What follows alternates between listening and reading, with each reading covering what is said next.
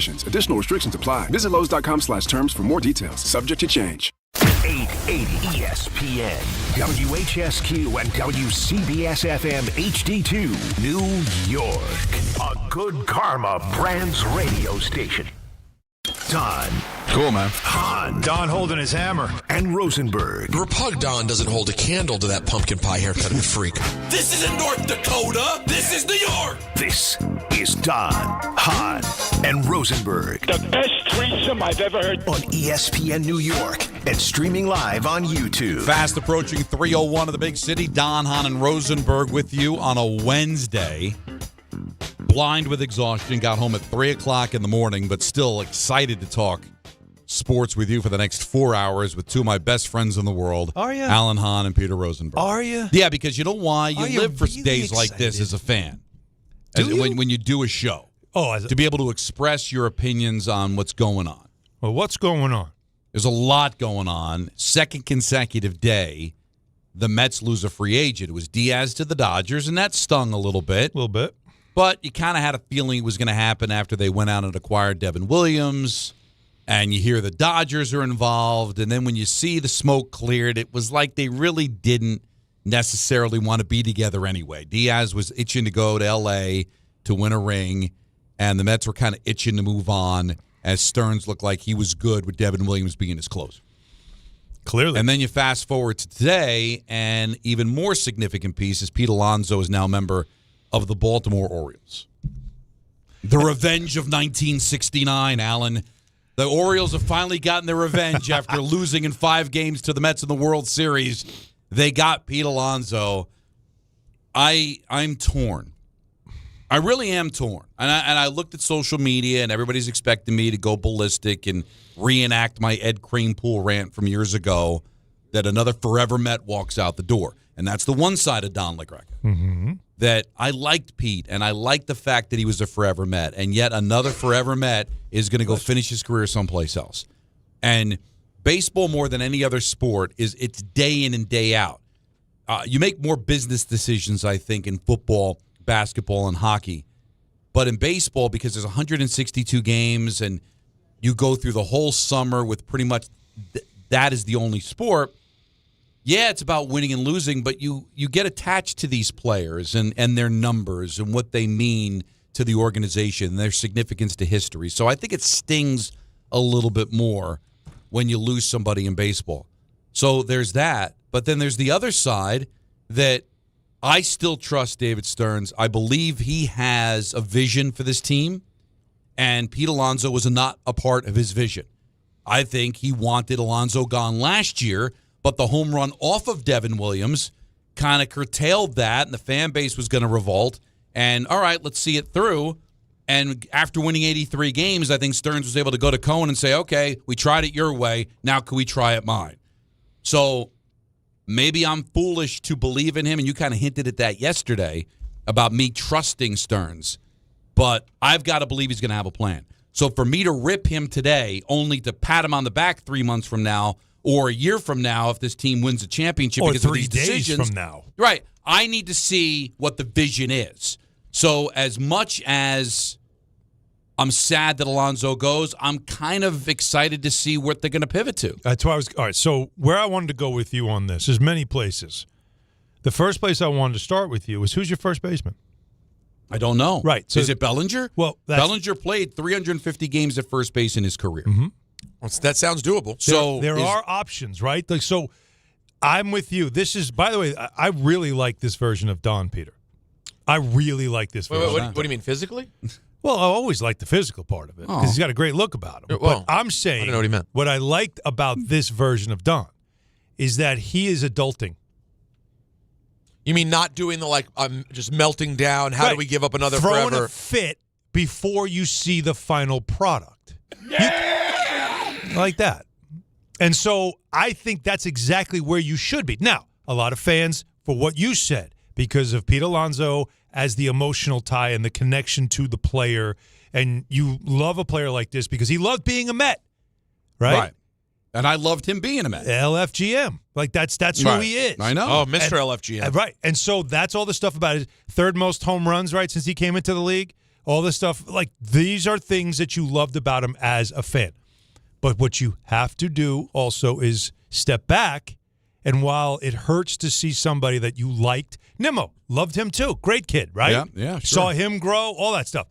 Man, it's a tough offseason in that way. But what was the results? That's all. What's the Great ball. The majority of the results are you aren't achieving what the owner said when he took over the franchise he wanted to achieve. So with that in mind, you have to go through the pain of losing a player. But you can't react until you see what is he replacing it with. So am I supposed to go ballistic with my hair on fire and then apologize if all of a sudden Cody Bellinger and Kyle Tucker are here and Dark Scooble and then, I'm sorry. All I'll say is if you're going to do the things that you've done, basically say, I believe we're a better team with Devin Williams closing games than Edwin Diaz, that player X at first base is better than Pete Alonso, then you better be right. All right? I'm willing to see this through. But if we get to next offseason and the Mets are, out of the playoffs again, or they lose the face-off on all these free agents they can go out and get, and now I'm stuck with a rebuild with two players on the team locked into huge contracts like Lindor and Soto playing on a team that's going to win 75 games, then I am going to lose it. Well, then I'm going to go nuts. But let's see. These are bold moves. But, hey, he is running the baseball operations of this team. All right? Cohen has the money. Stearns has the ability to build the team in his image. The guys he's getting rid of were not Mets because of him. All right? Diaz came over in the Cano deal, right? Mm-hmm. If you remember. Mm-hmm. And then Pete Alonso, hey, he was drafted before he got here. Same thing with Nimmo. So he's building the team in his image. He better be right. And it's his job on the line because if we fast forward a few years from now and Mets go nowhere, guess what? He's going to be out of a job. Mm-hmm. So let's see what the pivot is. He's obviously got a plan because you agree with me, guys, right? That he probably wanted to get rid of Alonso last year. Right. But it was tough after the home run against Devin Williams. They go to Game 6 of the League Championship Series. All right, I'll sign him to essentially a one-year contract because they knew that Alonso was going to opt out.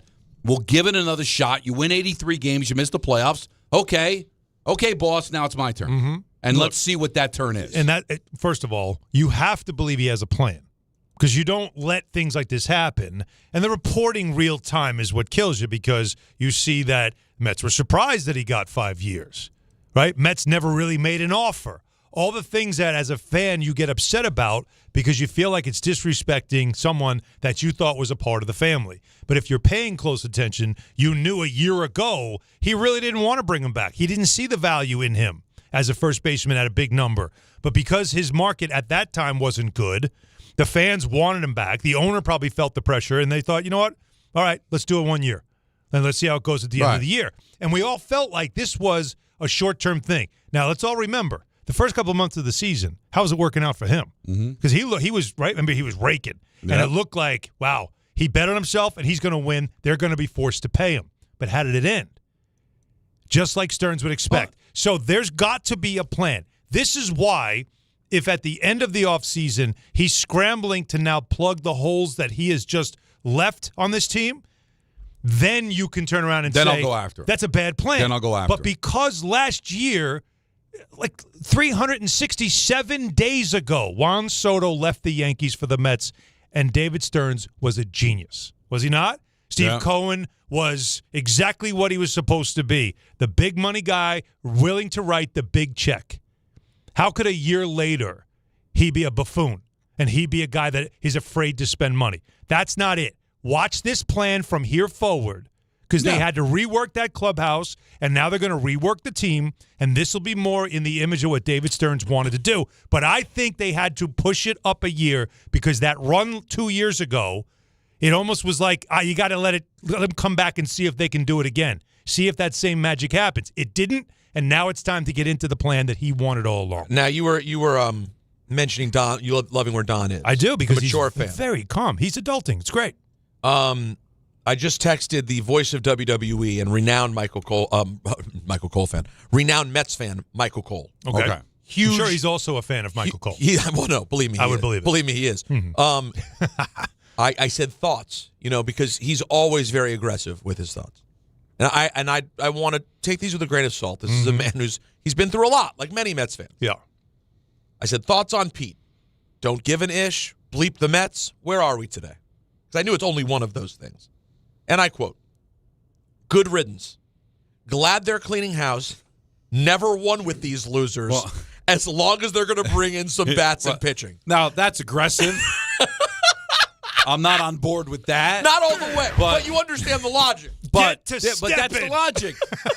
Again, baseball's a little different because really the Rangers are going through the same thing. Yeah, great point. Kreider going somewhere else. They had to break up the group. It wasn't good enough. They did go to a couple of conference finals, but not good enough to win a championship. What are we in this for?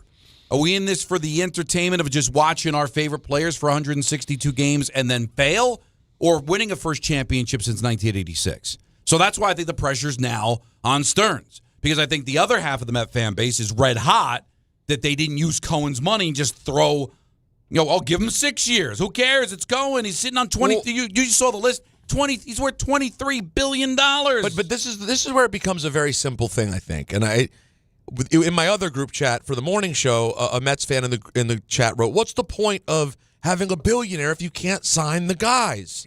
It's like, or he doesn't want the guys. He doesn't want them. They didn't make an offer. They didn't make an offer. Now, I understand not liking that. I do. I understand thinking Pete's been a really good player. And my argument with Pete would be there have been opportunities prior to now where he would have jumped at an offer and they wouldn't have had to spend as much money. They could have gotten this done previously.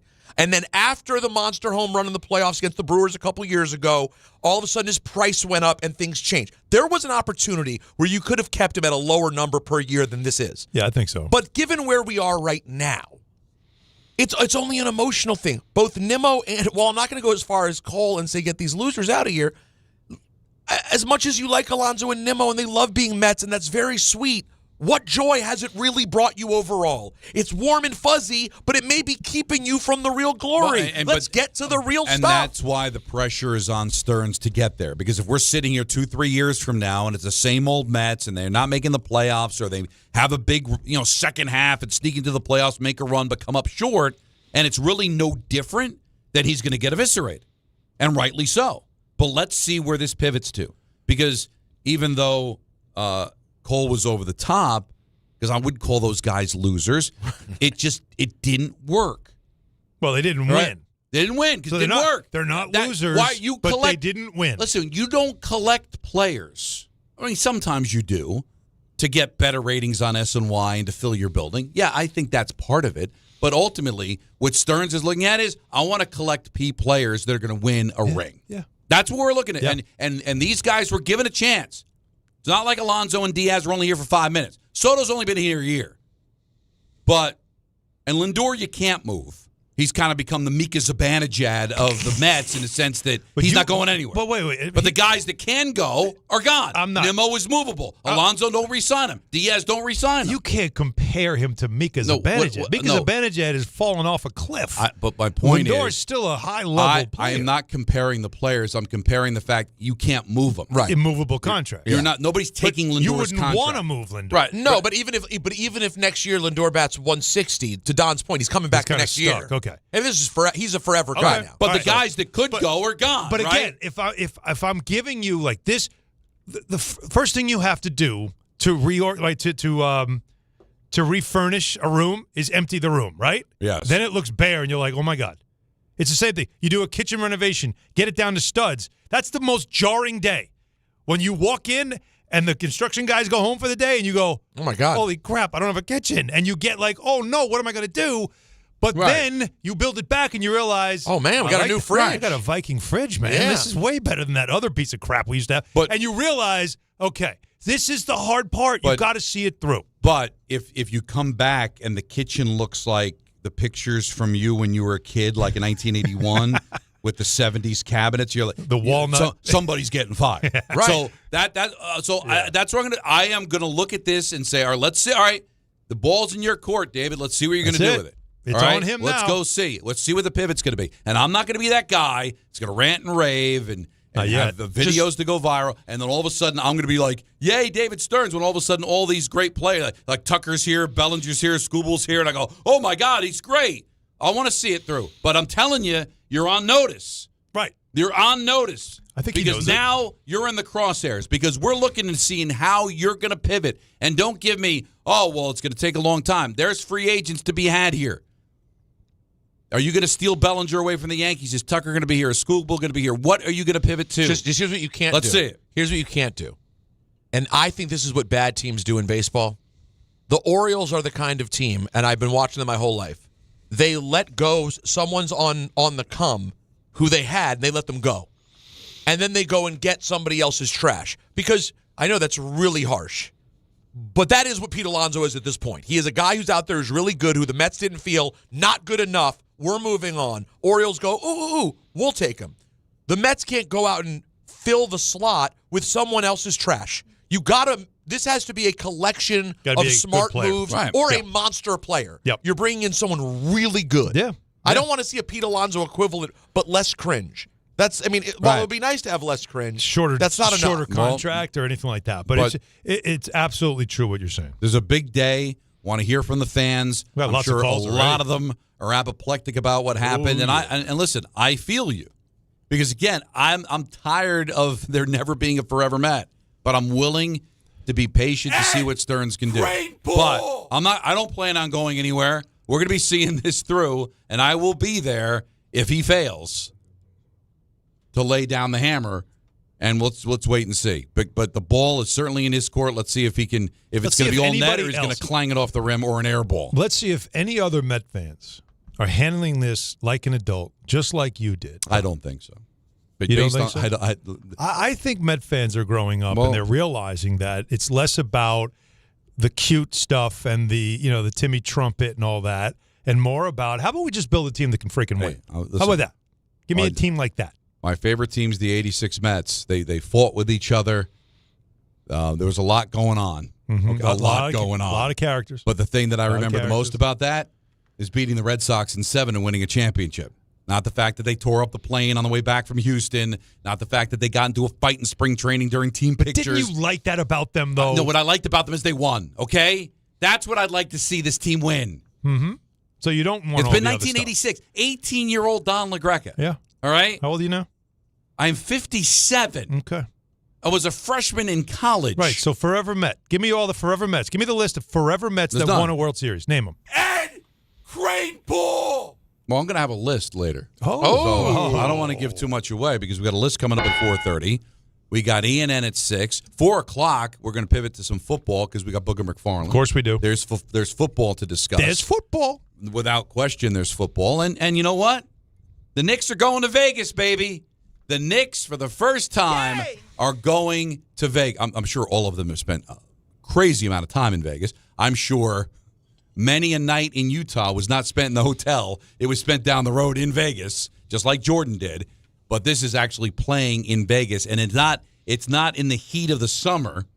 It's for a cup, an NBA cup. A real cup, one you can drink out of. A cup. It's a cup. It's a cup. It's a sippy cup. No, it's not.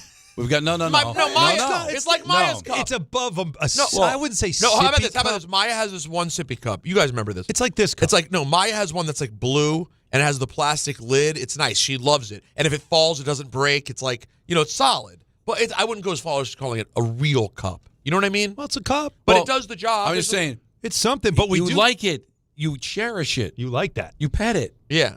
But if all of a sudden the Bill O'Brien trophy were to drop down on the table, forget Bill O'Brien. Bill O'Brien. Who is it? No, Bill's fine.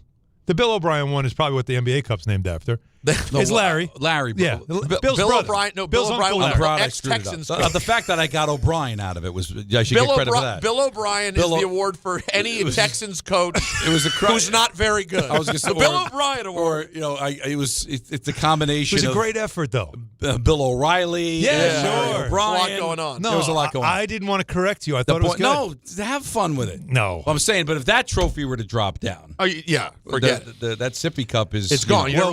I was something. Oh, what happened to that? There was something in this hand. Well, we have, though, an interesting question for Knick fans at some point. Maybe we could, if we throw it out there now and then later we can get to later, but we got to get to these calls. Very interesting question for you about this NBA Cup. All right, let's get started off here with David on the east side. You're on Hahn Rosenberg. What's up, David? DHR, great to be here. I partly agree with you guys. Let's be patient. Don't rip your hair out. Wait for the final product. Good. But here's my counterpoint. You said there obviously has to be a master plan behind this. I hope so. There can't be, because even the Mets don't know how this is all going to pan out. It would be different if they signed Tucker or Bellinger, traded for Skubal, and then tapped out on Alonso. They don't know if they're going to win the bidding on Belly or Tucker. They don't know if they can trade for Skubal and he won't go to the Dodgers, which is all indications. And on top of that, the fact that Baltimore won the bidding and the Mets made no offer tells you everything you need to know, because Baltimore can't afford to overpay, which tells me this contract was not an overpay. But the Mets were not willing to go more than 3 years, and you can understand that for a 31-year-old. All right? So here's why that's wrong. Oh. And I think this is why I say, if this doesn't work out, fire Stearns. Because Stearns wants you to look at the advanced analytics and why our aging first baseman is not a good plan. The reporting from Joel Sherman is showing that Baltimore valued Alonso's consistent right-handed power. He's the third most home runs in Major League Baseball since he came into the bigs, and he plays every game. So that defies the conventional wisdom on first base. No question. But they look at it, and I'm with you. But at the same time, he looks at it and goes, he's been the third most home runs, yada, yada, yada. We haven't won a thing with him. And now I'm going to pivot. Now, I agree with you. If he doesn't pivot to something that wins, then, yeah, he's absolutely going to get fired. And you're right. We don't know. It's air. He was not going to have signing Alonso to a 5-year contract, even though they could afford to do that, put them in a situation where they're now out on Bellinger or they're out on Tucker. Now, you could say, why should they be out on anything? The guy's worth $23 billion. I get that. But at the same time, they want to be able to find value. Where can they find them? And the general manager, rightly or wrongly, doesn't believe that Pete Alonso is going to age well. He doesn't like his lack of athleticism. All they've talked about the entire offseason was run prevention. He's not a great defender. You just traded for a second baseman. Why? Because he's a great defender. Mm-hmm. Yeah. Why is Nimmo gone? That's what they're looking at. Defensive skills were starting to slip. He might end up being wrong, and David's right. If he's wrong, he's out. Oh, but can we see what happens? Again, there are still a bunch of guys out there that are worth the investment of an owner that has $16 billion, right? Mm-hmm. Then there's some moves that we don't want to be compromised by something like this. Why do it just because he's a nice guy? He's going to be a DH in 2 years probably, right, Alonso? Yeah. So why would you do something like that, $155 million over 5 years, if you don't need to and you feel like it's – first of all, let's all know this. While the Dodgers right now are the big bad wolf, the idea that everybody's going to sign with them is insane. It's not happening. But if I'm an agent, I'm using the Dodgers to drive up the price and make sure I sneak out into the media, because I've been part of this, where they tell you, well, the Dodgers are lurking. Hey, the Dodgers called. And you put that out there because it makes people panic. Oh, no, not the Dodgers. They're going to get him. All it's doing is driving up price. Don't worry about that.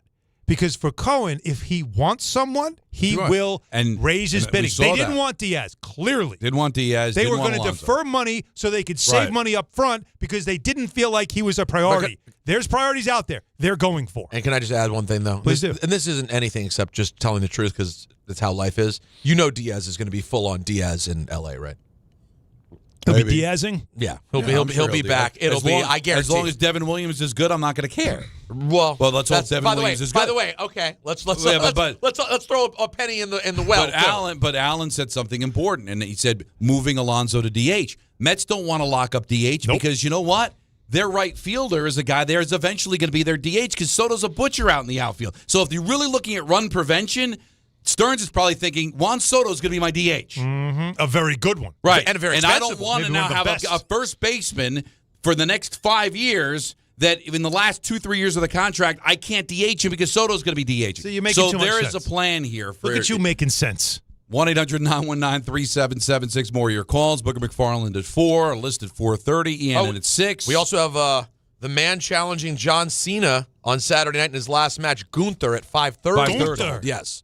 So Gunther's going to join us as well. It's a busy show. And it's a Very full much. frontal show. Right. It's all out there hanging until 7. What? On ESPN New Is York. it? I didn't know. The holidays are here, and Amazon Pickup is your MVP of package pickup. Need that perfect gift like a brand new jersey for the big game? With Amazon Pickup, you can grab your order from secure Amazon lockers or counters near you on your schedule at no extra cost. It's fast, it's easy, and it keeps your holiday surprises tucked safely away. So whether you're running from work or heading to the holiday party, Amazon Pickup makes holiday shopping worry-free. Find your nearest Amazon Pickup location at amazon.com/pickupmvp. That's amazon.com/pickupmvp. At Jake's 58 Casino Hotel, we're celebrating this holiday season with our $155,000 Slay the Road drawing, including your chance to win a new Range Rover Defender and $10,000 cash. Earn entries all month long, then be here on January 1st between 12 and 3 p.m. when one winner will be drawn every hour to win up to $20,000 cash. At 4 p.m., one lucky winner will win a Range Rover Defender and $10,000 cash at Jake's 58 Casino Hotel. If gambling is a problem for you or someone you care about, please call the 24-hour toll-free helpline at 1-877-8-HOPE-NY or text HOPE-NY. D'Agostino & Associates is a legacy firm, and I'm proud to be a part of that legacy. I'm Jenna D'Agostino, and like my father, I fight to get justice for the injured. The hustle and grit of these streets shaped me. I'm John D'Agostino, and from the concrete to the courtroom, I built this injury firm 35 years ago to get accident victims justice. So call my team first, 1-800-BITE-BACK. That's 1-800-248-3222. You want justice? Think Jenna D'Agostino. Think D'Agostino & Associates. Justice isn't just a word. For us, it's a way of life. It's having compassion for your struggle and getting you paid for your pain. Now that's justice. D'Agostino & Associates means being there for the injured. Seriously injured? Call my team first at 1-800-BITE-BACK. That's 1-800-248-3222. D'Agostino & Associates has offices throughout New York and New Jersey and will come to you. I've been there, and I'll be there for you. D'Agostino, law, bite back. 1 in every 6 men is likely to be diagnosed with prostate cancer in his lifetime. That's why New York Presbyterian wants to remind men over 50 to book a prostate cancer screening. A simple blood test is all it takes. It could save your life. Screenings are available across New York City and Westchester at locations near you. Schedule your annual prostate cancer screening today at nyp.org/cancer screening. Stay amazing. New York Presbyterian. For over 100 years, Slomin's has been your trusted partner in comfort. When it comes to home heating oil, we deliver more than just quality fuel. We deliver peace of mind.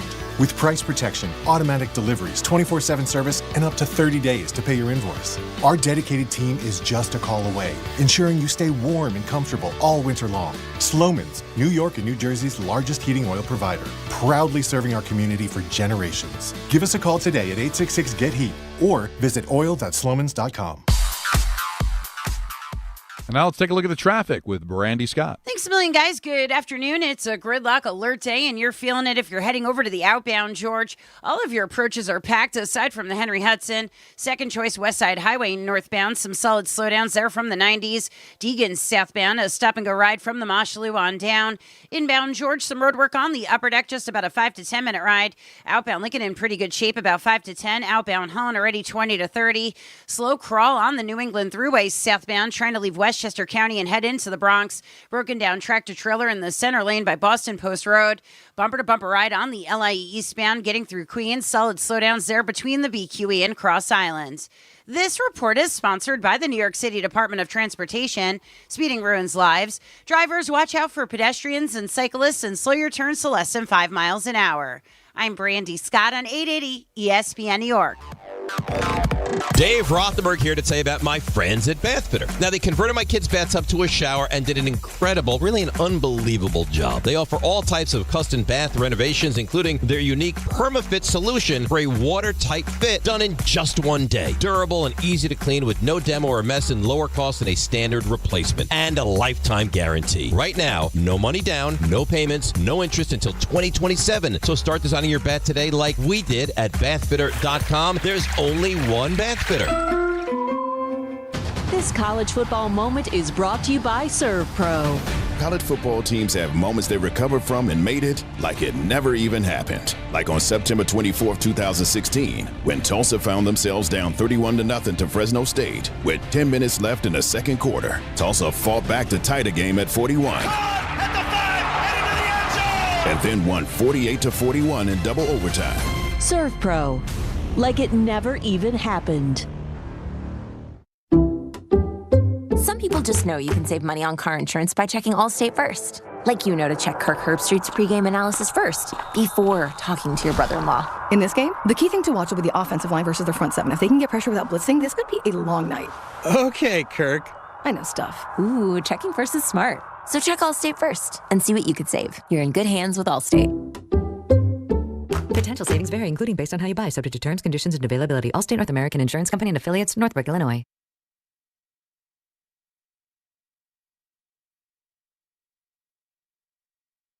Oh, God. You like this We're idea? just looking though. at some old pictures. It's good. I like this idea for our Christmas card this year. Yeah. I'm sorry, our holiday A card. holiday card. I already got but yelled at We're once. just looking at some old pictures, and it's rough for some. Game Time is brought to you by Tullamore Dew Irish Whiskey, because when it's game time, fellas.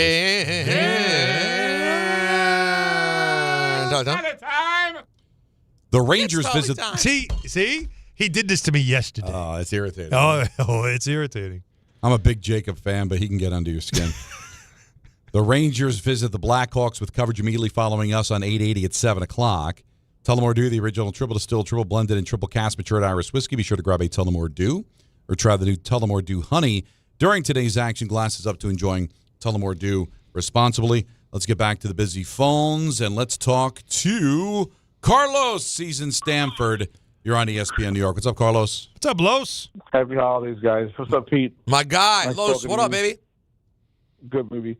So I'm calling in just to kind of talk about this mess stuff. And kudos to you, Don, for not losing it. I actually thought you would have. I'm a 50-year-old fan. I've been a fan since I'm 8 years old. I'm a partial ticket holder, season ticket holder. After last year's collapse, why are fans losing their mind? Didn't they expect consequences? Mendoza's lucky to have a job. So the coaches are changing. The core of players are being changed. This team is not complete, like you guys were saying. We should wait till March.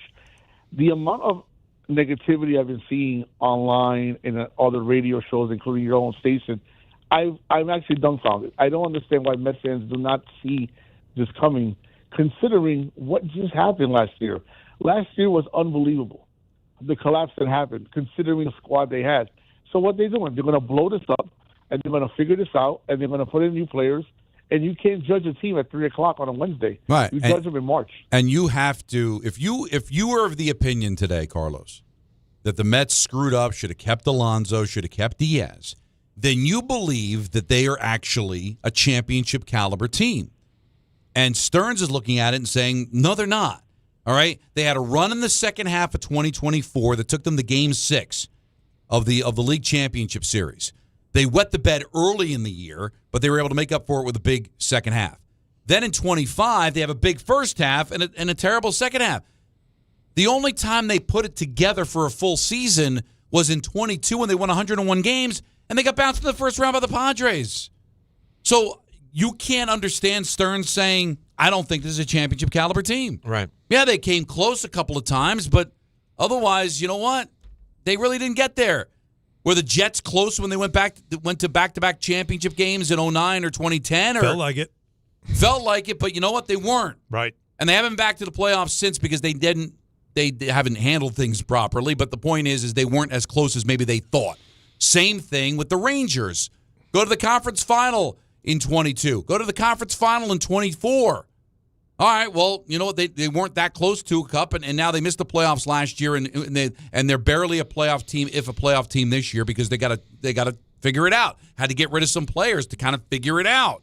You fall in love with guys, but all the people that are bitching and moaning about no championship, well, close but no cigar is not a ring. All right, I don't want to, no offense, Alan, I don't want to be the Knicks of the 90s. I don't want the greatest moment to be almost, but not getting I'm it. not offended. I don't want to be, but the best moment for the Jets is back-to-back championship games and no ring. I want to be able to get there. And if Stearns believes this is the best way to get there, let's have him at it. And I'll be right there if he drops the ball to tear him a new one. But let's wait and see if he drops the ball. What was the first big move for David Stearns? Was getting Juan Soto. Juan Soto, who's in his prime, right, who has a ton of years left, is easily, not arguably, easily one of the best hitters in the sport, right? Yeah. And so that's what you're building with. That's what they're valuing. Yeah. Not, well, he's a really nice guy. Like, no. Give me a guy that has won. He has been there before. That he's an elite player. I need more of those guys. Not somebody that, he's a nice guy. He really runs hard. He plays hard. He cares. No, you got to have guys who are the best in the league, because to beat the Dodgers, you got to have that. So I think that's what he's looking for. I'm not throwing money at something that is just because, well, I like him. And No. you're in a division with the Phillies. Take you're in a the division emotion with the out. Braves. The Braves fell apart last year, but they're going to be back. All right? Yes. Padres are still very good. Take the emotion Giants out. have a ton of money they're going to be spending this offseason. So you're in, I think, the elite league. I mean, the American League has some holes, but the National League's got the best team All of the good baseball the teams. last 2 years, Yeah. and they've got a ton of other teams that are going to be standing your way, including the Phillies in your own division, the Braves who are going to be better in your own Milwaukee's division. good every year. So you got to get to that point. I think you're really upsetting Met fans, though, because they want you screaming. Well, I don't take requests. Let's go to Fran in Massapequa. Not how he You're on does it. ESPN Like that. New York. Oh, man. Listen, the Mets suck. It's that simple. They've always sucked. The bottom line is this. Pete is a wrestling guy. Hahn is a basketball guy. And Mr. Greco, you're a hockey guy, all right? Fine. You're not baseball guy. Wow, Fran. Okay. Go ahead. What do you mean, hold on? No, I want to hear it. I want to hear Mr. Baseball. I don't understand this. I want to hear Mr. Baseball. You're Go not ahead. baseball guys. Go ahead. All right? Hahn is a Yankee fan, correct? Yeah. It's the first team I rooted for, but I'm not a baseball guy. You got to remember, I'm talking as a miserable ex-miserable Met fan. I'm not a Met fan no more. But listen, the bottom line is this. The bottom line is this. Your three sports are not baseball. You're specialties. That's all I said. And that's the truth, isn't it? No. So what? Hey, does Fran, that mean? I've been on sports radio for 30 years, you punk. All right? I don't have to answer to you. I've been around longer. Here we go. I've been 30 years on sports. I get so irritated when you're a hockey You're guy. a hockey guy. You're Now, you don't ignorant. know baseball. And that goes for executives here, and that goes for everybody who said, Don's a hockey guy. Let me ask you something. How did I survive at ESPN for 25 years as a hockey guy?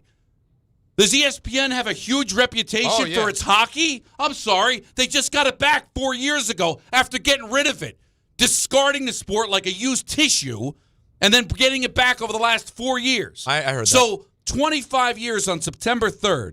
I'm going to be celebrating the 25 years of this radio station as a hockey guy. Just hockey guy. Or maybe you misunderstand it as a hockey guy, and that I'm a sports guy who's been in this business for 30 years, going back to WFAN. I was at WFAN for 5 years, left on my own accord because I wanted to go to ESPN. I'm sorry. How did I survive at FAN for 5 years? Are they known for their hockey?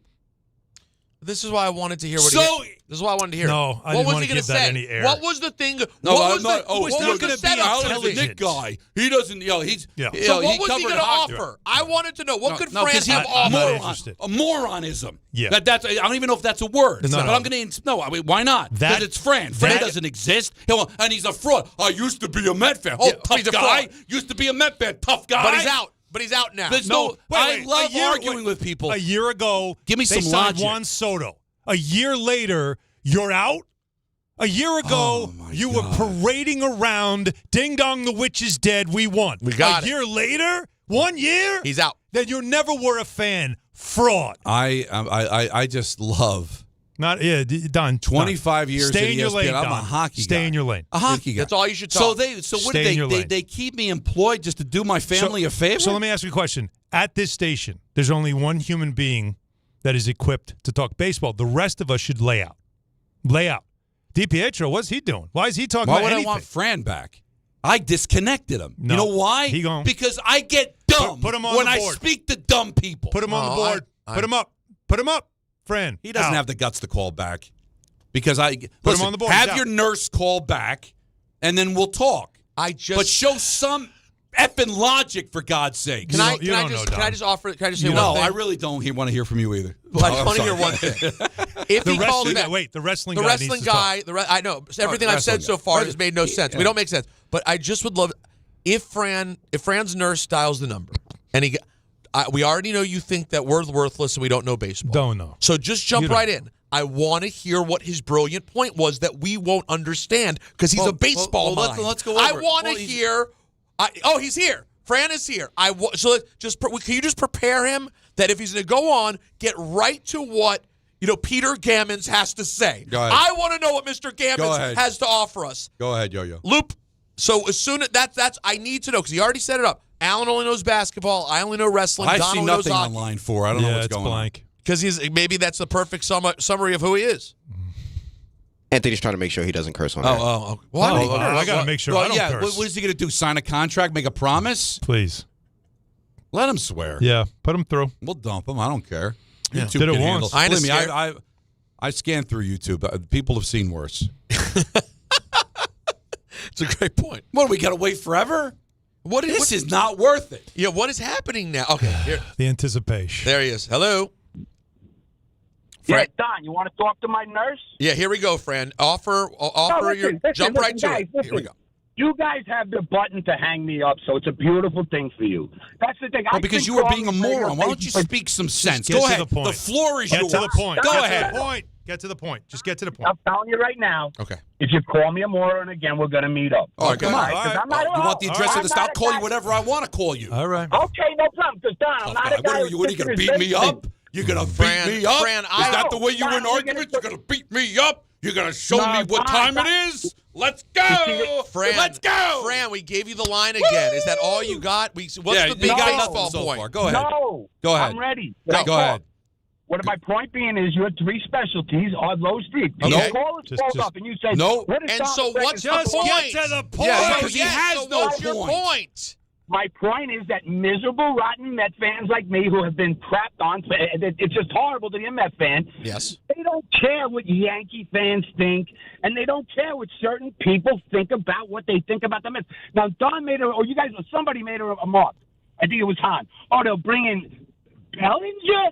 And who's the second guy that you said? Those two guys, I mean, they ain't got a chance at Schoolville. That's the biggest fraud in the world. So do you have an overall point? So you're telling me that nobody cares about my Met opinion. You obviously do. You called in. Yeah. You're calling me. I didn't call you. Because you're saying that nobody cares. Oh, Pete Alonso, you're throwing Pete Alonso. You guys are throwing him to the dirt. Maybe not you, Don. They're throwing him to the dirt like he's nothing. This guy's the third best hitter, RBIs and home runs the last 6 years in the big league. And they didn't win anything, so now they're going to try something different. Can I at least find out what they're going to try? You might end up being right, Fran, but can I see what they pivot to? No, because it's done. First of all, this is amazing. It's amazing. Look at they get rid of the best closer this year in baseball. We need relief pitching. My point being is it never works. They got rid of Tom Seaver. We didn't win after that. But Frank, they didn't But get David rid of Stearns Diaz. didn't do that. Diaz didn't want to come back. Diaz didn't want to be here. Can I talk as a miserable Met fan? You are. I thought you said you stopped being a Met fan. This is it. Once I'm done, this is it. Once I hang up, that's it. After today, Promise. It's over. Promise. But just listen to me. Well, the last they moment. got rid of Steve. I'm talking as a Met fan now. 55 As a Met years. fan, yeah. Right. Seaver, they got rid of him. All right? Horrible. Ray Knight, they let walk, okay? Over a lousy $200,000. Can you let me just talk, please? I'm talking as a miserable Met fan. All right. I don't You know really what? I'm done. I called it. We're all set. That was what it all was. I'm talking as a miserable Met fan. So you're miserable, now you quit. Good, goodbye. Yeah. They're better off. But don't insult us and then get mad when we decide to defend ourselves. You never had a point. You're talking about Tom Seaver. That was 50 years ago. The people So who made all those was choices forgiven are when dead. Frank Cashin wins the championship in '86. Then it was okay. All right? Then it was okay when they went to the World Series in 2000. Then it was okay when they went to the World Series in 2015. But now decisions that were made by M. Donald Grant are now affecting what's happening here. David Stearns didn't get rid of Tom Seaver. David Stearns didn't get rid of Dave Kingman. He did. Dave Stearns He didn't even get rid of Edwin Diaz. Edwin Diaz didn't want to be here. And they didn't want Pete Alonso. And let's see where they pivot to. But don't, you called our show. You chose to listen to our show, despite Alan's only a Knicks fan. I'm only a yo-yo hockey guy. Don't know nothing. And Peter's only a wrestling guy. You don't even know sports. But yet you called our show to argue about the Mets. And I guarantee you, rather than get the big fight, I'll call people whatever I want to call, especially when you insult me on our own show. All right? We'll is that up. I bet you I know 10 times more Mets than you do. 10 times Guaranteed. more. Lock. Yep, I'll put you know my money why? on Don. Because I'm able to articulate a point. I still don't know what his point was. Still don't know. No, we gave him a chance to call back, and he still didn't know. Don, I'm talking as a miserable Mets fan. Right. No. I'm We knew talking this. as a miserable Mets done. fan. We already now knew. he's done. Well, guess what? If Stearns gets it right and they're winning a World Oh, Series, he's back. I'm You're sure out. he's going to come back, and you're going to be a diehard Not Met allowed. fan. Fraud. You're out. Can we keep going with this? Is fun. Yeah, 1-800-919-3776. Miserable Met fans. That's what I'm talking as. Is there any other kind? What a day. ESPN New York. Whether you're shopping, gaming, or streaming this holiday season, don't take slow for an answer. Get Optimum Fiber for the fastest, most reliable, and most consistent internet speeds, starting at $25 a month. Call 888-4OPTIMUM or visit Optimum.com to switch. Act now and get Netflix, a 5-year price lock, and $100 back, all on us. Call 888-4OPTIMUM or visit Optimum.com today. Optimum, don't take slow for an answer. Terms apply. See Optimum.com for details. Some stages celebrate. This one tests everything. Every drive, every approach, every putt. Pressure builds. Resilience matters. And history waits for the bold. In June, the 2026 U.S. Open Championship returns to the Hamptons at the iconic Shinnecock Hills Golf Club. Experience the world's best golfers competing on one of the sport's most storied stages. Don't just watch greatness, experience it live at the 126th U.S. Open. Daily tickets are available now on SeatGeek.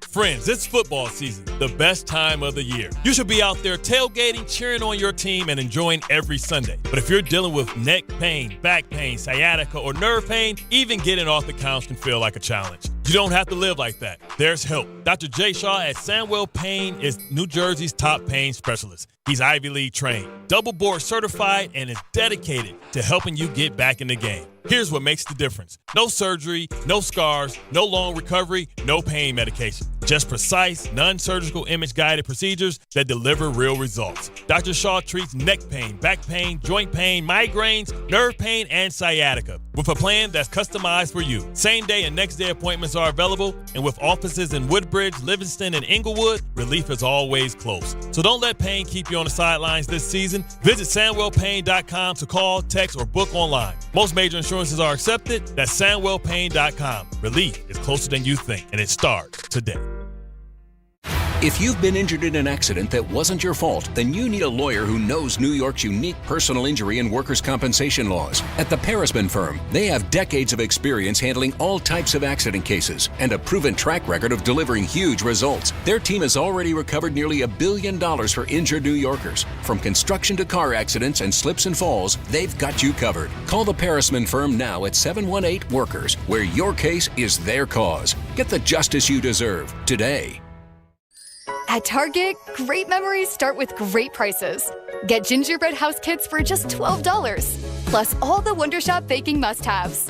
Gather the whole fam, grab some gingerbread kits, and start building sweet moments together. Then keep the joy rolling, baking up tasty treats with Wonder Shop that'll make the season a blast. Make unforgettable memories with incredible prices on gingerbread kits and Wonder Shop baking essentials. And step into the holidays, only at Target. Restrictions apply.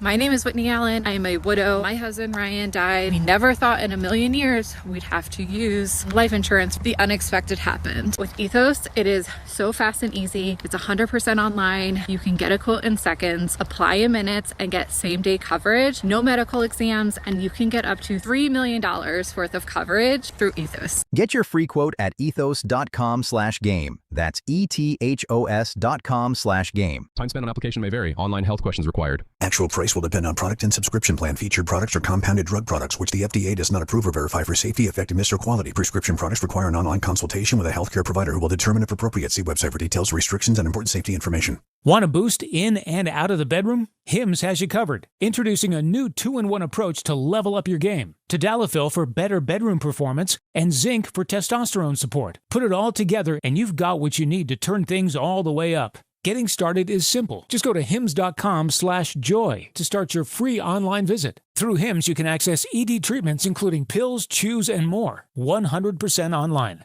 No office visits, no pharmacy lines. Just fill out a simple intake form and a licensed medical provider will determine if treatment's right for you. If prescribed, it ships free and discreetly to your door. Find affordable treatment options at up to 95% less than brand names at hims.com/joy. That's hims.com/joy, hims.com/JOY. Hey, it's Alan Hahn. Let me tell you about my friends at Bath Fitter. They remodeled the bath by my pool. They converted a tub into a shower. The result is amazing. Bath Fitter offers all types of custom bath renovations, including their unique PermaFit solution for a watertight fit. It's done in one day, easy to clean, and durable with no demo or mess, and it costs less than a standard replacement, plus a lifetime guarantee. Right now, you get no money down, no payments or interest until 2027. So start designing your bath today at bathfitter.com. There's only one Bath Fitter. ESPN New York is throwing a holiday party you don't want to miss. Join us this Friday at your mother's house in Garden City. We'll be broadcasting the Michael K. Show live from 1 to 3, followed by Don, Hahn, and Rosenberg from 3 to 7, all while supporting a great cause. Bring a toy to benefit the Garden of Dreams Foundation and help make the season brighter for local kids in need. It's the ESPN New York Holiday Party this Friday. Brought to you by Spiked Aid, Security Dodge, Amazon Pickup, and ESPN New York.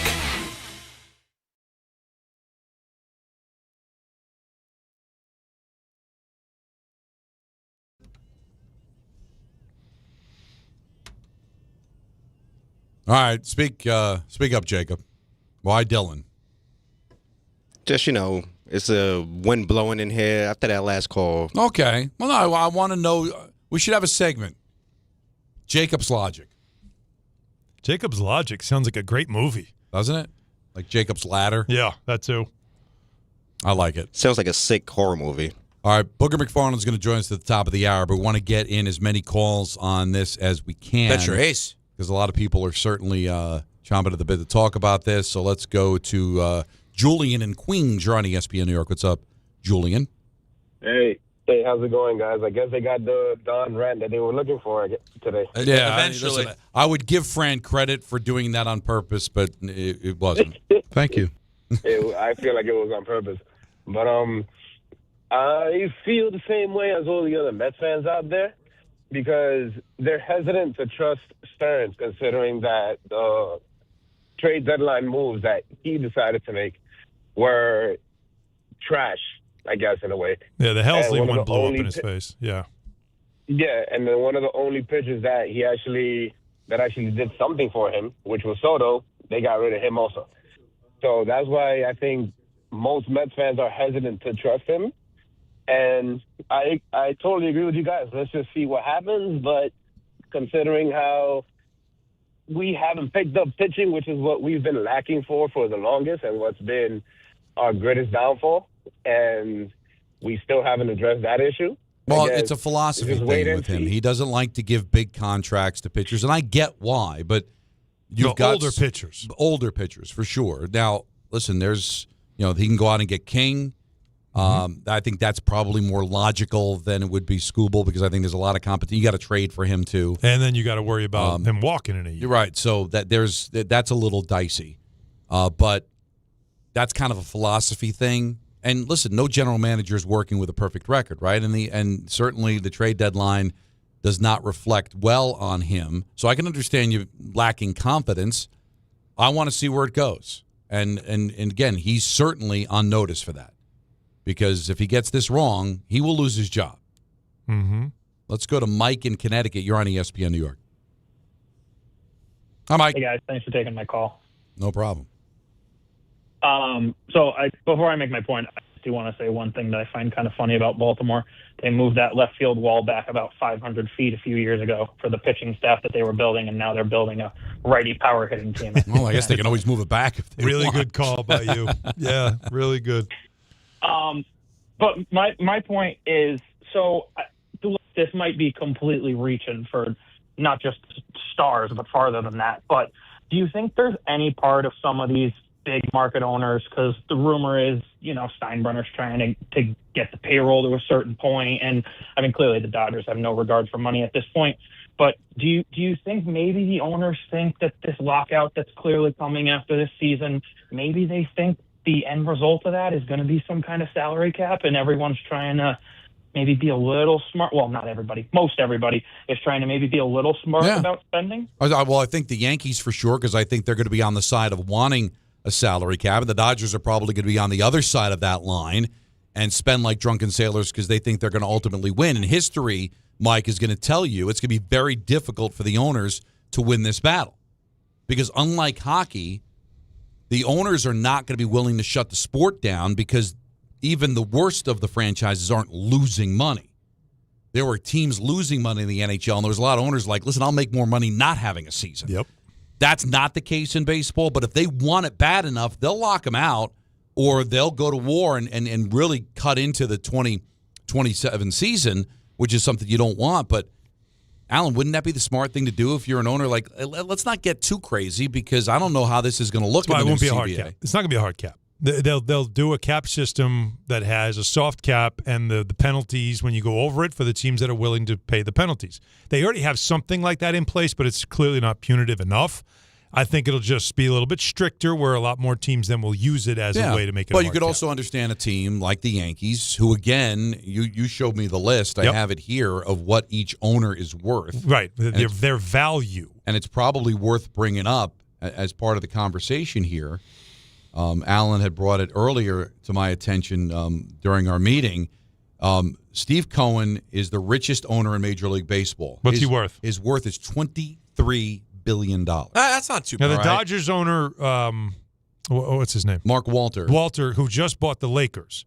Right. What's he worth? $7.3 billion. Wow. Which is significantly less. But Rogers, the Blue Jays, $19 billion. Yeah. Now, way down at the bottom, number 23 of a 30-team league is Hal Steinbrenner, worth $1.6 billion. That's crazy. So, again, nobody's crying poverty for the Yankees, but they're not what you think they are when their owner is worth $1.6 billion and Steve Cohen in the same city is worth $23 billion. He's basically worth 20 times more than Hal Steinbrenner. And Rich Eisen tried to bring up yesterday, he's like, well, but Steinbrenner also has deals with other entities, and so he's making money in other ways. And I'm thinking, but he's not making that much. No, he's not making that. And he's also got to share with shareholders. Are going, listen, I'd like a ring, but I'd like some profits back for the money that I invest.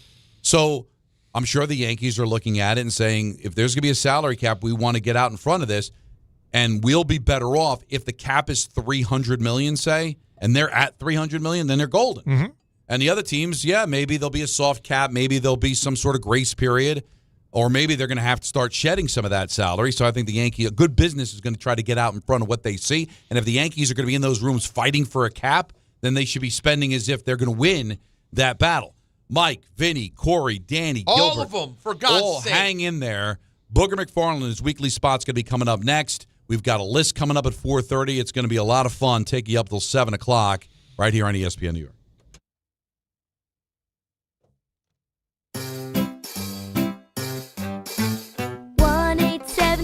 Cars for Kids. KARS Cars for Kids. 1-877 Cars for Kids. Donate your car today. 1-877 Cars for Kids. Donate your car today. Ready to get rid of that old car? Donate it to Cars for Kids. Call 1-877-CARS-FOR-KIDS to reach a friendly live agent. Donation's super easy, and your car can be picked up as soon as tomorrow. Call us now, 1-877-CARS-FOR-KIDS. That's Cars with a K to donate your car today. 1-877 Cars for Kids. KARS Cars for Kids. 1-877 Cars for Kids. Donate your car today.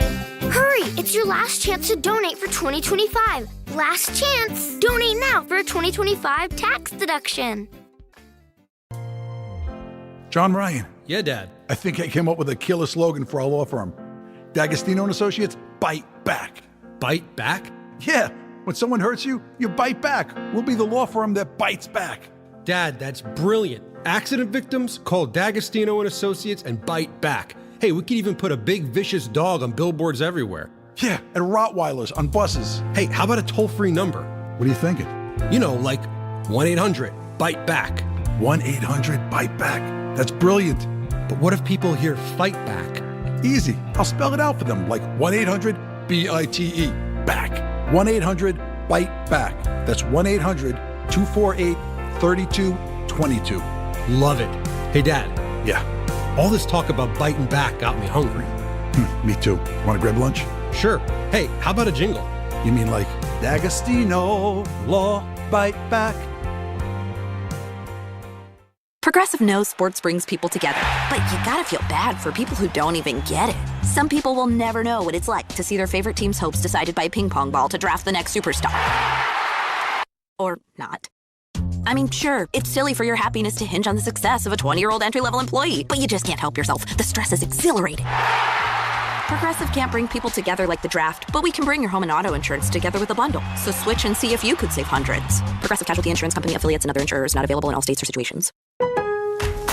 Getting more as a MyLowe's Pro Rewards member is easier than ever with the Lowe's app. Download it today and earn 500 points the first time you log in. Plus, your digital wallet helps you scan, save, earn, and access what you need to manage it all in one place. Download the Lowe's app and take advantage of your Pro benefits today. Lowe's, we help, you save. Valid 12/1/25 through 1/7/26. Offer valid for first login per organization only. Loyalty program subject to terms and conditions. Additional restrictions apply. Visit Lowe's.com/terms for more details. Subject to change.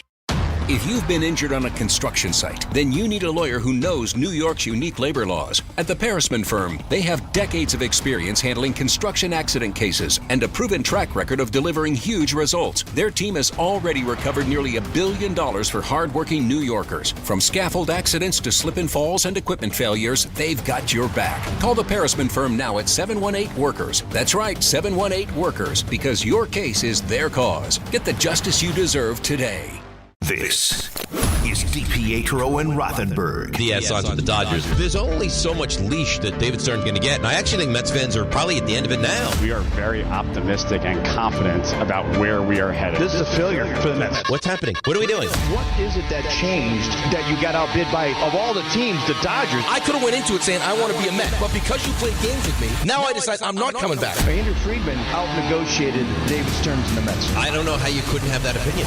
Morning Start with DiPietro and Rothenberg. Weekdays from 6 to 10 on ESPN New York and streaming live on YouTube.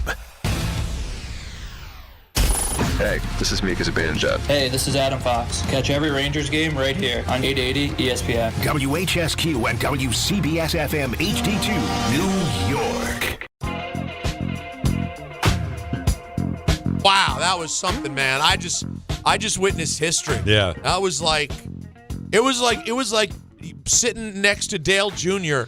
in the Daytona 500 in the pits. In the pit. Yeah, we just changed the equivalent of changing a tire on radio during what was our shortest break of the hour. Yeah, it was unbelievable to see it get done. It was pretty cool. I say it's beyond a tire. It's bigger than that. Yeah, we changed.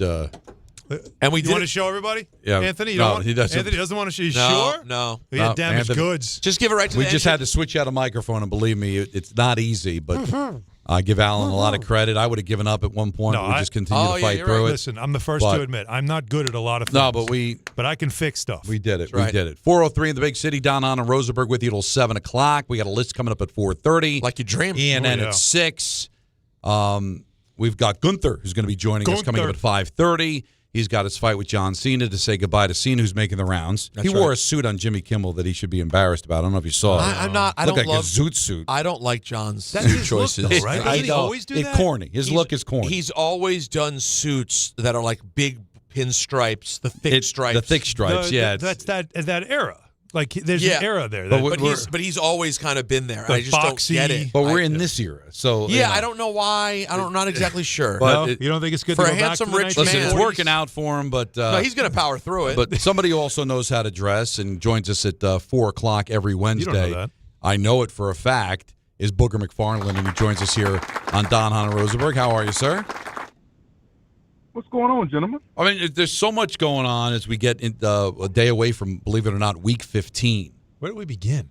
What is the feasibility that we could actually see Phillip Rivers playing in a game 5 years after he retired?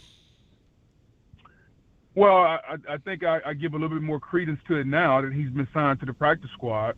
It sounds like we are a Riley Leonard do not play from seeing Phillip Rivers, and God help him. I mean, When you haven't played football in 5 years, man, that is a tall task to ask your body to go from the couch and playing dad to 10 kids. So all of a sudden now you got to go and face the Seattle Seahawks. Like, that is a position I wouldn't want to put my own enemy in.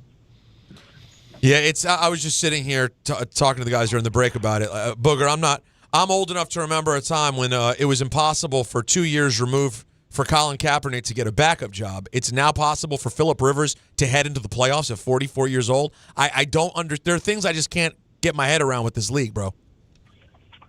Yeah, it's a different league, man. I think the familiarity with Shane Steichen and Phillip Rivers, and Phillip has been there before, maybe that gives a little insight into why they call Phillip or why that went down. I don't know. I think there's so many more options than to go get a 44-year-old from Alabama off the couch and to play football. Like, it's almost disrespectful to the other players that have been playing this game all season long to think you can come off the couch at 44 and just show up and go play. And since I just mentioned it, the name Colin Kaepernick has been getting mentioned some this last week because people have talked about weird NFL relationships with quarterbacks. What did you make of the Shedeur Sanders thing this past weekend? Played his best game so far. Then they get an opportunity to tie, and he's on the bench. As they then go on to say he's going to start the rest of the season. What are you making of the Cleveland Shedeur situation? Well, Shedeur is he's getting better. I think that's the thing you want to see as a rookie. Like, he's nowhere near where he needs to be, but he got a little bit better this past week. Kevin Stefanski is a two-time coach of the year, so I think he knows what he's doing. We can question the two-point call, but they've been going, anytime they get down by the goal line, they've been going Wildcat like the last month, so it wasn't surprising. True. But as far as Shedeur is concerned, Shedeur is playing well. He's starting to get it a little bit. And I think he earned the right to finish the year, and we can see where he goes. In the college game, Boog, we saw number 2 beat number 1. We saw Indiana, not basketball now, it's football. Indiana go to number 1 with that win over Ohio State. And then Fernando Mendoza, who everybody's been talking about, and of course here in New York with teams that are in the top 5 in the draft and one that desperately needs quarterback help. There's been so much about, is he that guy? Is he that type of guy? You've watched the game. You know it. Is he that guy? Is he starting to show us something? Or do you think that, because I know Mel has said this is not a strong quarterback draft, and he is not somebody that would have been a top pick in other drafts. What do you think of him? Yeah, I think I concur and agree with Mel. I think that in a year where the quarterback position doesn't have a can't-miss prospect, he's probably going to be the best. And so do you settle, or do you punt the ball down the road and try to do it again next year? I think a lot of teams are going to have to make that decision. The Jets, I think Arizona, to name a few, are going to have to make that decision as far as the quarterback of the future. But Mendoza he's shown enough. Just go back and look at the last drive of Penn State. Look at the drive against Ohio State. So he knows how, like, he's got the it factor now. He may not have the strongest arm. He may not run 4.5, but like there's a little something to him. I think you have to ask yourself, is that enough to be a franchise quarterback in the National Football League? And I think that's something that has yet to be determined. All right, sticking with college, your thoughts on Notre Dame being out?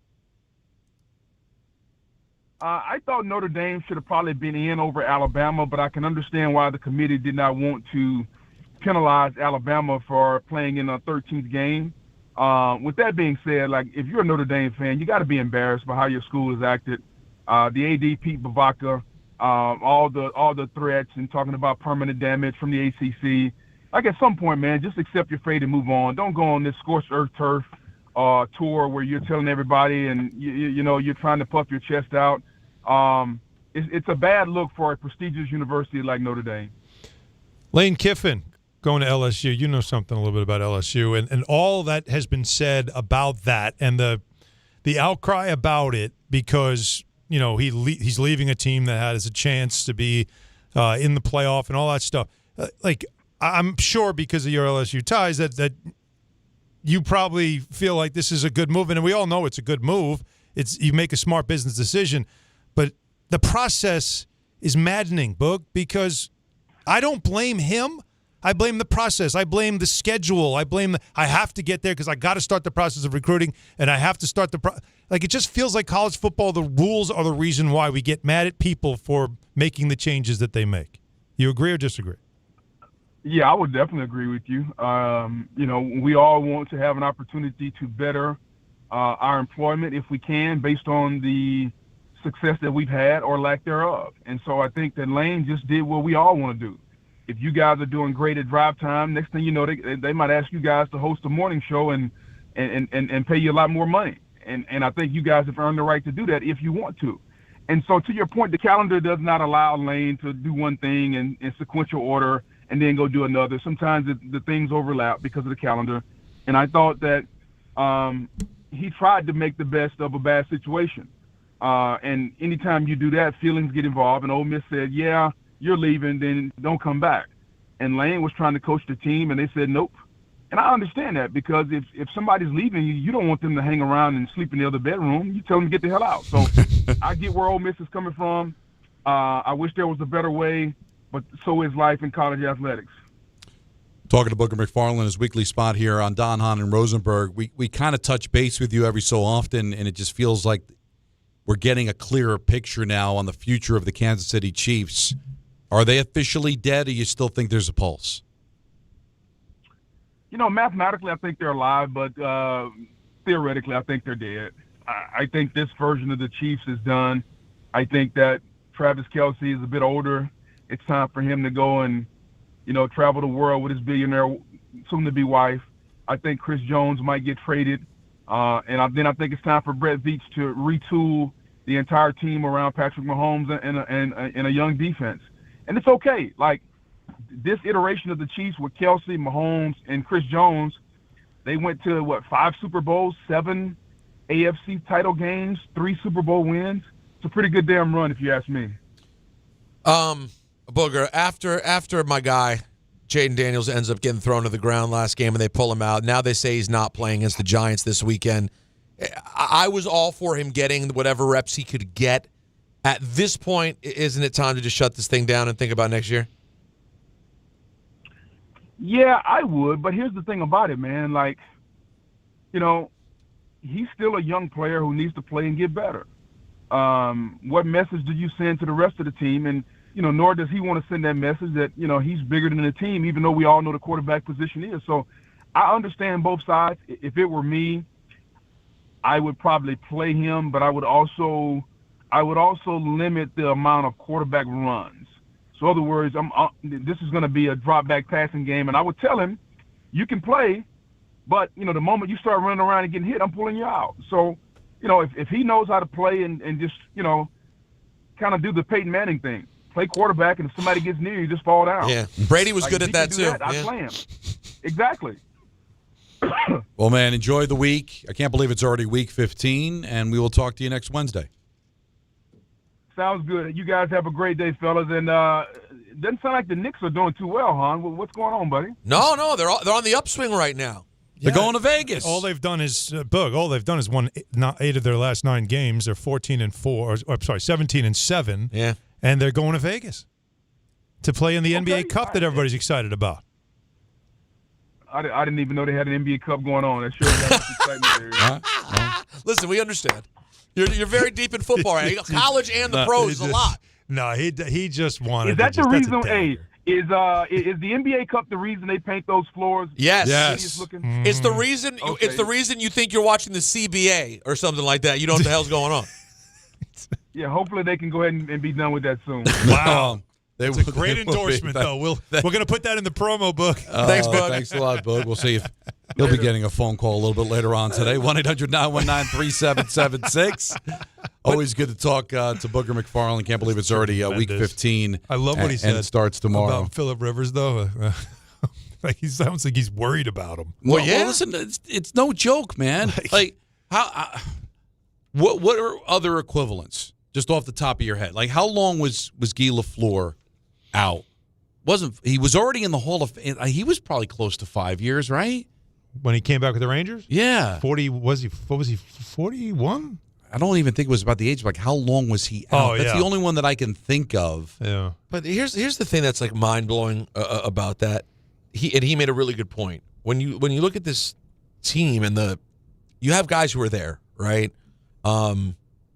Brett Rippon, whoever the backup guys are, that's what I'm seeing right now, is second on their depth chart. Obviously, Richardson's on the IR. They don't have that option.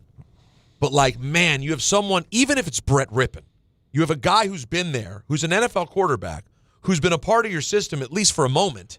You're not better off with a young person who's been there I know he works with Steichen, but still. This goes back, but that part of it I think counts. This goes back to what I was saying about the athlete nirvana thing that DiPietro talks about. And it's the fact that more important is the mind, right? The ability to process, the ability to see it, the ability to know, and can the arm still put it on target? The rest of it is up to the offensive line to give you at least 3 seconds. And then you have the mind to know, 1 Mississippi, 2 Mississippi, 3, I got to get rid of it because I can't run and I don't want to get hit. I agree with you. I do, and I totally get that part. Whereas a young quarterback might try things or they might turnovers panic. And so even if they're physically gifted, they can't do it. Yeah. I hear you. But how 5 years removed, him seeing NFL playoff speed is going to feel different than anything he's ever done previously. Well, he's not going to playoff. He's got to get in a. That's why if he's going to do this, he's got to play in a regular season game to see if he can. Like they have to give him a series and just see if he can do it. But yeah, just checking out. Guy LaFleur was 4 years.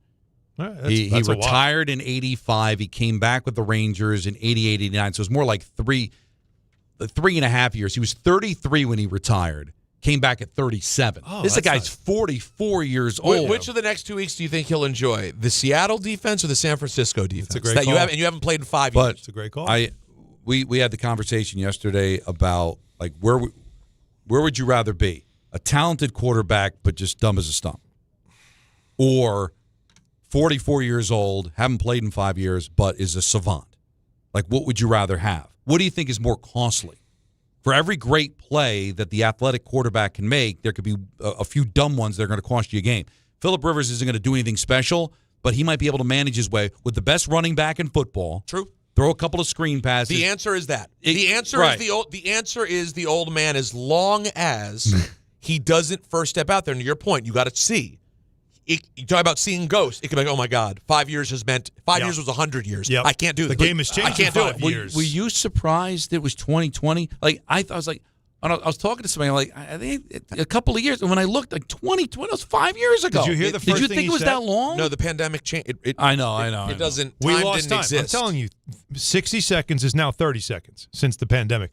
But the first thing he said when he got to the podium was, "Hey, no Zoom." The last time he did interviews as an NFL quarterback was Zoom. And that feels like 5 minutes. That's the world we were in.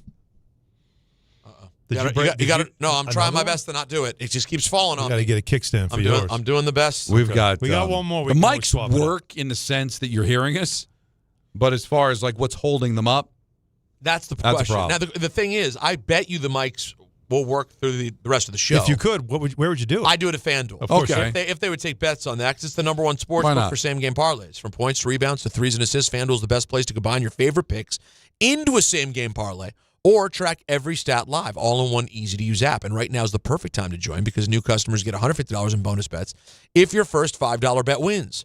So bet on the players you love the way you want. Head over to FanDuel.com/Peter to sign up today. FanDuel, official sports betting partner of the NBA, 21 and over and physically present in New York. First online real money wager only. $5 first deposit required. Bonus issued as non-withdrawable bonus bets, which expires 7 days after receipt. Restrictions apply. See terms at sportsbook.fanduel.com. For help with a gambling problem, call 877-8-HOPE-NY or text HOPE-NY at 467-369. All right, let's get back to the busy phones. 1-800-919-3776. Vinny on Long Island. You're on ESPN New York. Hey, guys. Thanks for taking my call.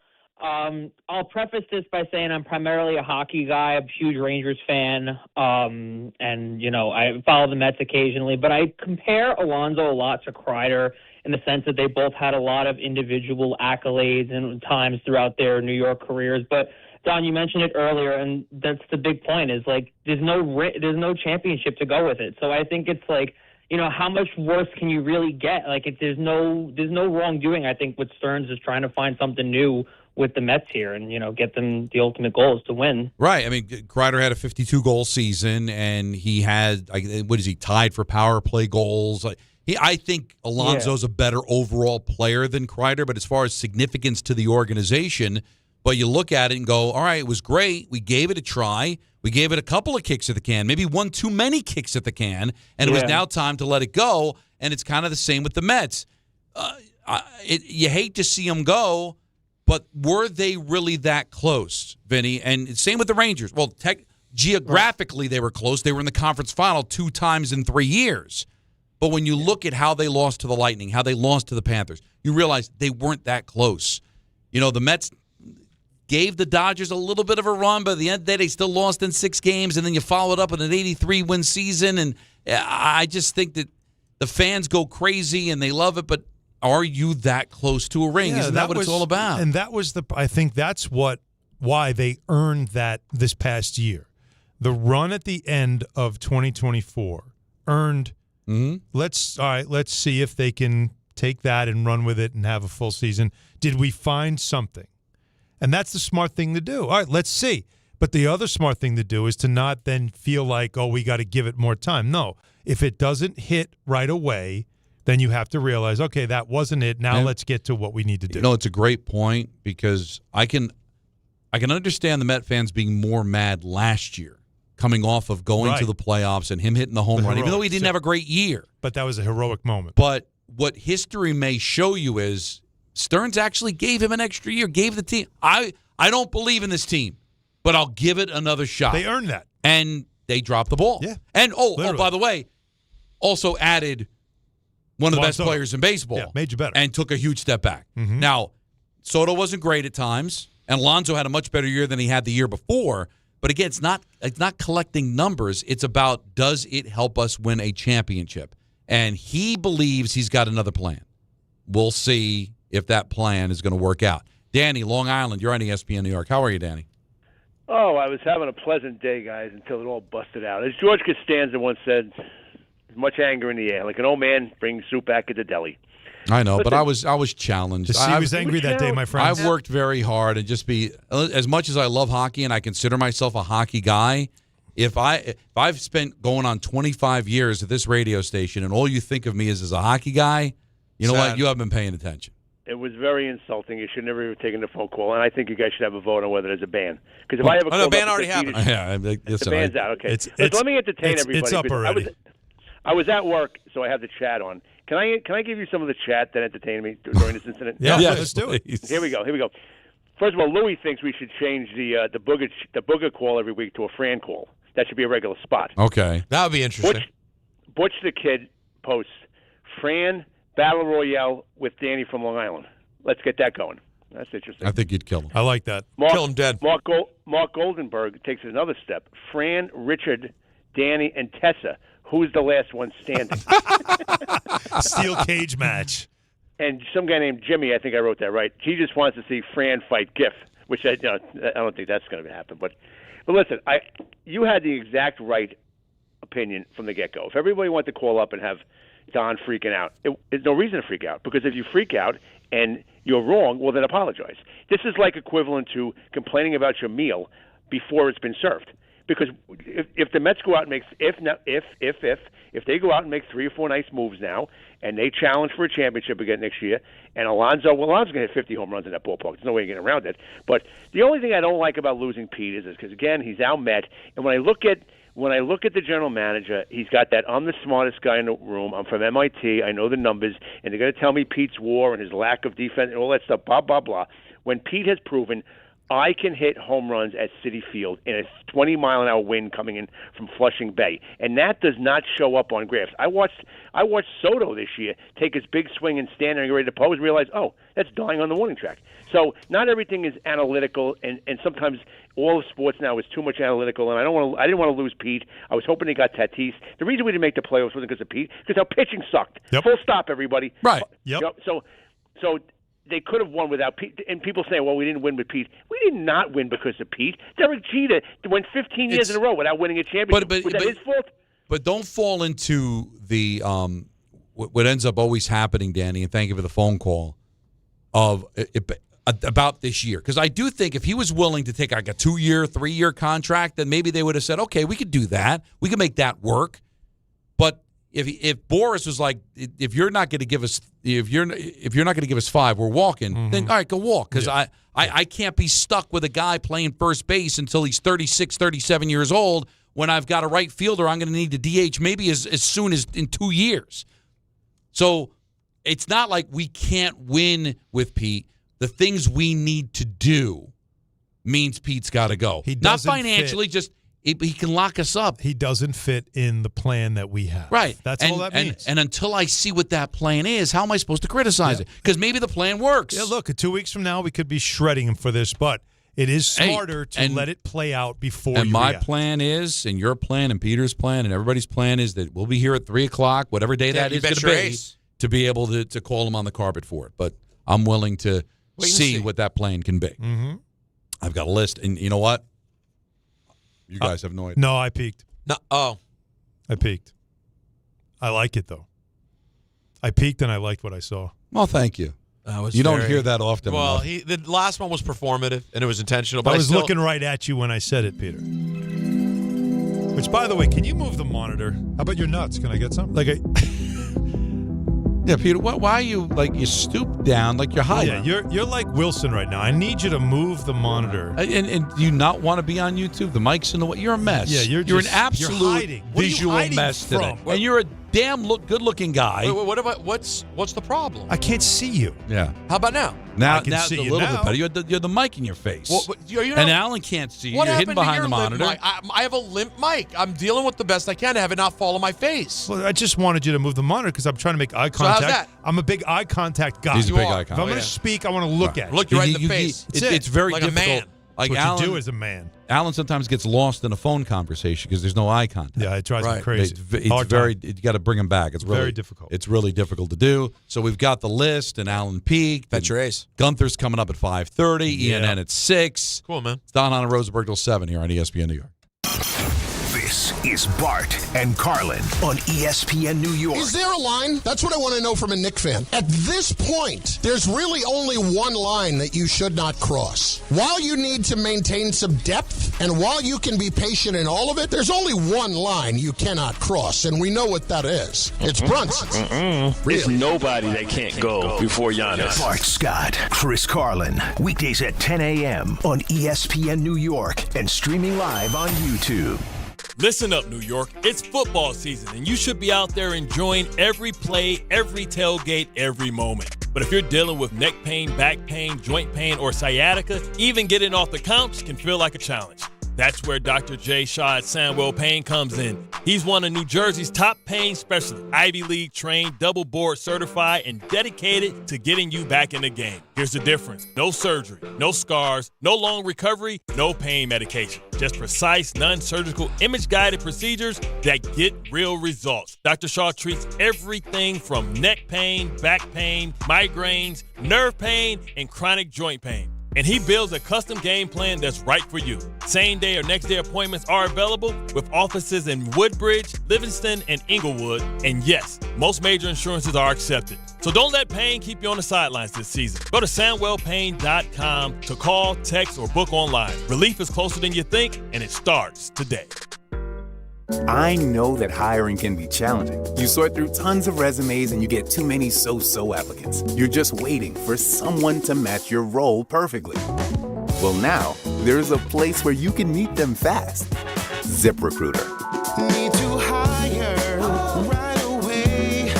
Start your search for strong candidates. The right fit awaits. Build your team. Build it sooner. Meet your match on ZipRecruiter.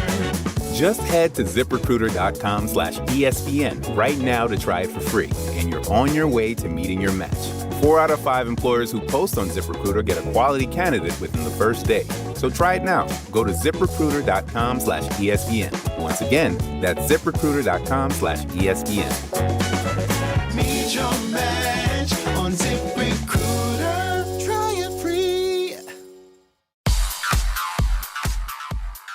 And now it's time for traffic. Here's Brandy Scott. Thanks Thanks so much, guys. We've got some rain moving through Jersey, slowing you down, getting through Paramus. Heavy ride on 17-4 in the Garden State Parkway. Inbound George, just about 10 to 15 for the upper deck. Lower level, a great ride. Not so much on the outbound side. Definitely want to stay away from the upper level. We've got a crash out there. Only one lane is squeezing by. Cross Bronx westbound, pretty much at a standstill from the Bruckner on through. Deegan packed both up and down, heading over to the Cross Bronx. Outbound Lincoln, your best bet at 20 to 30. Outbound Helena, running you 30 to 40. Long line of brake lights on the Staten Island Expressway westbound, heading over to the West Shore from the Verrazano on through. This report is sponsored by Mothers Against Drunk Driving. For victims of drunk and drug driving, your grief is unique, but you're not alone. You always have a place at MAD. Visit mad.org. I'm Brandy Scott on 880 ESPN New York. Whether you're building a single roof or a successful roofing business, roofing contractors like you need the right tools for the job, and software is no exception. Service Titan is on a mission to be the most powerful software platform for the trades, with purpose-built technology proven to maximize revenue, streamline operations, and deliver 5-star customer experiences. We are taking roofing companies like yours to the next level and beyond. Service Titan. We are built for this. See what we can do for roofers at servicetitan.com. The holidays are rolling in, and if men in your life are struggling with their holiday wish list, tell them to add Manscaped to make gift-giving easy, fun, and completely stress-free this year. From the beard hedger to the lawnmower trimmer, Manscaped's precision tools keep you looking sharp, feeling confident, and ready for every event and celebration all season long. These aren't just stocking stuffers, they're upgrades for your daily routine. And right now at Target, you can save 20% on the Lawnmower 4 and 3 kits, Handyman, and the Beard Hedger. Hurry up, supplies won't last long. Actual price will depend on product and subscription plan. Featured products are compounded drug products, which the FDA does not approve or verify for safety, effectiveness, or quality. Prescription products require an online consultation with a healthcare provider who will determine if appropriate. See website for details, restrictions, and important safety information. Want a boost in and out of the bedroom? Hims has you covered. Introducing a new 2-in-1 approach to level up your game. Tadalafil for better bedroom performance and zinc for testosterone support. Put it all together and you've got what you need to turn things all the way up. Getting started is simple. Just go to hims.com/joy to start your free online visit. Through Hims, you can access ED treatments including pills, chews, and more. 100% online. No office visits, no pharmacy lines. Just fill out a simple intake form and a licensed medical provider will determine if treatment's right for you. If prescribed, it ships free and discreetly to your door. Find affordable treatment options at up to 95% less than brand names at hims.com/joy. That's hims.com/joy, HIMS.com/JOY. Just made the list, buddy. This is The List with Don, Hahn, and Rosenberg. I don't know if guessing works with the list today, only because Alan already peaked. It's right there. Just mind your own business. You know I'm working on a list. It's I know Wednesday. you were. Listen, I used to cheat off paper all the time. I don't know. Peter Can I get some? wants to take a chance here. You know, Pete Alonso obviously goes to Baltimore. It's the big story of the day. We're going to continue with your phone calls in a bit. Cool, man. So for me, okay? Yeah. So this is listen, all the lists are mine. But this is just my personal Met exits that hurt me the most. Now, I guess the first question for Peter is, would Pete Alonso make my top 5? No, he's not going to make yours. I don't think he'll make Don LaGreca's. He does. Okay, good. But barely at 5. That's what okay. So I was almost right. Because I always liked Pete. Now, if I was 12 and this happened, maybe it'd be different. Yeah. Because I'm 57, so I'm not crying about a guy that's 20 years younger than me, 20 years, even more than that.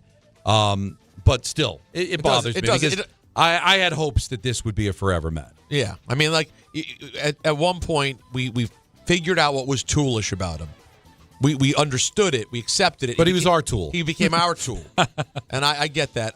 But it's certainly not Tom Seaver leaving the Mets. Well, and Tom Seaver would obviously be number 1. I was very young at the time. It was 1977, so I was 9. I was understanding the game of baseball. Boy. It hurt. It was part of the Midnight Massacre, so I'll give it away.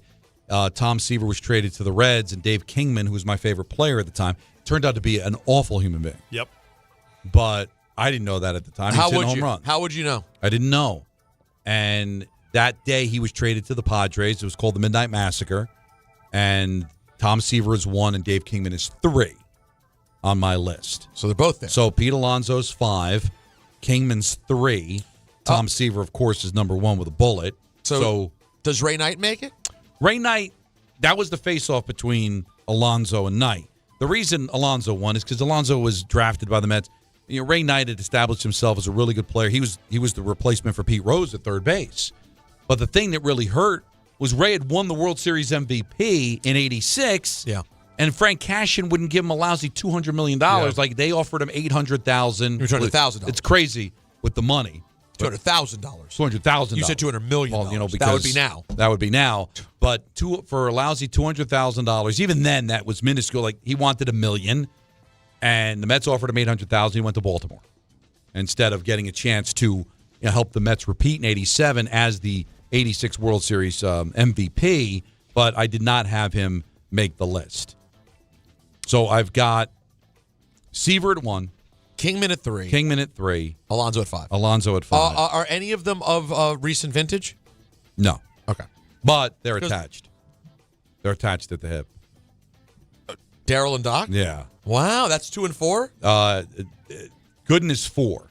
Now, Gooden did it to himself. He got suspended in '95 for the cocaine. Got a 60-game suspension. While in suspension, tested positive again. Not what you was want. out for the entire '95 season. But when he came back, he signed as a free agent with the Yankees. So that really hurt. Oh, yeah. And then when he goes to the Yankees, he not only wins a World Series, pitches a no-hitter. No-hitter, yep. So that really hurt. I didn't know that at the time, but it still hurt because Doc. And then Darryl, the thing with Darryl is that he's part of the '88 run. They lose to the Dodgers in 7 games.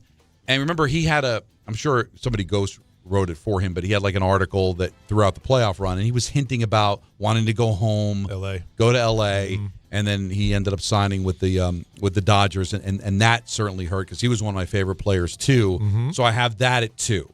So the list goes: Pete Alonso going to Baltimore 5, Doc Gooden eventually going to the Yankees at 4, Dave Kingman traded to the Padres 3, Strawberry signing with the Dodgers 2, and then Tom Seaver traded to the Reds. I have number 1. The Seaver story.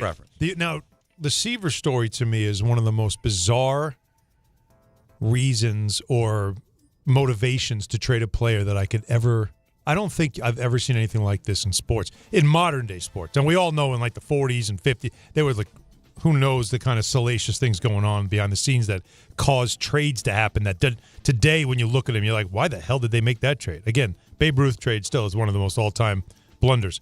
But the Seaver trade, if it happened today, like, how could it possibly happen today? What would be the equivalent? You know the story. I know you do. Yeah.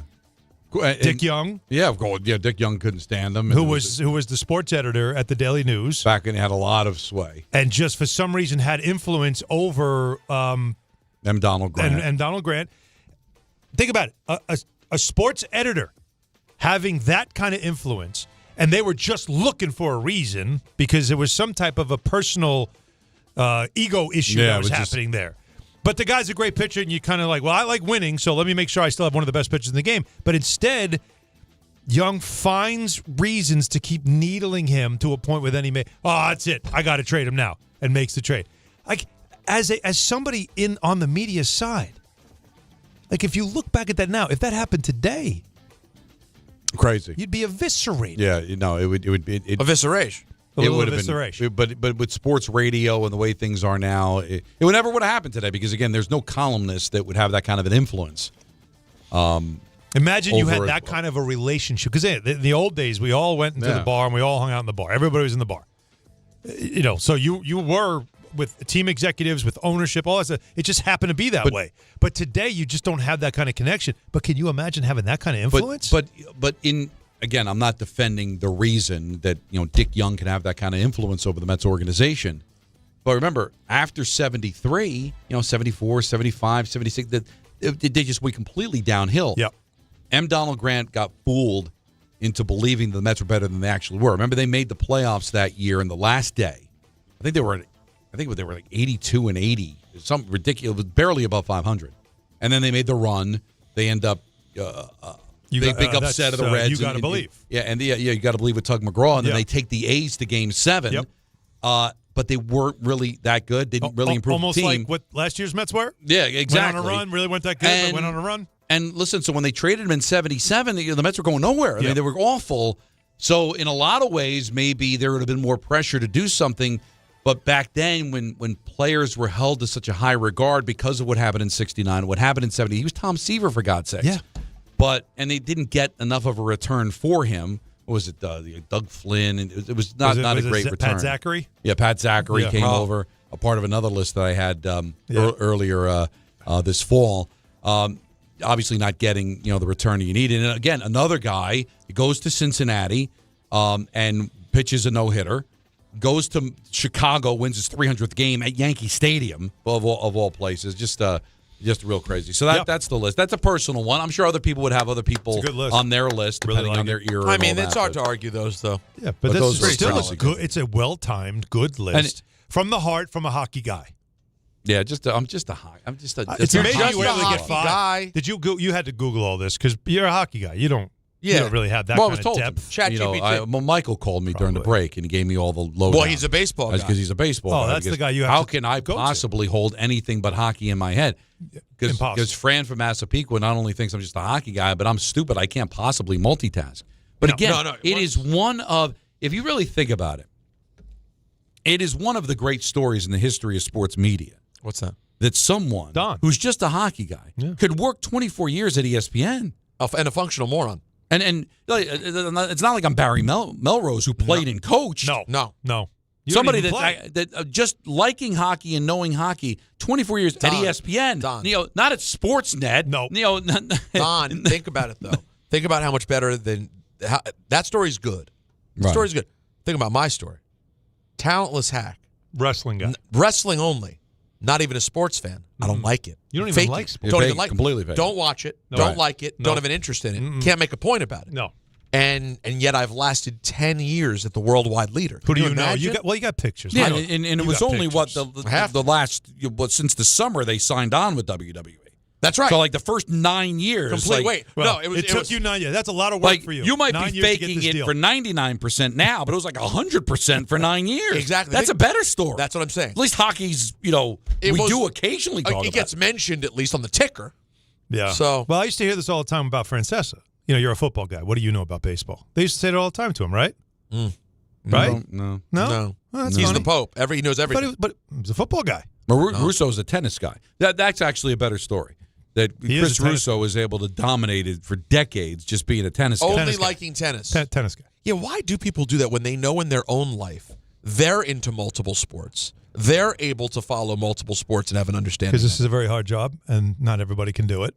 So the fact that we do it to make it look easy, everybody thinks it's easy. Do people understand, the Frans of the world, do they understand that those who have these jobs, which we're very fortunate to have, don't have them simply because you know a lot about the sport? A lot of people know a lot about sports. We have callers. Richard may know more about actual remembering things from sports than anybody you'll ever talk to in life.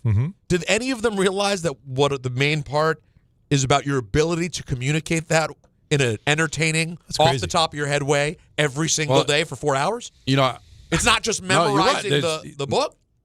Obviously, to them, no. Now, another thing that I never told anybody. I was going to save it for the Secrets. book. No, come on. That when I was hired to do the pre and post for the Jets, I thought it was for the Winnipeg Jets. And I was on my way. I was starting to book flights to Winnipeg, and then I'm like, no. The Meadowlands. It's the New York Jets. And I'm like, well, they already hired me, so Don't tell them. No, 16 years, I'll just fake my way through football. You know what he did? The second he found out, he was already at the airport. He goes straight to the Hudson books and picks up a Football for Idiots and just starts reading. I got to learn this game. That's right. What do they do? Cancel my flight to Winnipeg. He was like Eddie Murphy coming to America, an oblong ball through an H. Right. Football for dummies. Football for dummies. Right Learn there. it as best you can. I remember, and I remember walking in and sitting down with Terry Bradway, my first meeting with the Jets, and him just explaining to me about there's 4 downs. How long did that take to figure out, by the way? Because the downs thing is crazy. That was the difficult. The safety, I think it was like year 3 before I finally understood what a safety 2 points for a safety. Thank God the Jets ball? and they get the ball. That's the thing that was. Now, because you said Football for Idiots. This is a true story. I'm not going to name names. On the hockey beat, there was somebody that joined the beat middle of the season because, for whatever reason, on a different paper. And among the books that he had with him, he carried around Hockey for Dummies. Actual sports writer. Hockey for Dummies. Well, so Was it cover any Islanders? Yes. So that's what, like, didn't Charles Wong hold that up when he bought the team? He might have. But maybe, I'm saying maybe he grabbed it from that writer. But I'm saying we looked at each other like, oh boy. So that means it's a newspaper who just doesn't care that much about it and just assign someone to it. Clearly, just and he's needed, like, all right. They needed a warm body to just be there and hold the tape recorder. Didn't that happen with Chance the Rapper on Saturday Night Live? Let's do that hockey. That's where that came from. All right, more of your calls at 1-800-919-3776. As you can see, the Fran from Massapequa call has stuck with me. Hey, that's so funny. Von Nostrand, MD, in the chat just said Don's still reeling from the Fran call. Yeah, it affected me. I get dumb Put 'em on when the I board. speak to dumb people. Don Hahn Rosenberg, ESPN New York. Cool, man. D'Agostino, law, bite back. I'm injury attorney John Ryan D'Agostino, nicknamed The Closer, continuing D'Agostino and Associates' legacy of helping the injured for over 35 years. My father, John D'Agostino, built this injury firm to help accident victims. This is John D'Agostino, and this is a family firm. For us, it's about doing what's right and making sure somebody pays for your pain. Call us first at 1-800-BITE-BACK. That's 1-800-BITE-BACK. They call me The Closer because big or small, in court or out, I'm fighting to get the job done, to win, to get you every dollar you deserve. D'Agostino and Associates has offices throughout New York and New Jersey and will come to you. I've been there and I'll be there for you. Call us first at 1-800-BITE-BACK. 1-800-BITE-BACK. That's 1-800-248-3222. New York Lottery's holiday scratch-off games are the perfect gift for everyone on your list. Like me, your Aunt Jules. I told you I didn't need a gift this year, but I secretly really want one. Or me, your neighbor Frank. I hope you didn't forget I'm coming to your holiday party tonight. Or me. Why does no one ever think of the voiceover guy? Anyway, New York Lottery's holiday scratch-off games have more winners and top prizes up to $5,000. Please play responsibly. Must be 18 plus. Gambling problem? Call 1-877-HOPE-NY or text HOPE-NY. Brees Hall, the I-back, at the 5-yard line. Handoff, Brees Hall finds a crease, runs left. He's into the end zone for a Jet touchdown. Jets fans, come out to MetLife Stadium for a Week 17 divisional matchup. See the New York Jets host the New England Patriots Sunday, December 28th at 1 p.m. Presented by Ticketmaster. Lock in your seats now at nyjets.com/tickets. Once again, that's nyjets.com/tickets.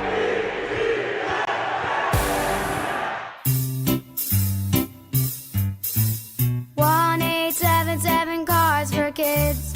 KARS Cards for Kids. 1-877 Cards for Kids. Donate your card today. 1-877 Cars for Kids. KARS Cars for Kids. 1-877 Cars for Kids. Donate your car today. Ready to get rid of that old car? Donate it to Cars for Kids. Call 1-877-CARS-FOR-KIDS to reach a friendly live agent. Donation's super easy, and your car can be picked up as soon as tomorrow. Call us now, 1-877-CARS-FOR-KIDS. That's Cars with a K to donate your car today. 1-877 Cars for Kids. Donate your car today. Hurry! It's your last chance to donate for 2025. Last chance! Donate now for a 2025 tax deduction. New York Presbyterian treats more heart patients than any other hospital in New York. From common to complex conditions, our cardiologists and heart surgeons are pioneers in advanced heart care, leading the way in minimally invasive treatments for faster recovery times. Find a doctor at nyp.org/heart. Stay amazing. New York Presbyterian. New York Presbyterian Hospital based on U.S. News and World Report 2025 to 2026 Cardiology, Heart, and Vascular Surgery Rankings. Out here, days are getting a little cooler, and mornings are starting with a few more layers. It's the season for more time at the grill, more feed for your animals. Heaters burn late into the night, and the woods start calling your name. We appreciate hard-working hands, shared moments, and love for our land. That's why season after season, we're here for your life out here. Tractor Supply. This college football season, show your school spirit every time you pay. Introducing college-branded Venmo debit cards. Rep your team on and off the field with custom school designs that let everyone know who you root for. Whether you're tailgating, grabbing snacks for the watch party, or celebrating a win, you can unlock 15% cash back at ESPN. 1 free year of Perplexity Pro and more. This college football season, score more with the Venmo debit card. Get yours now in the Venmo app. Learn more at venmo.com/collegecard. Max cashback varies. Terms apply. The Venmo MasterCard is issued by the Bancorp Bank, N.A. You live for this. The wins, the losses, the slam dunks, and the buzzer beaters. The dream that this is your team's year. Hope. It's what keeps you coming back. So you represent with anticipation and with pride. Because when everything's on the line, your support means everything. That's why the NBA Store is here to support you. Check out the largest selection of official NBA gear at NBAstore.com. A Fanatics experience.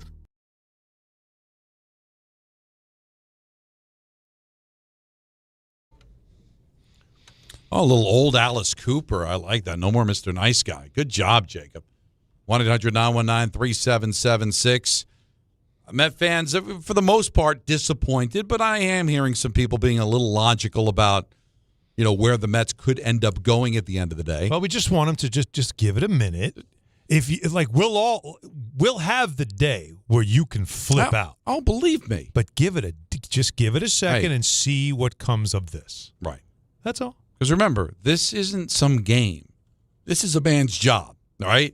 Whether you like him or not, he is in charge of putting together a championship team.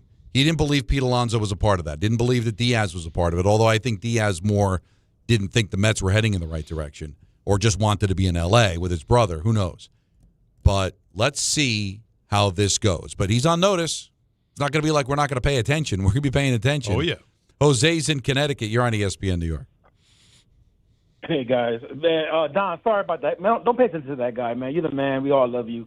Don't let one idiot, ruin your day, man. But I do want to disagree a little bit because I understand the let things play out, right? Like, I'm not flipping out or anything, but there's a couple of narratives I just don't like, right? Number one, I can't stand when people say, well, you didn't win anything with them. First of all, I mean, we did get to the NLCS, and the best players were in the clutch time were Diaz and Alonso. Like, we have other holes that cause us to lose, and now you just caused more holes, right? So, like, you didn't address – like, we have other problems to address, and you created more, right? This reminds me of, like, Shane getting rid of Saquon and McKinney, and right? Like, and now the other one is, well, let Stearns do his job. But for the last 2 years, Stearns just keep getting reclamation projects. We're paying Montas $17 million next year. Right? How many reclamation projects do we have on this team already? It's been 2 years. So what I'm saying is I want to wait, but Stearns so far has not showed me, besides what the Soto signing, which is a Conan move, that he's really like, and that's fair. What I mean? Like, he's this mastermind. And that is fair. May I? Go ahead. Jose, other than Montas, which we all can agree that was not a smart move, what are the other reclamation projects? I mean, look at all the pictures that we found. It was, what was it, the pitcher that left after 1 year to the A's, and that we got him for nothing, right? Manaea, 3 years after one okay year, he's not doing well. Yeah, the one thing that you can get into is his philosophy about pitchers. That's a separate conversation than all these reclamation projects. And he caught lightning in a bottle with Quintana and Manaea down the stretch. Yeah. Senga was healthy for the most part until later in the year. Yeah, he is, and it came together, and it didn't come together last year. All right, right. So again, not every general manager or president of baseball operations is going to have a perfect score. There's going to be misses, but it's a general philosophy which I agree with. Giving older pitchers long-term contracts I don't think work.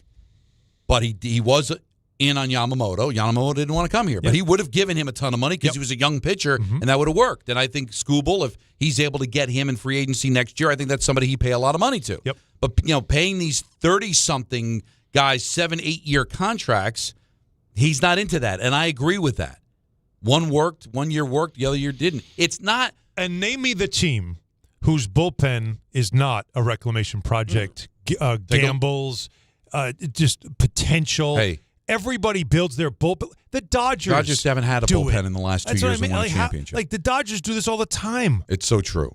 And all their starters get hurt all the time. But they figure it out. They figured it out, and he's trying to figure it out. Yeah. But please, no one's calling Pete Alonso a loser. It's just I don't think he fits into Stearns' plans of what a winning team is going to be because he's 31, because he's not a great defender, all right? Someone that likely, if you gave him a 5-year contract, the final 2, possibly 3 years of that contract, he's going to be a DH. They don't want to clog up the DH the way Stanton's clogging up the DH with the Yankees because they're going to want Soto to be the DH because he's a bad defender and he's here, and they're going to try to mask that by making him the DH. And if I've got an aging, unathletic first baseman that should be a DH but is stuck at first because Soto's my DH, now I've got a bad defensive first baseman. That's not going to age well. You mean you have what the Yankees have? You have Stanton, who can't play the field. You have Judge, who you don't want to keep playing him night in, night out in right field.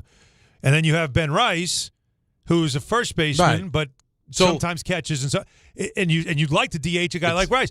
So you have too many of the same pieces. You don't want to get stuck in that kind of quagmire. So nobody's calling him a loser. Well, Peter read a text of a friend who said he was a loser. Right. Cole did say that.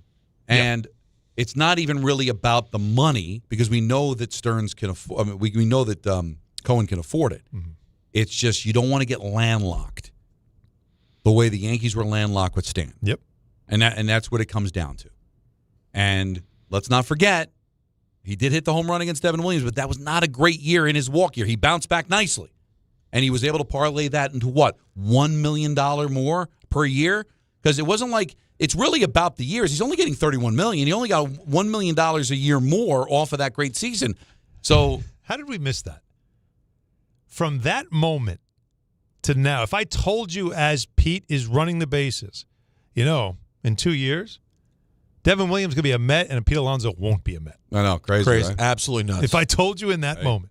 And if it were up to Stearns, maybe it would have happened a year sooner for both. Mm-hmm. Who knows? Mm-hmm. Big 5 o'clock hour. Gunther's going to join us at 5:30. ENN at 6. Don Hahn Rosenberg take you up until 7 o'clock, and it's our coverage of Rangers and Blackhawks here on ESPN New York. FanDuel is the #1 sportsbook for same-game parlays. From points and rebounds to threes and assists, FanDuel is the best place to combine your favorite picks into a same-game parlay or track every stat live, all in one easy-to-use app. And right now is the perfect time to join because new customers get $150 in bonus bets if your first $5 bet wins. So bet on the players you love the way you want. Head to FanDuel.com/Rick to sign up today. FanDuel, official sports betting partner of the NBA. All in one easy-to-use app. And right now is the perfect time to join because new customers get $150 in bonus bets if your first $5 bet wins. Must be 21 and older and physically present in New York. First online real money wager only. $5 first deposit required. Bonus issued as non-withdrawable bonus bets that expire 7 days after receipt. Restrictions do apply. See terms at sportsbook.fanduel.com. For help with a gambling problem, call 1-877-8-HOPE-NY or text HOPE-NY at 467369. Friends, it's football season, the best time of the year. You should be out there tailgating, cheering on your team, and enjoying every Sunday. But if you're dealing with neck pain, back pain, sciatica, or nerve pain, even getting off the couch can feel like a challenge. You don't have to live like that. There's help. Dr. Jay Shaw at Sandwell Pain is New Jersey's top pain specialist. He's Ivy League trained, double board certified, and is dedicated to helping you get back in the game. Here's what makes the difference. No surgery, no scars, no long recovery, no pain medication. Just precise, non-surgical image-guided procedures that deliver real results. Dr. Shaw treats neck pain, back pain, joint pain, migraines, nerve pain, and sciatica with a plan that's customized for you. Same-day and next-day appointments are available, and with offices in Woodbridge, Livingston, and Inglewood, relief is always close. So don't let pain keep you on the sidelines this season. Visit SandwellPain.com to call, text, or book online. Most major insurances are accepted. That's SandwellPain.com. Relief is closer than you think, and it starts today. And now let's take a look at the traffic with Brandy Scott. Thanks so much, guys. If you're heading over to the outbound, George, definitely want to stick with the lower deck if you can. We've got a big issue on the upper level underneath the apartments. Crash involving a pickup truck and a tractor trailer. Right now, all lanes are out. Traffic is stopped there from the Bruckner on through, making it a slow crawl on the Deegan northbound, heading over to the Cross Bronx. Delays go back across the Triborough and up onto the Bruckner. Southbound, Deegan in rough shape from the Mosholu on down. Inbound, George, just about 5 to 10 for the upper deck. Outbound, Lincoln, still your best ride at 30 to 40. Outbound, Holland, Orenia, 45 plus. Crash on the Cross Island southbound right after Union Turnpike in Queens. Left lane is out. You're slammed there from the Bayside Marina. This report is sponsored by Mothers Against Drunk Driving. For victims of drunk and drug driving, your grief is unique, but you're not alone. You always have a place at MAD. Visit MAD.org. I'm Brandy Scott on 880 ESPN New York. Tire care shouldn't come with extra costs or surprise fees, and it should be simple, straightforward, and stress-free. So at Midas, they're rolling out the limited lifetime tire guarantee. Included with every tire purchase with paid installation, you'll pay nothing for flat repairs, nada for flat replacements, zilch for tire rotations every 5,000 miles, and zero for other preventative maintenance. So with this limited lifetime tire guarantee, you'll pay a whole lot of nothing compared to what the other guys charge for tire care. That's a limited lifetime tire guarantee only at Midas. My name's Brian Windhurst, and I've seen a lot of good offense in my life. If you're looking to initiate some offense of your own against your high-interest credit card debt, I'm letting you know a SoFi personal loan might be the play. A SoFi personal loan could be quite the triple threat with low fixed rates, no fees required, and as soon as the same day funding. View your rate for a SoFi personal loan at SoFi.com/offense. Loans originated by SoFi Bank, NA member FDIC. Terms and conditions apply at SoFi.com/offense. NMLS 696891. 880 ESPN, WHSQ, and WCBS-FM HD2, New York. A Good Karma Brands radio station.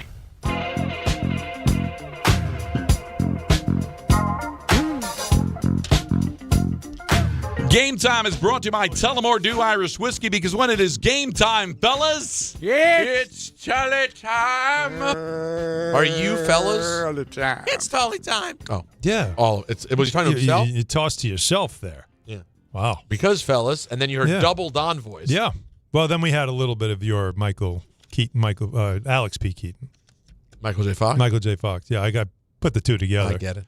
I probably should have laid when out I say there. fellas, I'm talking about you guys, not but necessarily what the drop's going to be. We're supposed to lay out, though. Yeah, we're laying out there. It's Don time, baby. Enough of me. Let's talk more to me. Now to Don. The Hockey Rangers go to Chicago to take on the Blackhawks for an original 6 matchup with coverage beginning at 7 o'clock with Dan Grassa right here on 880. You can see the game on TNT, first game of their doubleheader. Chicago's in a tough spot, right, because they get thrown around by TNT. Like when they played the Devils, they tried to make it the second game of the doubleheader. Right. So it was a 9:30 Eastern time face-off, 8:30 local. Now they're trying to make it the first game, so they're going to face off at 6:30 in Chicago. Did you see what Prime did last night? No. So the first game of the quarterfinal, East quarterfinal, right?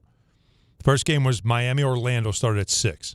That game took a little longer than expected. Right. Tip-off, Knicks Raptors in Toronto was almost 9 o'clock. 8:50. 8:50. What are we doing?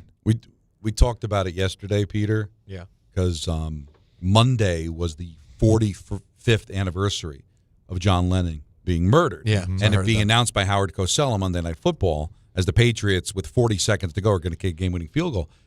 And we were doing the whole time thing. Like, that was close to midnight. I think he was officially pronounced dead at 11:30. When Monday Night Football used to be at 9. Yeah. Yeah. Kickoff at 9. Remember it well. Yeah. Don got yelled at because he would and be that's at the where top it was of the announced, stairs. right? And it didn't. Howard Cosell told the world. Yep. And on ABC. And because we told the story on Monday, but ABC got the inside because somebody who worked at ABC was in the emergency room when they brought Lennon in. So, of course, they let Howard know. And Howard wasn't going to do it. He was having a conversation with Gifford about, would it be inappropriate? They're about to kick a field goal to win the game. And Frank's like, this is John Lennon. We have to. And Howard Cosell, with a dead on arrival. Mm-hmm. Crazy stuff. I saw a clip moving around yesterday of a video of Stevie Wonder announcing it at his concert. Oh, really? He was performing that night, and he had just found out. Wow. Is there someone, because everything is so like divided musically. Is there someone that could have that kind of impact? Not just globally, but generationally. Like, you don't want to mention, God who was forbid. it? Like Taylor Swift is gargantuan. But there's going to be a generation that's not gonna completely understand her. You know what I'm saying? Like, Peter, who was it that I thought it was a concert in Vegas that someone announced when Tupac passed? No, it was here. It was Long Island. It was Nas announcing it. It was here? I think it was at the Coliseum. Wow. When Nas went on stage and announced that Tupac. That's right, because he does make the reference to East Coast, West Coast, and it's time to put all that away. Yeah. That's a pretty crazy that one. shook the room. Yeah, I'll say. That one, Tupac and Biggie were shockingly huge. Yeah. But there's always going to be... And they had crossover appeal. Yeah. It's rare that there's going to be someone who reaches everybody. John Lennon reached a lot. Obviously, the number one example ever would have been if, like, Michael Jackson had died in his prime. That would be the number one example. Yeah. Yeah, Elvis dying was huge. Mm-hmm. But under those circumstances, like murdered, like that... Yeah, that took it to a different level, right? Like, I felt personal. But I will say, from everything I've heard, and we talked about this quite a bit, even from people who did not pay attention to sports, Kobe's up there in terms of who it reached, and his daughter the way it happened, him and his daughter, all of these horrible things about it. Kobe and the fact that basketball transcends so many places and generations. I think Kobe is right up. My dad compared it to Kennedy's death. And my dad's a political type. He was like, my dad said at the time, since Kennedy, I've never seen the world stop like this. Well, when Kobe passed. Yeah, no, but Jake, were you with us when that? Were you on the show when Bart and I? Because I believe that when that all was going down, we were on the air. No, I wasn't on the show. That was a Sunday.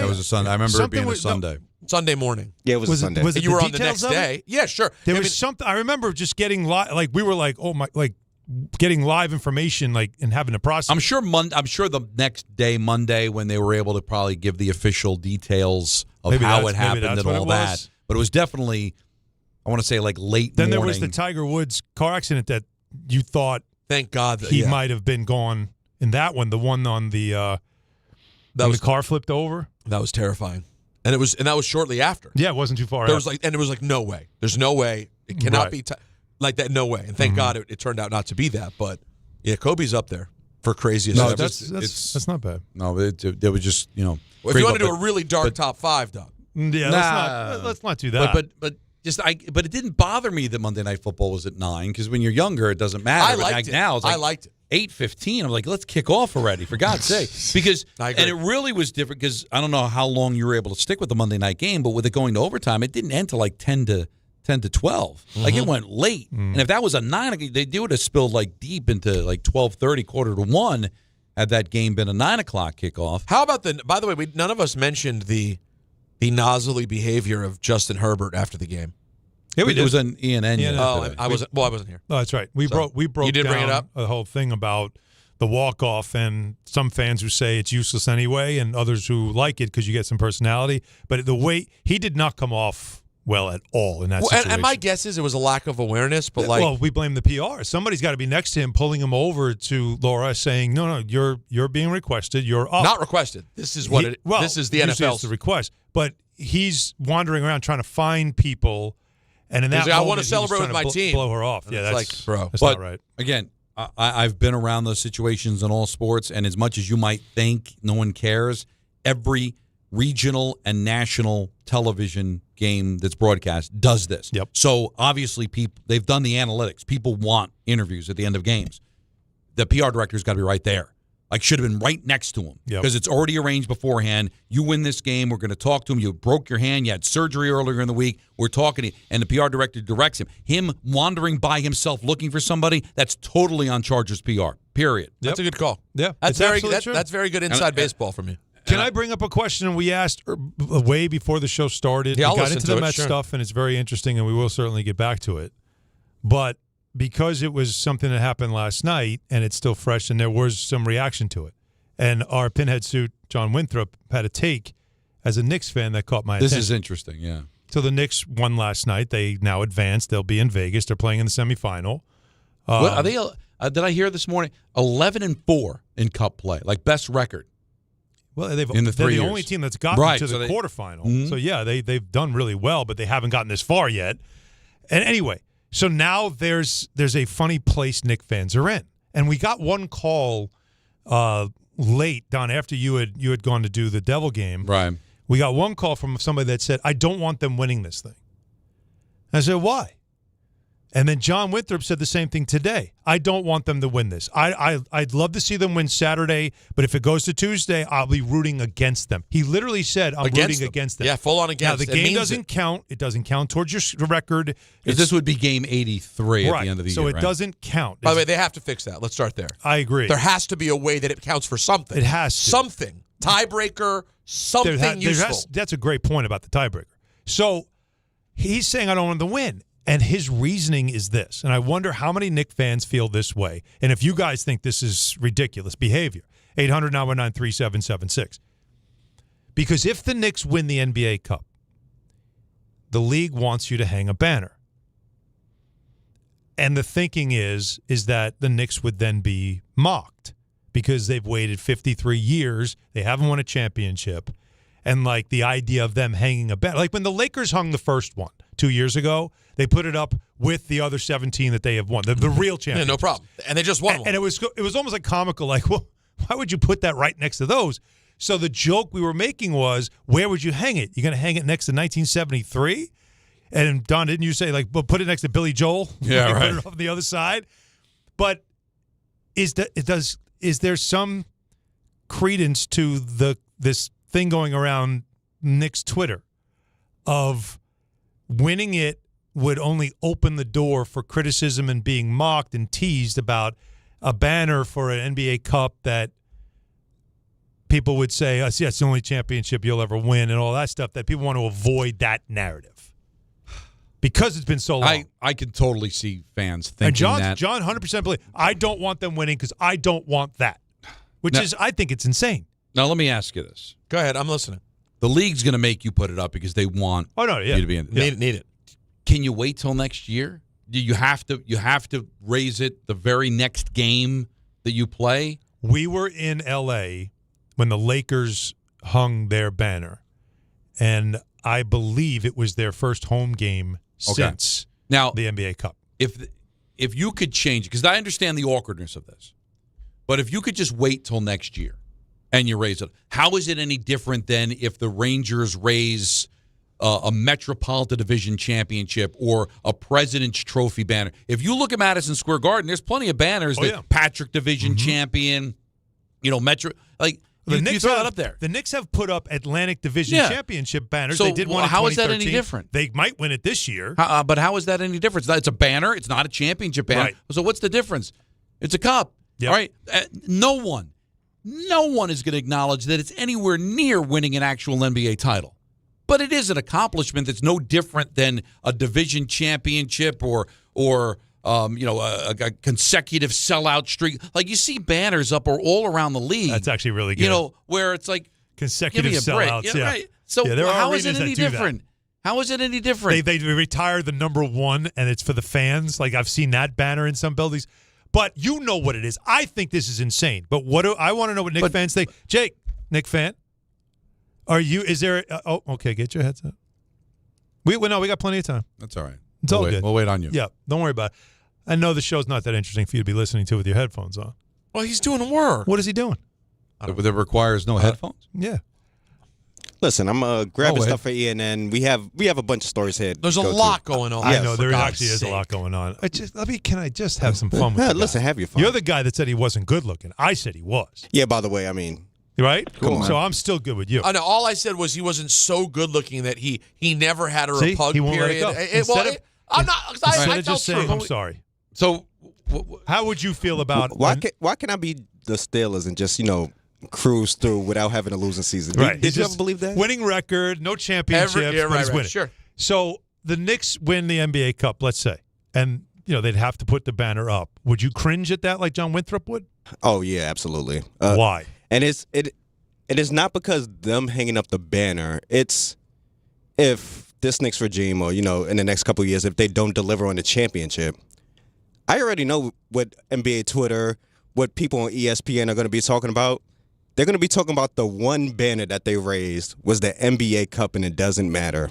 I mean, people were when LeBron won his banner with the Lakers, that's what they were talking about. But, this is their championship. This is what they're going to do. So let me get this straight then. So now you'll root against them. Yep. So that you don't have that embarrassment, but yet people will say, geez, you can't even win that. You can't win an actual championship, and then the cup, you can't even do that. Get smoked by the Thunder in the NBA Cup And how about final. the test of, I want to see if this team can win a big game. There you go. So you're going up against, in all likelihood, the Thunder. The Thunder. Yes. A team that you're going to have to get through to win a championship. Mm-hmm. You wouldn't see value in beating them, even if you looked at it as a Fugazi championship. It's still a big spot, national television, a team you're going to have to get through. Okay. As opposed to, all right, you root for them to lose in the narrative of, well, look, you can't beat the Thunder in a cup. Why do you think you're going to beat them in a best-of-7 series? People are going to get on you no matter what until you actually win a title. But meanwhile, it's something. It's a nice test, a box that you can check trying to see if you can win a big game against a really good team. I think that has more value than what Net fans are going to say or Laker fans are going to say about you. Stop it. Now, you're not wrong about that. But listen, as a Knicks fan and a Jet and a Met fan, we get criticized for so much. And then not only that, when the Knicks beat Boston last year, there were NBA fans from other markets saying that was our banner. When the Pacers beat us, Pacers fans were trolling us. Your banner was beating the Boston Celtics in 6. Now, I mean, I don't want the NBA Cup to be our banner for the year because I have bigger plans for this team. I actually thought, and I still think, I mean, they could get close to 60 wins this year with the team they have.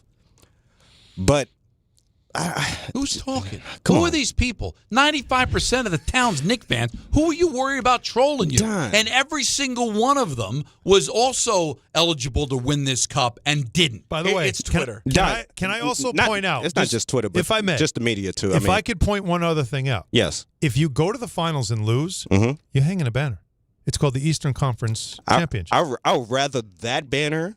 I'll rather the Eastern Conference banner than the NBA Cup banner. Not say we lose in the Eastern Conference and we got the NBA Cup. I'm going to be happy about it. Us winning 50-plus wins, us getting the NBA Cup, and falling short of the Eastern Conference. But like I said, you've got all of these franchises that hang like yo-yo banners on, right? That's true. We love yo-yo banners. 500 consecutive sellouts. Silly, stupid things. Division titles, all these things that nobody's forced you to do it. They decide to do it. The NBA's making you do this. Yep. So anybody that mocks it, like, who cares? We know we got bigger fish to fry, but it was a big game, national television against the best team in the NBA. We won something that everybody was eligible for, but we're the ones that won it, and we don't necessarily care about it anywhere near as much as an actual title, but we're hanging it up, not because we're showing off, not because we're trying to entertain our fans. The league is making us do this. So, dude, man, people are going to troll, but come on, man. You got nothing. To sit there and root against your team, against the OKC Thunder. Come on, man. Against the Knicks. He said it. I will root against them. He said it. I will say this. That's crazy. He has a point, though. Rooting against them for the cup. It's NBA Cup. It's a game that doesn't matter. I think it's still odd. For two, the Lakers get criticized for their bubble championship. Who cares? But that's what I'm saying. They call it a Mickey Mouse ring. So if they call it a legit NBA championship, that was won during circumstances compared to an NBA. So if that was a summer title, what is this? What is? But why do you guys? I got to tell you guys, this is maybe generational. The overthinking about what other fans are going to say to you. Oh, it's a real thing now. You're right, dude. You want your team to kick ass. If there's a chance they could play Oklahoma City, and you'd have an opportunity to set that tone early, you don't think that'll become a storyline? They beat Oklahoma City Thunder at this stage. Of course they would. But I'm just trying to wrap my mind around. I know I'm only a hockey guy, but try to educate me. Go ahead, basketball. Do your best. We'll see if you can do it. Is what fans are trolling you. I can understand if the Nets have won 5 of the last 6 titles. They're nowhere. So no Net fan's going to say anything. I'm not talking about All that. right? I'm talking about the Celtics. I'm talking about the Pacers. You know the what this Hawks, is? the Hawks a previously. Celtic. The Hawks previously. No, wait a minute. All right, so the Celtics talk. You can't counter by saying, we just beat you in a series last year. Mic drop. You're right. So who else is going to come at you? Lakers? Pacers, you got a COVID Hawks? title, and you won a cup. Allen, am I lying? Pacers, Hawks. But you know what you're doing, though? Oh, my God. This is what Peter What have the Pacers won? What Peter said, though, is unfortunately what has happened in sports is you're now so worried about criticism from the markets that you never would have heard before if not for what? But social media, but I'm just saying what fan base is going to come at you. Nets can't come at you. Celtics can't come at you, all right? All right, maybe the Pacers can, but the Pacers have never won a title. Never mind, not since 1973. Who else is coming at you? Spurs fans? It's worse to lose in that game and have everyone say, see, you'll never win a championship. You can't even win that one. I'd rather be criticized for winning or mocked for winning than for losing. And honestly, right? That's my feeling. And if Winthrop's thing was, I don't care. No, then, he cares. all right, then don't care. Yeah, he but to cares. sit there and root against your team because you're afraid of the trolls? Crazy. God, like then the trolls win. Well, let's see. Think about how they're controlling you. Where you're going to sit there in whether you want to think it's a big game or not, it's still, even in its rawest form, a game against the best team in the NBA you might have to face in the NBA Finals. Yeah. And to get you to root against them because you're afraid on the 2 minutes you're going to be on Twitter before you go to bed, some fan 3,000 miles away is going to go, that's like, honestly, I feel sad for Winthrop. I feel sad. I mean, Don, you say that, but then you got shows like NBA Today, you got shows like SportsCenter that'll grab that clip of certain tweets, will feature it on their show, and will and you know what else will matter? Ha about it. You won. Because you know what they're going to do if you lose? Same thing. Yeah. Can't win a title. Can't even get this banner. How are you going to win? You can't even win this banner. Yeah, that could be the same thing, and I think that hurts worse because that's a reality. I've got to face the Thunder. I'm deciding whether I trade for Giannis or not based on how good I think I am right now. I get this very unique test of going up against the Thunder. That's probably who they'll face. And to show that maybe I can dance with them. Get blown out by 40 points. To me, that's worse. People have more of a reason to troll. I agree. Oh, you think you're championship caliber, and in the NBA Cup you still wet your pants. Right. See, I mean, you're right about that, but I do think there is a clear-cut difference between the Thunder and the rest of the NBA. Like, even without Shea this last couple games, they've still been playing their best basketball. Before that, without Jalen Williams, they were playing their best basketball. Haven't played the Knicks yet, though, have they? So you never know. I mean, you're right about that. Let's take a couple of calls on this real quick. 800-919-3776. Let's do it. Jay in the Bronx. Hi, Jay. Hey, how you guys doing? Look, Good. The Knicks are a lightning rod of attention, negative, positive. It doesn't even matter. If you ever listen to Draymond Green, we live in his head. The Knicks live in his head rent-free. It doesn't matter whether you win or lose. They're still going to criticize and use it as a reason to ridicule. Might as well win everything in front of you. If you got a healthy locker room, all you want to do is win. You shouldn't be listening to any of the punchlines. I want to win everything in front of us. I've never seen us win anything of significance, and I'm 50 years old. I've been rooting my entire life. This is the best we've been in a long time. Win everything in front of you until you win that championship, and everybody could just shut up. So I don't understand the reasoning behind rooting against your team. I've never done it. Whatever's there, and we're there, and there's confetti falling on us, I want it. You know, I love you, Jay. I'd give you a hug if I could, because that's the culture we live in now. Oh, lose for draft picks, lose to get my coach fired, lose the general manager will resign, lose, because what does it matter at the end of the day? You know what? You know when they'd get mocked, and this wouldn't even happen. You know when I would kind of laugh is if they stormed 7th Avenue if they want to go. I'd be like, guys, relax. Right. I don't think there's a Knicks fan in the world. Because were they dancing on 7th Avenue last night going to Vegas? It was college basketball fans were doing that last night when I walked out of the building. That's right. But You get the idea. The point is, I don't think I think Knicks fans are going to look at this and but go, if they beat OKC, cool. I could see some people would turn up. Where's my drop? This is how, if the Knicks beat the Thunder for the NBA Cup, they should feel this way. Cool, man. Yeah, and that's fine.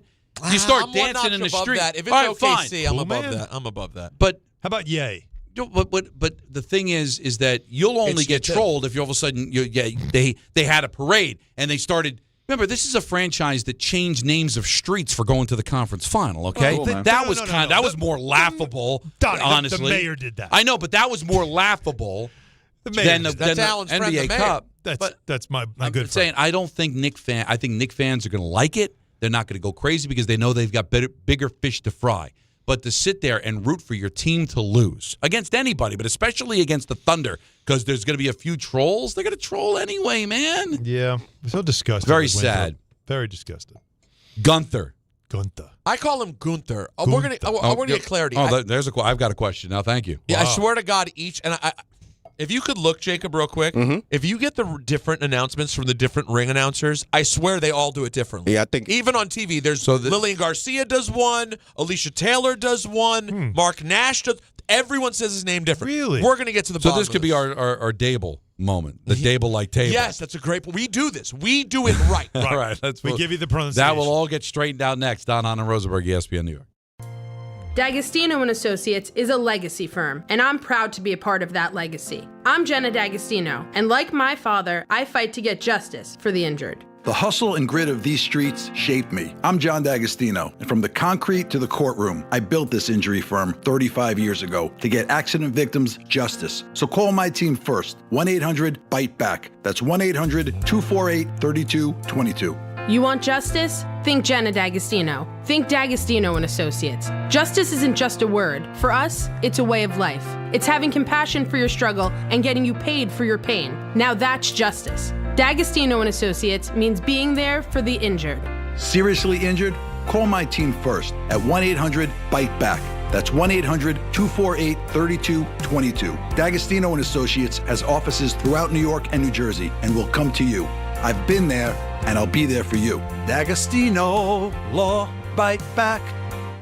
It's Chuck Devine in Snow Country. Check off the wish list with instant savings and free battery offers on select steel tools. Shop online or in store. More fresh snow for Wednesday with a bit of a mix close to home and all snow further north, some accumulations too. The big-time snowmaking already has Camelback on 13 trails in the Poconos. Bel Air on an impressive 2/3 of their terrain, and Wyndham Mountain on more than a dozen slopes, pack pattern on a fast, firm base. Gore Mountain's 20 trails cover 10 miles in the Adirondacks, and Whiteface with 56 trails covering 14 miles. Jiminy's 8 slopes in the Berkshires cover 3 miles day and night. Stratton on 40 trails, Killington more than 60. Both have action for all abilities, nearly 50% of their terrain. Smuggler's Notch a couple dozen pack powder trails. Look for Shawnee in the Poconos, Mountain Creek, New Jersey, and Pico, Vermont on Friday. Mount Peter, New York, and Southington and Mohawk in Connecticut Saturday.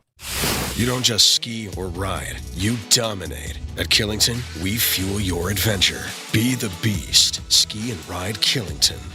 Hey, New York and New Jersey, commitment issues? No problem. Now you can get unlimited talk, text, and data for $25 a month forever, as in for life. Switch now at boostmobile.com. After 30 gigabytes, you may experience slower speeds. Pay $25 a month as long as you stay on the Boost Mobile Unlimited plan. Health surprises can change your life in an instant. You've seen it happen to others, but it doesn't have to be your story. At Princeton Longevity Center, we customize actionable and proactive health plans to maximize your lifespan and take control of your health. Our Cancer Check program combines cutting-edge technology with top medical expertise to keep you ahead of potential risks. With advanced full-body imaging, genetic testing, and multi-cancer detection blood tests, we look for even the earliest signs of problems. Results are analyzed by expert physicians who craft a personalized plan to safeguard your future. You're not just a patient, you're a partner in your health journey, backed by a team committed to helping you live longer, healthier, and more vibrantly. Our programs have saved hundreds of lives and empowered countless others to take control of their health. Be proactive with your health for the ultimate peace of mind. Call 888-8000-PLC or visit PrincetonLongevityCenter.com. The holidays are here, and Amazon Pickup is your MVP of package pickup. Need that perfect gift like a brand new jersey for the big game? With Amazon Pickup, you can grab your order from secure Amazon lockers or counters near you on your schedule at no extra cost. It's fast, it's easy, and it keeps your holiday surprises tucked safely away. So whether you're running from work or heading to the holiday party, Amazon Pickup makes holiday shopping worry-free. Find your nearest Amazon Pickup location at amazon.com/pickupmvp. That's amazon.com/pickupmvp.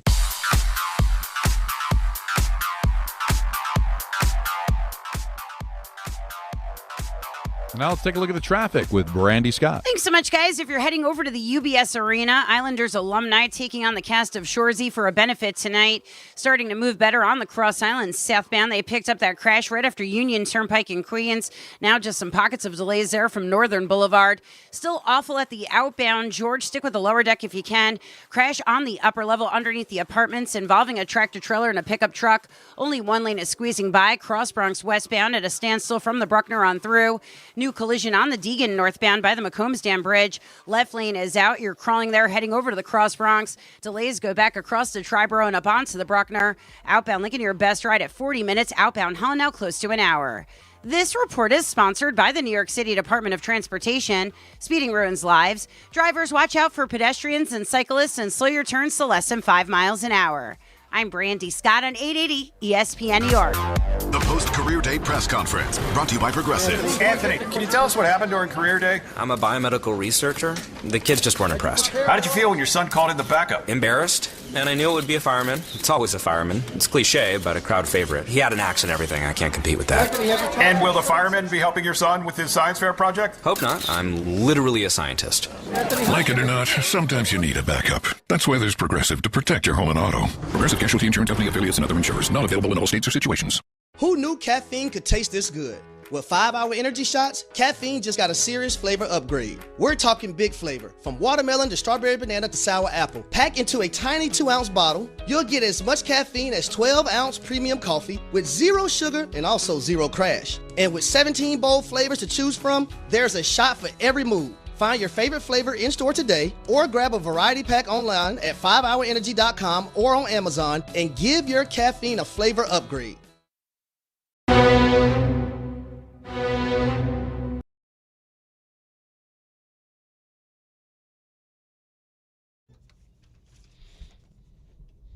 what page has the drops? Ladies and gentlemen, it is going down on Saturday. I can't believe we're actually here, but the over 20-year, nearly 25-year career of John Cena comes to an end at Saturday night's main event in my hometown of Washington, D.C.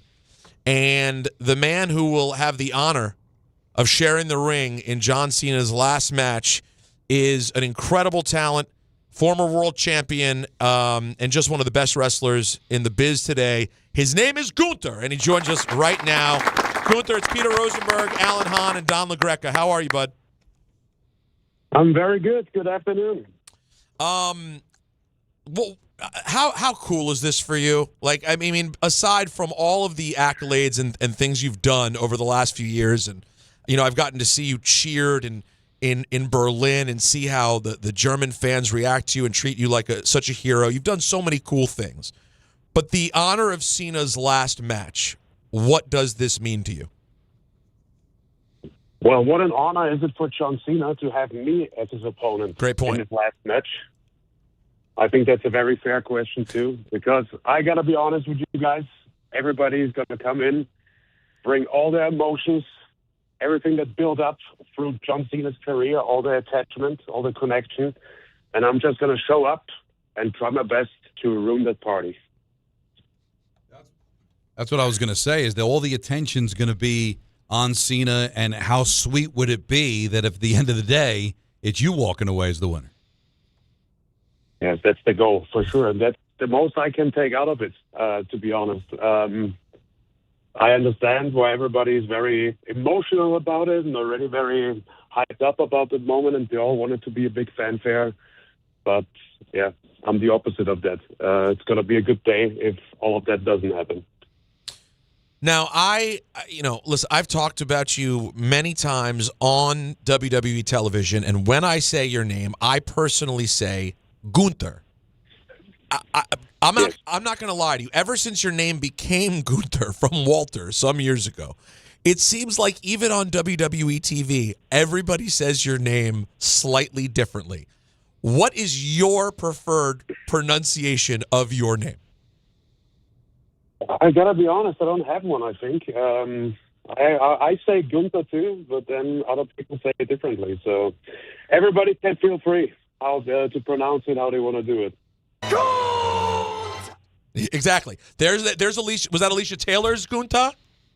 Or that's Samantha Irvin? Yeah, Samantha Irvin had the big Gunther. Everyone has. There's always a different variation. All right, I'm glad to know we're on the same page of Gunther. As long as it sounds cool. Right. Just don't call him late for dinner. Yeah, that's exactly it. Yeah. I want to go back to your match in May with Pat McAfee, because the one thing there's several things that I remember from it, but the one thing that really stood out to me the most is throughout the match, I couldn't believe how red McAfee's chest was. It looked like you were enjoying that.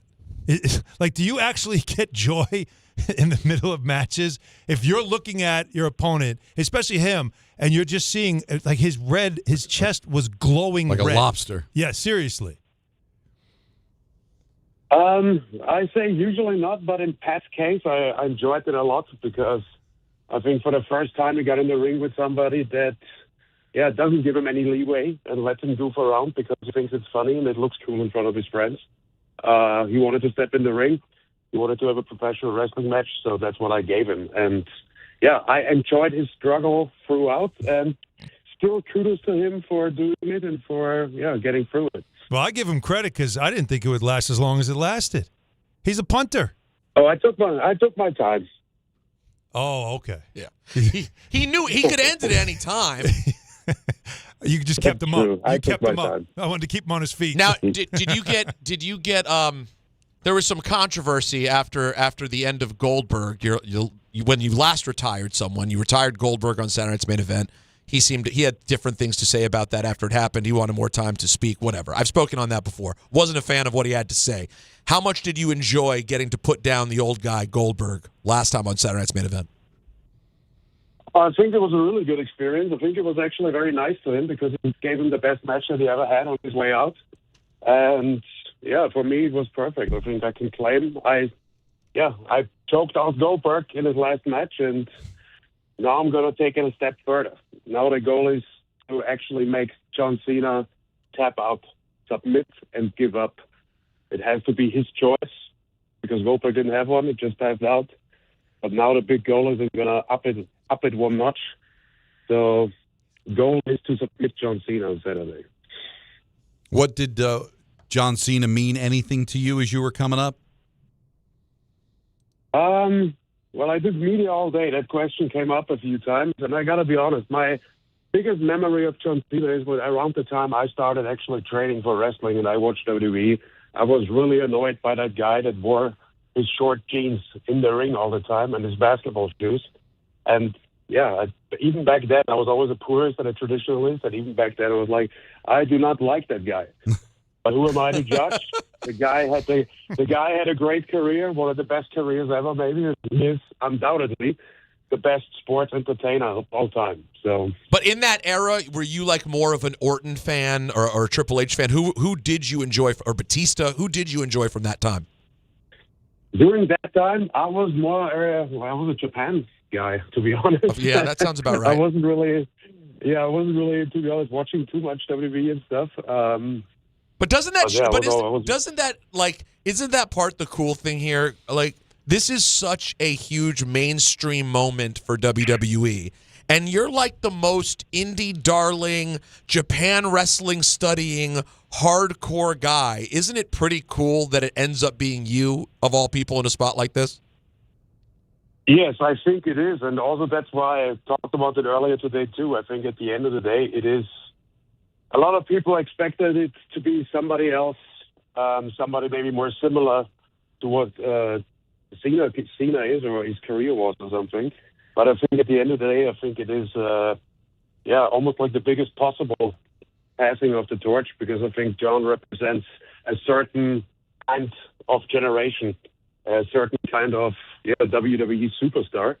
And I'm the opposite of that. I'm very different to that. And I think it's the passing the torch in terms of like what WWE is going to look like in the next years. And with my background and the way I had to take to make it to that point in my career, I think it's a very cool scenario that it is, especially that is exactly not the guy that is a typical WWE superstar that had the typical WWE career.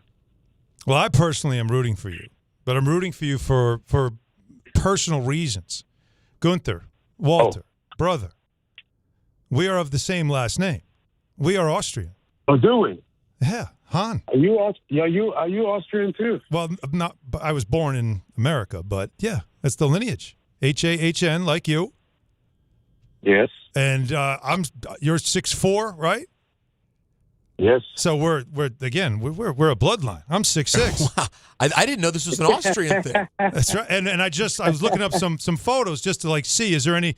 He's a handsome guy. He is a handsome guy. Well, there you go. Now it makes sense. Somewhere along the way, my friend. Yeah, two people who I don't now like. You only need to learn German now that we can talk about. Yeah, I will.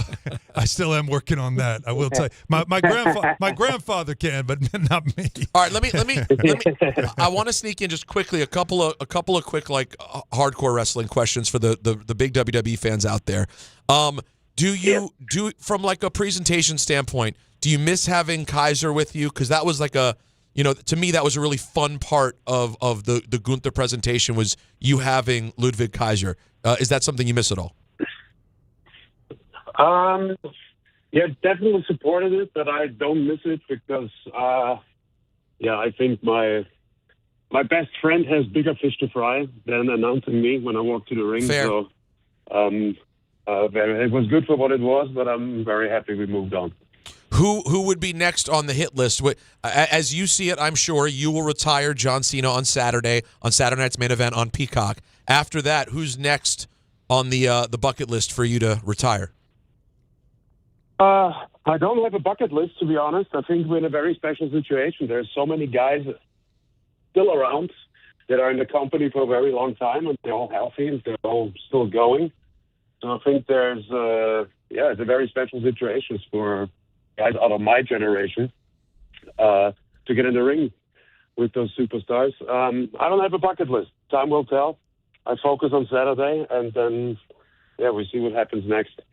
And lastly, from me, how you have a child about a year older than Maya, my daughter.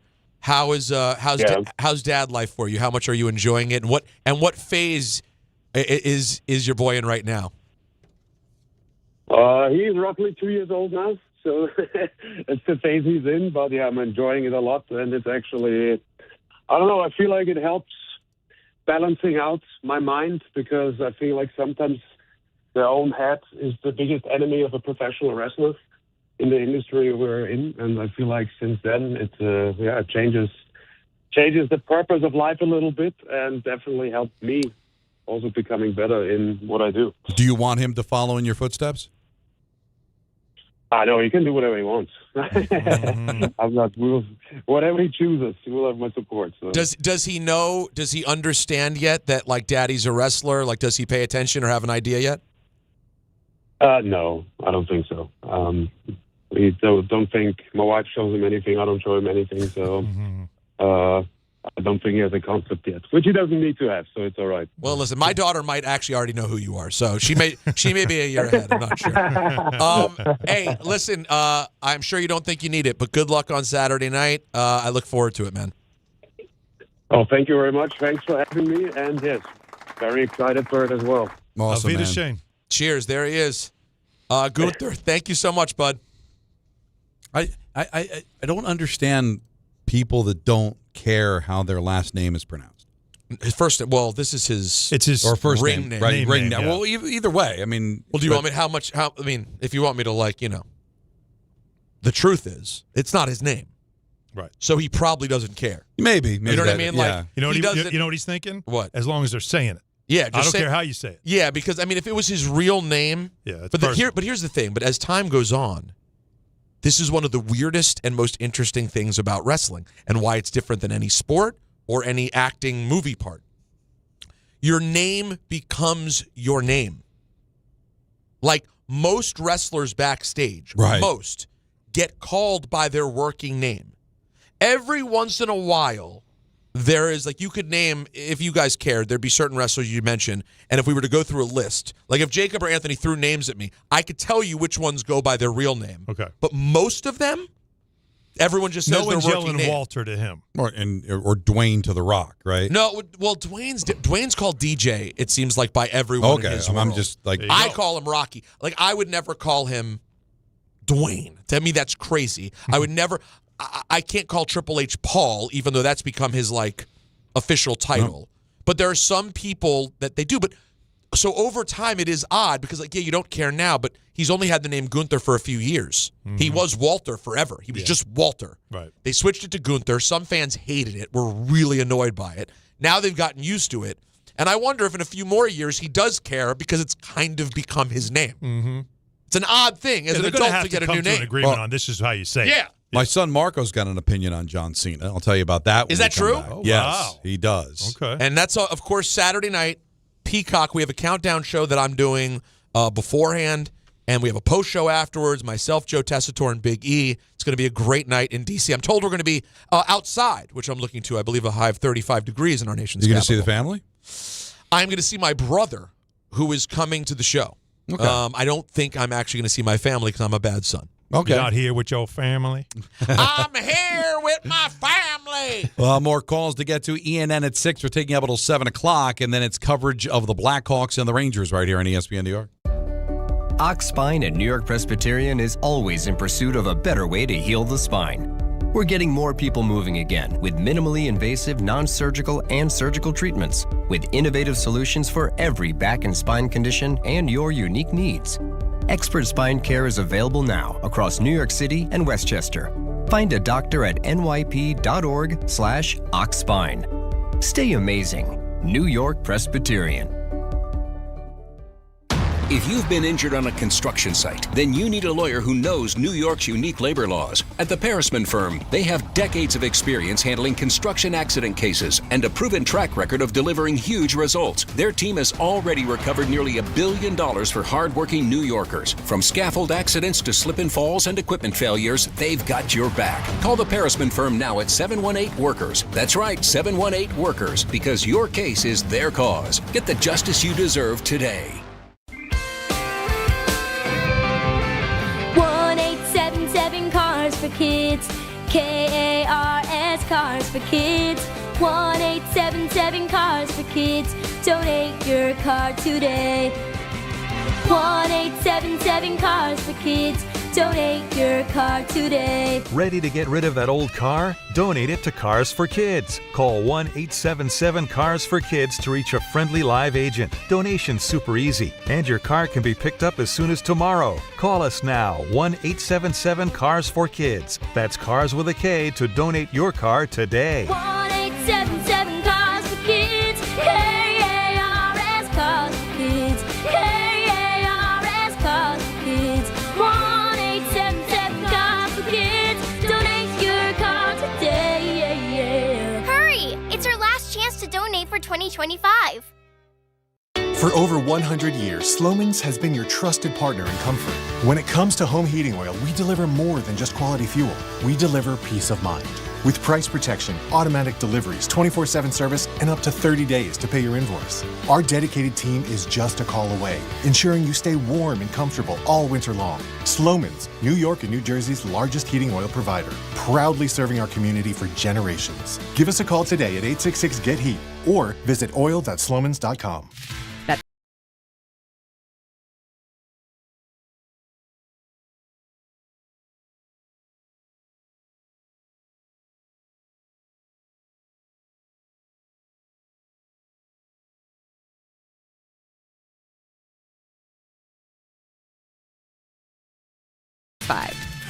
Gambling problem? Call 1-800-GAMBLER. 21 plus only. Must be physically located in New Jersey. T&Cs apply.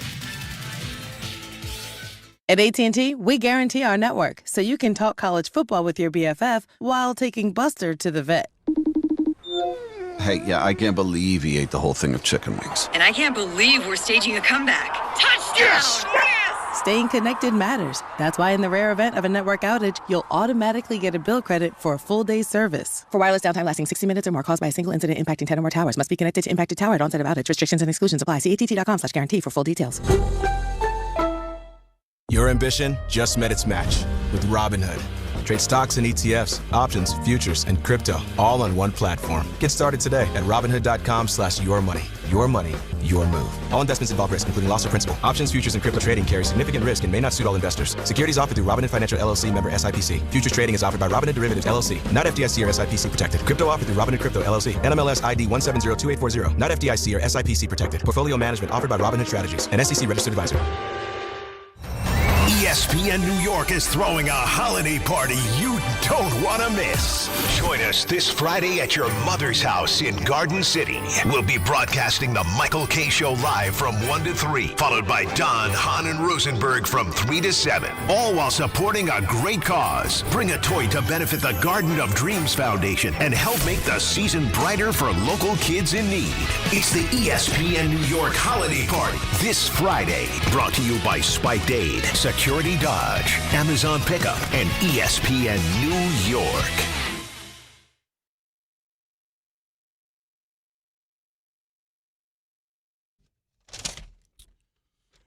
The ESPN New York holiday party is almost here. Both we and the Michael K. Show are bringing the holiday cheer at your mother's house in Garden City Park, Long Island, this Friday, December 12th. We're once again collecting unwrapped toy donations this year to benefit the Garden of Dreams Foundation. It all kicks off at 1 p.m. this Friday, December 12th at your mother's house. For more info and to purchase VIP access, check out the ESPN New York app, brought to you by Amazon Pickup, Security Dodge, and Spiked Aid, made for big city social stamina. I guess you're going to have a big event after. Yeah, we heard about this. What do you mean? Holiday party on Friday. Yeah, I thought the tradition was that we three go out and have our that's never really holiday materialized dinner together. But because after the Super Bowl show, it was just me and you that went out. Yeah. And it's going to be me and you again on Friday because you've got the whole Andrew Gunling, R.J. Santillo, Mike Brownshire dinner. That sounds like that fun. Michael and I made a big deal about not being invited to last year. Yeah. And the whole excuse was, you weren't going to go anyway. Which is true. So all the more reason to, after we complained, to invite us.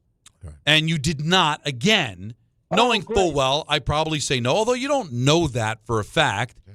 And I'm left only, Alan, to think that the reason I was not invited again is because of the slim chance that I would say yes. They don't want me there. Because otherwise, if you know I'm not going to go, and you know I complained the last time I wasn't invited, you throw out the token invite. Right. So I have to think by not throwing out the token invite, they were scared that I would have completed the Hail Mary and showed up. I bet this was probably discussed. No. Like, should we invite Don? Well, where are you going to be? You're going to be on the island. Oh, no.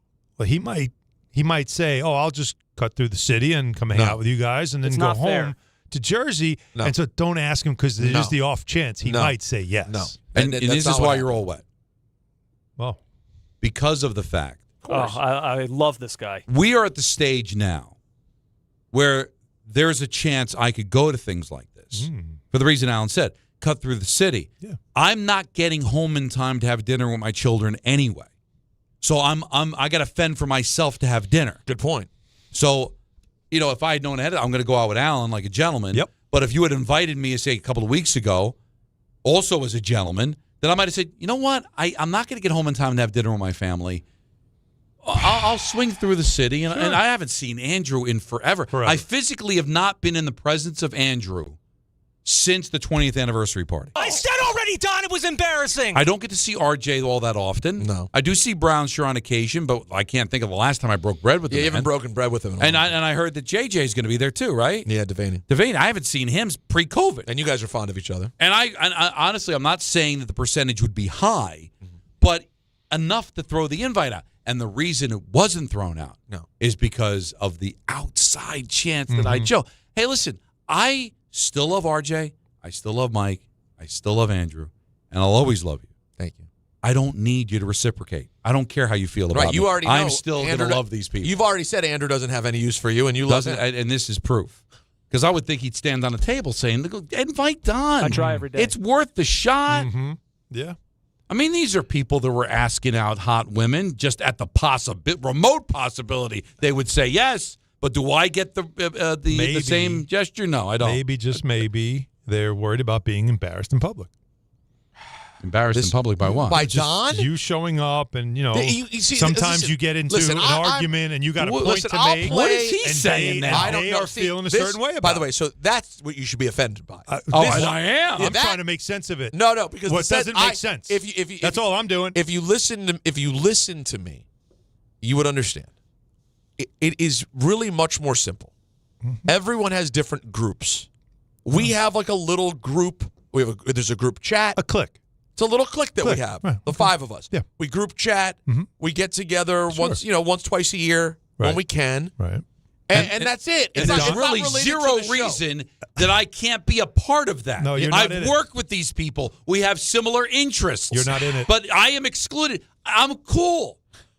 I just want you to admit to me right now in front of our audience that I am not your cup of tea. I will fight you after this show. In front of Don, our audience, and God. Mike admit it now. Mike and Mike didn't really get along. Mike and Chris didn't really get along. Yeah, they didn't like each other. Let it all out. I'm feeling like, you know what, Don? Golick and Wingo are strangers. We're not that close. No. We work together. That's not it. But why am I excluded? Why? I know every single person at that dinner. I know them all. Matter of fact, I've known people there longer than Peter's known them. Yes. Why am I excluded? I tried to tell you. You think I'm taking shots at you. I'm trying to reason this because it makes no sense. I don't want you there. Let it go. God hates you. I know that. But I will not stand for that. I'll embarrass them or something. I just think, you know what? That's not it. See, we don't fit. You just don't belong. No, none of it. It's all getting overcomplicated. I made a mistake. I should have this time in particular, given what happened last time. I should have just said, "Hey, Don, we're running it back. Do you want to join this time?" Wow. You know, even though I know, I'll tell you what, I didn't though. I'll tell you what. But it's not personal. If he does that. And now the holiday party ends. No. There goes Don off with Peter into the city. And now it's what do really I do? not up to you whether it's personal. It could. I feel it's personal. Right. No, that's a good point. No. It's in the eye of the beholder. And Don thinks I'm sitting alone at Borelli's by myself, eating alone, dining for one. I'm because not you're going. in the city. Well, I know you're not going, but you sound like you'd really rather do that. No, I just want him to Have say you been it. to Borelli's? I Big want hockey him people. to say it that I'm not his cup of tea. I don't know. But he won't because he's gutless. I'm going to go out to dinner with you. No, I don't want to go out with these people, even though I love and adore them. You just want to be But invited. if I'm not, I don't want to be someplace I'm not wanted. It's not that. It's not what? It's not Then what fair. is it? It's I've exposed every weakness of this argument. You're down to one last thing. You're just not our cup of tea. You don't have any other friends at the radio station that are kind of like your own thing, and I'm not a part of it. Not a soul. There's not anyone here. No. There's never been one time where I would break bread with anybody at this radio station and not invite you. Yeah. To feel like you didn't belong. Mm-hmm. Show unit, one for all for one, Three Musketeers. But that's not. It's not a show. It's just this isn't a show thing. Well, it's just a chat. Thing. Hang on a second. Is it involving people that work at the station? Somewhat. Only half. Wait a minute. How many people? Half of the people work at the station. Who are the other half? JJ and Andrew. Well, Andrew, that's how I got to know him through the station, and I got to know JJ through the station for the silly soccer show they do. I don't like that at all. No, Peter, it's fine. No, it's I'm not cool, what you man. think. I just want to know where I stand with people. I don't think it's fair. Everyone loves you. I don't think it's fine. Everyone loves you, and by the way, I wish you'd come right now, but you won't. Show something. Well, don't spin this and on then me. just go. I've got plans. I'm not available. I was available 2 weeks ago when I should have been asked as a gentleman. And you think you would have gone? But I'm not going to sit here and beg people to like me. Please don't. You don't like me. That's fine. ENN's coming up next. Well, hold on. Don't go so You early. might like that. Maybe. A lot of people saying, bad guy Peter, this is so wrong. Bad guy Peter. Rant Don, you've known them for 40 years, 40. I would love to go to dinner with Don. Let's go with Don. Don gets the shaft twice. It's because Don has a great head of hair, makes them jealous. No one is siding. No one here just can say, and no, I get it, Peter. Sometimes you just have a little group. It's not about anyone being left out. Because, okay, we invite you. That means also, now Michael's going to be upset. Well, I don't know why you wouldn't invite him either. But so at what? But you know for a fact he's not going. You're the exact same level of not. No, you're. No, I just told you I'm not, because I told you that 2 weeks ago there would be a scenario in which I'd say, from Long Island, I'm gonna get home at like 8:30, 9 o'clock anyway. So that's why I'll tell Nancy, listen, I'm gonna get dinner there. I'm gonna go out without. I don't like. And I think she'd be really excited if I told her I'm gonna go see. Oh, really? Gonna see Andrew? Now I feel. You're gonna see RJ? Now I feel bad. Well, I should have said something. Well, you didn't twice now. I don't will we admit, get a third time? No. Listen, I don't want to be with people that don't care for me. We love you. Everyone you keep there saying loves that. you. Oh, we love you, Don. But any example of showing that love, you completely come up empty. They're just words, and they're meaningless, hollow words. Full, defined words. ENN coming up next. Why? Don Hahn Rosenberg on ESPN New York. Discover a driving experience crafted to inspire. At Garden City Mazda, exceptional design and sophisticated performance come together. During the Mazda More to Move You sales event, lease the 2025 Mazda CX-5 for $229 a month for 33 months. Or the 2025 Mazda CX-50 for $239 a month for 33 months. Both with $49.95 to its signing. It's the Mazda More to Move You sales event at Garden City Mazda. At Garden City Mazda, expect the exceptional. Dave Rothenberg here to tell you about my friends at Bath Fitter. Now, they converted my kids' bathtub to a shower and did an incredible, really an unbelievable job. They offer all types of custom bath renovations, including their unique PermaFit solution for a watertight fit done in just 1 day. Durable and easy to clean with no demo or mess and lower cost than a standard replacement. And a lifetime guarantee. Right now, no money down, no payments, no interest until 2027. So start designing your bath today like we did at bathfitter.com. There's only one Bath Fitter. And now let's take a look at the traffic with Brandy Scott. Thanks a million, guys. I hope you have an awesome rest of the night. Just no easy way to get around right now. LIE eastbound in Nassau County, a big crash over by the Seaford Oyster Bay. 2 lanes are out. Add that to the volume of your bumper-to-bumper from right out of the Midtown Tunnel in Queens. Islanders alumni charity hockey event at the UBS Arena. Solid pockets of slowdowns on the Cross Island southbound, heading over to Hempstead Turnpike from Northern Boulevard. Heading over to the outbound, George, all of your approaches are awful. Not even the Henry Hudson going to help you out. They did clean up that crash on the upper deck underneath the apartments. Damage is done. Cross Bronx westbound, really not moving from the Bruckner on through. Inbound, George, about 10 to 15 for the upper level. Outbound, Lincoln, your best ride at 30 to 40. Outbound, Hahn, run you close to an hour. Over in Westchester County, heading over to the Rockland-bound Tappan Zee Bridge. Accident on 287 westbound by the Thruway merge in Elmsford. I'm Brandy Scott on 880 ESPN New York. This college football moment is brought to you by ServPro. College football teams have moments they recovered from and made it like it never even happened. Like on October 2nd, 1993, when the University of California faced a 30-0 halftime deficit to Oregon. Cal went on a remarkable 42-11 run in the second half to capture a 42-41 victory, one of the largest comebacks in college football history. ServPro, like it never even happened. Fellas, it's the season to shine, and not just from the holiday lights. Manscaped is here to keep you looking sharp for every holiday party, family photo, and mistletoe moment. The Lawnmower 5, groin and body trimmer, and the Chairman Plus face shaver deliver precision, comfort, and control worthy of Santa's nice list. I've been good and nice. Whether you're tidying up before a big night out or preparing for New Year's Eve, Manscaped has your back. And your face too, to be exact. So gift yourself with some grooming greatness this season, because looking good is the best gift of all. And now you can find Manscaped products at your local Walmart. Hey, this is Jalen Brunson. Jalen Brunson for 3. And this is your home for New York Knicks basketball. This is 880 ESPN. WHSQ and WCBS FM HD2, New York. This is an ENN special report. Now reporting. The very handsome Jewish man, Peter Rosenberg. We should talk some sports. Do what you want. It's ENN. Peter Rosenberg!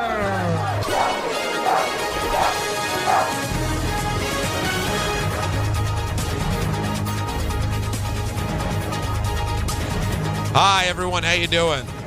Somewhere between indifferent and good. Welcome to ENN. Ray Rowe. You ever watch YouTube? We're all grown up now. I do miss these Andrew drops, though. Been a long time. Did you ever hear this episode, P1 over there? Which one? Don't scream at me on the show. Don't defend him. I said already, Don, it was embarrassing. Yeah, I don't remember. That might have been when it all came apart. That was the first Not one. good. That was the first show I was ever on. No. And that was our last show together. So you were signed off at that point. I probably had, Going to Bristol, leaving me. Wait, that was your first day working on the K show? K Yeah. Show? Mm-hmm. Oh, yeah. RJ gone. Yep. Pusick in. Yep, on the board. Andrew producing. And yelling at Don. And Bart and I got sent to Bristol. Yeah. And they were fighting because it was Andrew defending the Eagles about something? Yes. It was Take the L. Wasn't it an Eagle Commanders game, but it affected the Giants in some way? And the Eagles basically laid out and the Commanders won. And he wasn't. Is that right? He wasn't defending them, but he wasn't killing them the way I was. And you want him to be. And the thing with Andrew is, and listen, I'll always love him. No the matter reason how much I he know hates that we're not close from his standpoint is right. that he would whenever we would argue he would lose it because he hated your guts. He just doesn't care for me. Doesn't. But again, I'm not going to let it affect how I feel about him. I don't need reciprocation, as you would say. So you really love to frustrate him, and he couldn't handle how you would be compatible. Well, because Andrew loves Don. Don's just always said Andrew has no use for him. Here's the thing. I think nothing could be further from my the truth. biggest flaw is what actually works in sports radio is I just refuse to allow myself to give up on an argument. Mm-hmm. I'm going to fight like the Monty Python. It's just a flesh wound. You know, I'm all my limbs have been cut off. I'm still going. We I'm fought like a over zombie. the dumbest thing earlier when you said something while I was eating soup. And all you had to do was be like, I'm sorry. And instead, I didn't want to say I'm kept sorry. going. And other people in the room completely agreed. I got to tell you, Don was 100% right in this case. Well, the only thing that matters is I didn't agree. Alan is very visceral. Like, if you mention something in front of him, he immediately pictures it. He visualizes it. And it affects him quickly. It's a weakness, I have to admit. Yeah. That's like he was eating soup, but Don told him to eat something else. Yes. And he literally pictured it, but Don was just being silly. Oh, no, I know he was being silly. I wasn't taking him literal. But it was just the point that the picture as I am trying to enjoy delicious soup on a day where really chicken noodle soup, by the way, hits different today. Yeah. Imagine and if then he had a soda on the says side. that, like what I'm about to do, and then he says to do something else with your mouth, and I'm like, I didn't need that right now. And now you're picturing it. But these are things that are said that just are normal, that you don't picture them. For some reason, you visualize everything. That's visual. Yeah, he's easy to visualize. Help me out with this one, Alan, because again, it's a weird relationship with Twitter. James tweets at me, because we're talking about how I'm trying to be even keeled with the whole Met thing. Yeah, and I was very proud of James says he was killing them yesterday for not signing Diaz. Don loves calling people frauds when he's the biggest fraud out there. It's time for him to leave radio. Well, I'm not leaving radio. I'm sticking around. And also, did I kill them for Diaz yesterday? No, I don't remember that.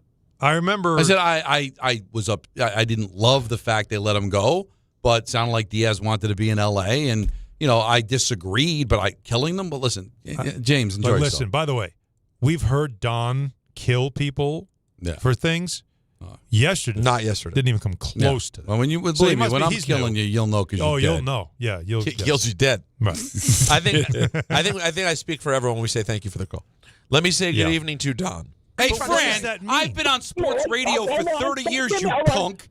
Good evening to Don. I get dumb Put him on when the I board. speak to dumb people. And to Don. What, are you going to beat me up? You're going to beat me up? The visual of that, by the way, was phenomenal. Yeah, we need that. Rock'em Sock'em Robot. Yeah, he looked like the Notre Dame logo. Good evening. Good evening to Don. Why am I excluded? Good evening to Alan. I peeked and I liked what I saw. Oh, no. Good evening to Don and myself. You Can I just say one thing? I really don't want to hear from you either. Good evening. Good evening to Fran. Don, you want to talk to my nurse? Good evening to Fran. I'm telling you right now. Okay. If you call me a moron again, we're going to meet up. That was the threat. Well, we're going to be in Garden City Park. He knows where I am on Friday. Oh, yeah. We will be there. Good evening to Fran. Can you let me just talk, please? I'm talking as a miserable Met fan. All right. He said that. He's a miserable person. He said that. He said, I'm talking as a miserable Met fan 8 times. Yeah, that's all he had. But meanwhile, he said he was done, so he wasn't He also a Met said, I'm fan. no longer a Met fan. He was speaking as a miserable person, miserable company. He also said ex-Met fan a couple times, too. Yeah, and I was that's just what I'm like, saying. where it was done. Jacob, he's a dope. He called to have a moment as a call-in guy. He did have one. And he was at the wrong place. He won, but he won in this. In this case, he did get that.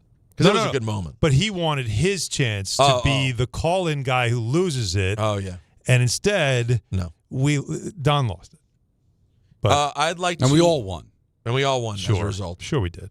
And he told us he was retiring from his Mets fandom the second the call ended. So there's that. Mm-hmm. This is interesting. University of Michigan head coach Sharon Moore is out. What? That's right. For cause after a university investigation found credible evidence that he was engaged in an inappropriate relationship with a staff member. Oh, boy. Wow. Clown show! Clown show! Clown show! Clown show! It's your tittle. These things happen, but, the heart wants what the heart wants. That's right, and so does the Other crotch. things do, too. Yeah. Also kind of rhymes with heart.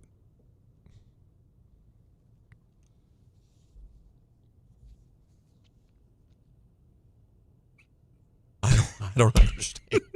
Alan, I don't understand. I think Alan does. Alan, you understand?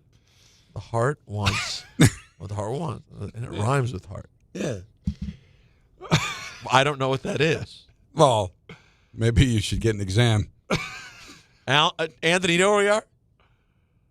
Oh, boy. Can one of you guys explain? All right. I got something in my eye. Give me a minute. Do you get it? No. Oh. No. None of us What get are you it. laughing at? Because it was funny. The silence is hysterical. That's neither of us know I was what you trying meant. so hard You to said stay the quiet. heart wants what the heart wants, and so do other things. Yeah. And then you went, and it sort of rhymes with heart. Yeah. And we're both sitting here thinking, saying the word fart over and over again in my head, and can't figure it out. What's I don't. The heart wants. what does it become? The heart? No. But he was thinking with. What does it become? Oh. That's tough. No. It doesn't make sense what you're saying. Yes, it makes sense, but it doesn't make sense. Do you guys get it? Wait. In the room, Santiago's nodding. No one got it. Come on. Come on. Santiago got it. Santiago's the only one in the room that got it. It's not hard. Well, he speaks fluent Don, though. He's worked with him for such a long time. No, it is true. I mean, we've only been working for a decade. Yeah, Peter, but you and Ray, still, you should get my humor. You guys hang out after hours. It's different. Honestly, you speak Donese. A 10:30, Ranger Kraken game. Yeah. It hits different. It does hit different. You guys done it all. All right, so Michigan says this conduct constitutes a clear violation of university policy, and UM maintains zero tolerance for such behavior. So this wasn't just... That's the AD's talking. What if they were in love? Oh, my God. Oh, there's more? Forgive me, I know nothing about college football. Do you know who the interim coach is? Why do you think I put it there? Biff Poggi? No. Do you really think this was an ENN story if not for that? Yeah. I just... I'm done. I just want to celebrate. I want to give a shout out. I got to give a big old shout out. This is a big day for the Keegan family. And I'm very happy that my brother-in-law, Biff Poggi, is being honored by going up there to Michigan. And I just want to say, Biff, me and you, brother, I'm down. I'll make the trip. Freddie, this isn't about you, butthead. Is that Biff? That's Biff Poggi? That ain't the Biff Poggi I know. Matter of fact, the Biff Poggi I know lost his tongue in a cockfight. Can't speak. The Biff Poggi I know lost his tongue 14 years ago down in Greenwich Village over a $50 cockfight. I swear to God. Greenwich Village? Oh, yeah, there's a little cockfighting ring. You got to look. You got to know it. It's, you know what? It's the same place Ray was talking about down 4th Avenue. Mm-hmm. Biff Poggi Yeah, that's a good one. I'm in. I'm back. I'm back, college football. I am so back. Go Blue. Go Blue. There's also I can't confirm. There's more to that story too. What do you mean? What you just read. I'll tell you off. I don't know how much of this has been vetted. If you say the wrong thing, that's what I'm not going to say. No, Anthony will take rather than walk around, he'll take a sledgehammer to the glass and jump through. So there's stuff being rumored. You're saying bantied about. Yes, that's. Well, speaking of rumors that aren't true, do you see the one thing moving around that this is why you got to watch out for AI, people? It's made up. There's a lot of heat on the internet that the reason Kevin Stefanski, do you guys hear this? That the reason Kevin Stefanski and Shedeur Sanders have issues. I got to tell you, the internet's good. No, Don, it got me. It made me go to Google and look it up. Okay. People were saying Kevin Stefanski's father-in-law is Tim McCarver. And because of the Tim McCarver, Deion Sanders situation, give me a break. Kevin Stefanski and they're not related. Now, it's completely made up. Unreal. Someone spent the time to make that up, and then people copy it and paste it. Oh my God. They're not related. That's made up, folks. We're too lazy to do our own research now. Lazy, but that's Google. Just believe it. No, believe it. It's got to be true. But Dickie Dunn wrote it. It's got to be true. It sounded great, though. I was like, "Oh my God, that's deep." But that's what you got to. No, you got to give credit for going there. No, it's creativity because it's so outrageous that it almost believes that could be. Because for people who don't remember, Deion Sanders and Tim McCarver had a really bad relationship going back to Deion's baseball days because of one particular interview. And Deion just absolutely disrespected McCarver and back and forth. I think it was when I guess it was 91 when the Braves went to the World Series against the Twins. They won the National League pennant. And he kept dumping champagne on McCarver. Yes. And McCarver's like, okay, enough. And Deion kept doing it. You could see Tim was getting really, really irritated. And plus, Tim McCarver was old school and Deion was anything but. Remember, they didn't see eye to eye. One of the greatest things, you might not even know this story, that Deion was a Yankee. Yeah. And they're playing the White Sox, and Carlton Fisk, you know this story, was the catcher for the White Sox. And Deion either pimped a home run, did something, right. And Fisk got in his face. He's like, "You're a Yankee. Yeah. Yankees don't act like that." I've never seen another team that's like, "Dude, you're a Yankee. What's the matter with you?" And this is a guy that used to be a Red Sox. And he's like, "Respect the uniform, man." So, Tim McCarver probably loved that about Carlton Fisk, and that probably set the tone.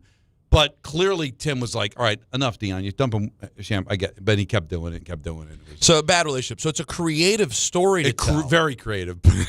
Yeah, I give credit for that, but it's made up, folks. There's nothing there. Nice effort. But it also shows you just how bizarre that whole story is, that you're trying to find a reason. It's got to be something, and you just try to figure it out. Maybe it's this. Now, speaking of Shedeur Sanders, here is what Shedeur told Cam Ward about his offseason plans. Well, this is my life here, So we on two different spectrums right now, I gotta focus on playing my best and being the best player I can for the team, and obviously the situations are different. So, and I know he puts his all into these games and these Final Four games, but it's just a little bit different, because you don't know what could happen, So I just go here, enjoy my day, work hard, do everything I can, and if I'm here, I'm here. If I'm not, I'm not. It's nothing in my control, so I try to control what I can control. Yeah, man. Listen, Shedeur is going to have a very intense offseason, I'm sure, in a very next intense 4 games. Hey, listen, Allen's got something to watch for 4 weeks. Yep. That's the good news. If you're a Jet fan, there's literally nothing to watch. Nothing. We threw out up till last week, we played the whole, and it was me leading it. So I was playing the whole reindeer game of, let's see if you have a coach, will you play for him? Right. We can't tell anything about what they're doing right now. So nothing to watch. So everyone needs a side story. I certainly do. Speaking of which, officially, Jaden Daniels out for Sunday against the Giants. And it should be for the rest of the season. Just and by the way, it totally should be. Yeah. Although I don't know, I thought it was interesting. We had Booger on earlier, and I asked him about it, and he said, well, I would still play him because he needs reps, but I would say to him, hey, we're not going to have you run. And the play that he got hurt on last time was chasing down an interception. And as Alan made the point, you can't tell a guy who's worked that hard his whole life be on the field in half play. Mm-hmm. I think that's why you have to shut them down to protect from themselves. I know, because he's going to go 100 no matter what. That's just how he's built. What he wants to be the leader who throws a pick and watches? No, he does never. And you never want to get into that habit. Yeah. You never want to have the habit of, I don't need to do this, because once you do it one time, the body starts to think you can do it more. So you don't want him in these situations. By the way, thank you very much. I have no interest in Jaden Daniels hanging out 6 inches from Brian Burns and Dexter Lawrence. Great point. I'm good. But this is not the week. I'm good. I get it, but it's still easier said than done, because when players, if he gets healthy and wants to play, it's tough to tell him, no, you can't play. Right? I mean, there's still a month left in the season. Can I tell you, though, there was an article in the Post the other day, the Washington Post. Sorry, I meant the actual newspaper. And respectfully. And it was an op-ed, Don, and the subject of it was, psst, when Jaden Daniels has been playing, he actually hasn't looked very good. Right? Like, that's sort of the secondary storyline is, A, he's getting hurt. Right. B, when he's playing, he's also having the regression that you kind of knew he would have. And maybe had he played a full year, he would have regressed, started to work through it, and then you see what's there. But right now, I got to tell you guys, if I were betting the Giants-Commanders this weekend, based on what I've seen and how much he's played, I know this sounds insane, I might like them better with Mariota starting, because they've gotten more used to what this version of the team is. Now, I don't know if the Giants, but do the Giants want to win? Now, I know we're not motivating me to make a pick on that game. No, it's ugly. No, thank you. Giants minus 2.5, by the way. Oh boy. Giants minus 2.5. Wow. By the way, the Commanders end up in the conversation for a really good pick. They're at 3 wins. Mm-hmm. This is an interesting pick game. But the argument, you want the Giants to lose. Well, then are you going to root for Dart to play poorly? Right. You can't. You can't. Again, for all those tanking people, late in the game, you're going to want him to throw the pick to solidify the loss, or do you want him to win games? Do you want him to do things, get the stink of losing off of him? First game, this will be Dart's first game against a division rival. Like, there are these little things that matter. This division rival. He's never played the Commanders before. Right. Okay. So, like, there are these little pieces that matter that you can't throw out. Football's such a weird sport because you only play 17 games. You only get 6 games in your division, right? Well, it's a unique sport in that way. I think a great idea is that when you get down into the red zone and you have a chance to score, take him out. Go Wildcat. Well, and that was another thing about Booger's answer. He knows football better than me. I asked about Shedeur Sanders coming out, and Booger says, well, that's what they've been doing the whole time.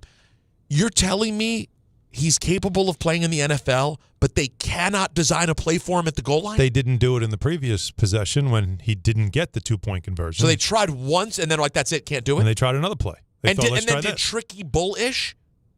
What are you doing? I'm sorry. If you're going to start the guy, you have to be able to start him fully.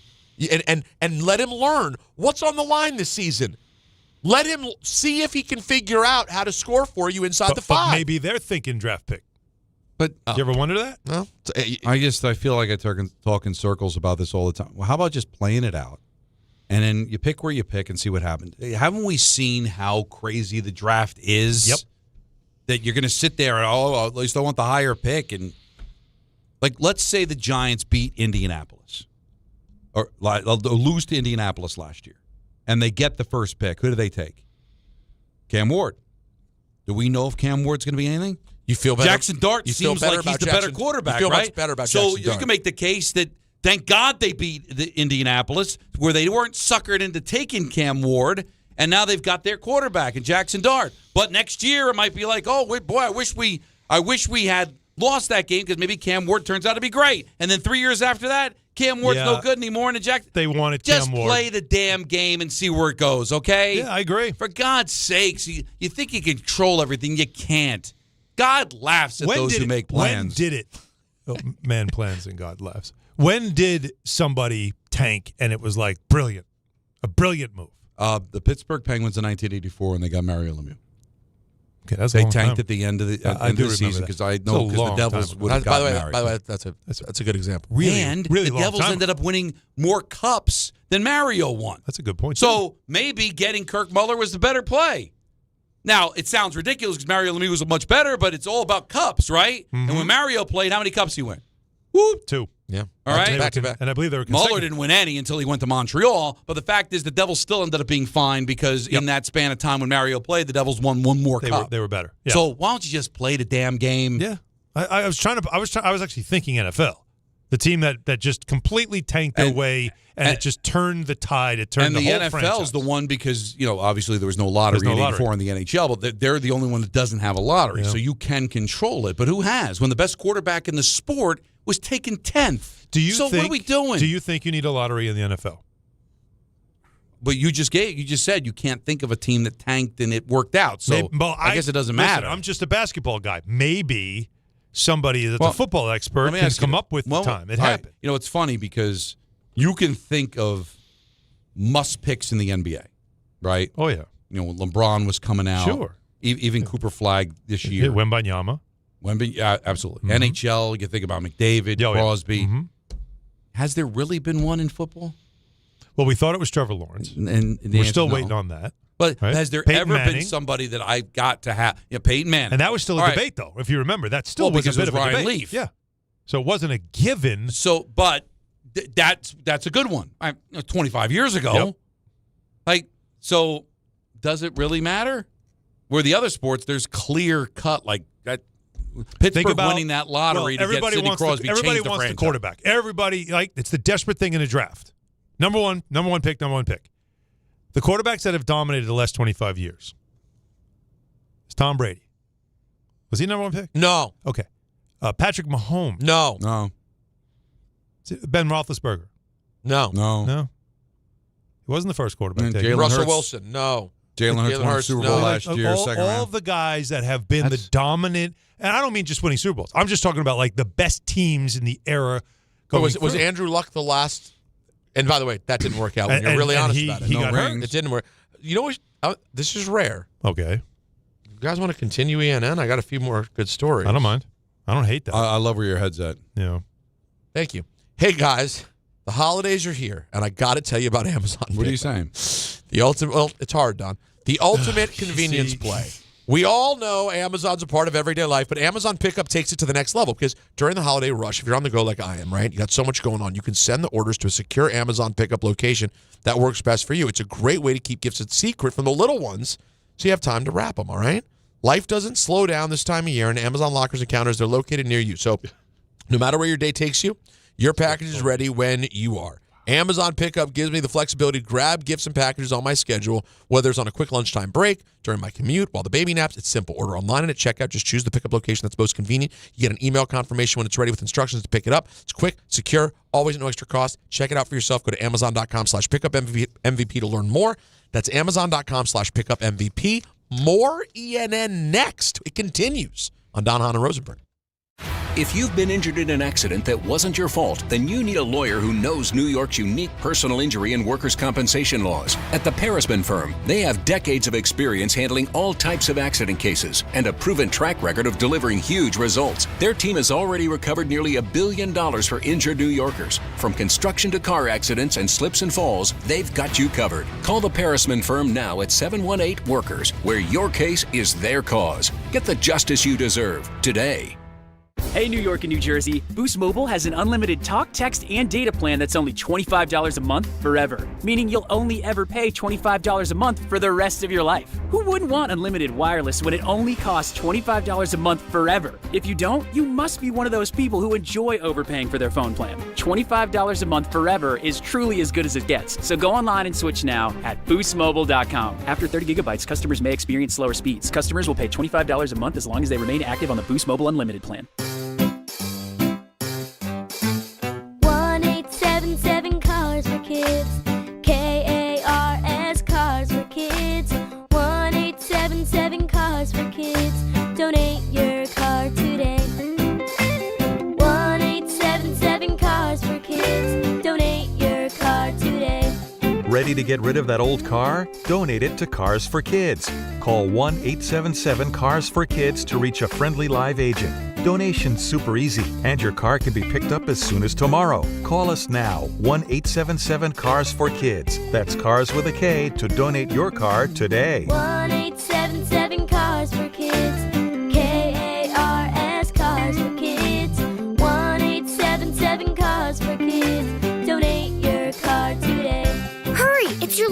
So donate for 2025. Last chance. Donate now for a 2025 tax deduction.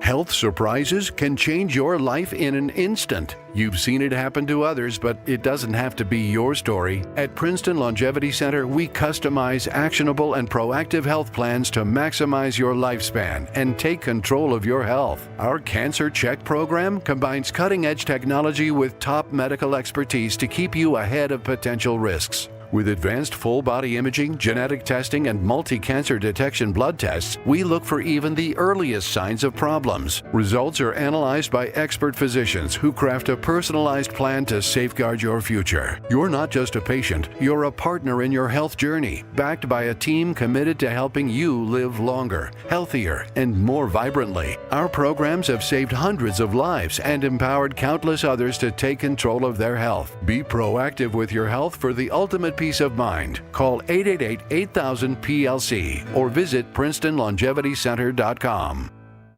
New York Lottery's holiday scratch-off games are the perfect gift for everyone on your list. Like me, your Aunt Jules. I told you I didn't need a gift this year, but I secretly really want one. Or me, your neighbor Frank. I hope you didn't forget I'm coming to your holiday party tonight. Or me. Why does no one ever think of the voiceover guy? Anyway, New York Lottery's holiday scratch-off games have more winners and top prizes up to $5,000. Please play responsibly. Must be 18 plus. Gambling problem? Call 1-877-HOPE-NY or text HOPE-NY. For over 100 years, Slomin's has been your trusted partner in comfort. When it comes to home heating oil, we deliver more than just quality fuel. We deliver peace of mind. With price protection, automatic deliveries, 24/7 service, and up to 30 days to pay your invoice. Our dedicated team is just a call away, ensuring you stay warm and comfortable all winter long. Slomin's, New York and New Jersey's largest heating oil provider, proudly serving our community for generations. Give us a call today at 866-GET-HEAT or visit oil.slomins.com. This college football moment is brought to you by Serve Pro. College football teams have moments they recovered from and made it like it never even happened. Like on September 24th, 2016, when Tulsa found themselves down 31-0 to Fresno State. With 10 minutes left in the second quarter, Tulsa fought back to tie the game at 41. And then won 48-41 in double overtime. Serve Pro. Like it never even happened. Whether you're building a single roof or a successful roofing business, roofing contractors like you need the right tools for the job, and software is no exception. Service Titan is on a mission to be the most powerful software platform for the trades, with purpose-built technology proven to maximize revenue, streamline operations, and deliver 5-star customer experiences. We are taking roofing companies like yours to the next level and beyond. Service Titan. We are built for this. See what we can do for roofers at servicetitan.com.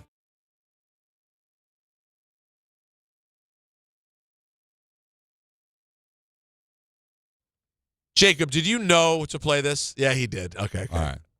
You're good. We're continuing ENN, which is rare, but there's too many stories left on the table. There's too much on the table. And I thought Jacob was not only a great producer, but clairvoyant. Yeah. All right, so ENN continues on, folks. This is like a crazy headline to even read because I can't believe this was asked. And now I sometimes understand why players and coaches want to kill the media. Eagles coach Nick Sirianni said quarterback Jalen Hurts is absolutely still his starter against the Raiders and called it ridiculous when asked about the possibility of making a change at some point this season. Quote, "No, I think that's ridiculous," he said on 94 WIP. "I know every time I go on that field with Jalen Hurts, our quarterback, we have a chance to win that game. That's something that's been proven." I can't – come on. Well, he said it on a radio station in Philadelphia. So it's about fans. So it's about moron fans. You think calling for it? No, I don't think it's. If you're a host, you're asking questions that are going to get attention with the answer, right? So you're asking a question that probably fans were calling in mad about that terrible turnover game that he had, and are saying can you name the backup? Carson Wentz. I can't. Yeah, well, Nick Foles. I can't off the top of my head. Ron Jaworski. See, there you go. Strange polls. So that's the problem. But fans there overreact. And so they're doing that. So as a host, you have the head coach on the phone. Oh, my God. Give me $1,000. Either of you. No. $10,000. Biff Poggi. Is it one of your, typical backup quarterback? No. Maybe for you, not for me. Well, I'll tell you this. Chase Daniel. The third stringer, we all know, used to get a lot of play on this station. Sam Howell, third string. Oh, that's right. Yeah. Second string, Tanner McKee. Oh, sure. Not familiar with him. Yeah. I think he was on Love on the Spectrum. I do not know who Tanner McKee is. I'm not familiar with that show either. You never heard of Love on the Spectrum? No. He just throws it out there. Like Come on. Did you know? No. Neither of you have watched Love on the Spectrum? But the fact that you said it the way you said it, I thought it was in jest. No. That is a strange pull. Well, that's a show. Love on the Spectrum? Yeah, it's a real hugely show. popular. Hugely popular. Is it, Jacob? It's a big show? Yeah, it's a lot of people do watch it. On what? Netflix. It's awesome. And is it what? It's exactly what you'd think. Love on the Spectrum. It's a dating show for people on the spectrum, and it's wonderful, feel-good television that you just watch and cry. We're not exploiting like the... Okay. No. Oh, if by exploiting you mean, including the guy Tanner is on the show, if you mean almost all of them have become stars with 1 million Instagram followers with brand endorsements everywhere, having the time of their lives. I'm very sensitive to that stuff. No. So. By the way, I think, obviously, if it's more personal, it could hit different. I can't speak to that. My assumption is you'll weep with, like, joy. And, there are moments on that show when you see the family's experience and they see that their loved one has found, like, a partner yeah, that will hit you in the heart so hard you, like, faint. Good. Well, because you know some of these... But it's just a guy named Tanner, and I've never heard of Tanner McKee. He started the Eagles' win against the Giants to end last season. Sure did. He did? Sure did. Beat Drew Lock. 27 of 41 with 2 touchdowns. And now that's what Philadelphia sports radio callers want him instead of Jalen Hurts. That's the thing. What is fraud? We're a talk show host, so we can put ourselves in that situation. All right. Would you have asked that, knowing that it's absolutely ridiculous, just because the fans are calling for it? Well, do you want to be the guy to ask that what question? If you so we have. I mean, we don't even have good football, so how can we even say what coach we have? But we have a coach on for his weekly spot. We've had callers say it, and it sounds preposterous. You wouldn't frame it in. We've had callers. We've had fans calling in saying this. What is your reaction to that? But if I believe you wouldn't do it, I wouldn't do it, and I'm going to tell you why. I'm not saying it's wrong to do it. Because you're trying to get the answer. If I think it's ridiculous, then why am I bringing it up? Why am I giving fuel to yo-yo fans? If I start thinking, if I believe that maybe there's something to it, that's when I'll ask. Guys, on Hard Knocks last night, which I know everybody watched. Again, I wouldn't if it was projected off. Yes, I understand. One of the shows. What was the show? Do we know the show that he was asked this on? It was just WIP. We don't. Well, okay. WIP Well, gets guess a what? lot of love on Hard Knocks. Well, guess what? On WIP on Hard Knocks, one of the hosts said the Eagles have a quarterback problem. This is not just fan reaction. One of the hosts, if it was that host, and I'd have to go do the research, believes that they have a quarterback problem. And now it created a narrative that you want to get. Now, here's what I'm saying. You ask it not because it's a bad question. You ask it because once you get the answer from him, any yo-yo caller or yo-yo host bringing it up, you can say, Sirianni said this, and now it's dead. No, because I don't think it's alive, because I think it's absolutely ludicrous, and I'm not going to take ownership of it, because people will be like, well, Don LaGreca asked a ridiculous question. You know, and if I've got to ask some fans, what do I care what you think? If it's so ridiculous, I would only ask if it's a legitimate question. I did this. I wouldn't. You could do it. I wouldn't do it. I did this as a sports writer. You ask a question to kill a narrative. To kill it. But it's not.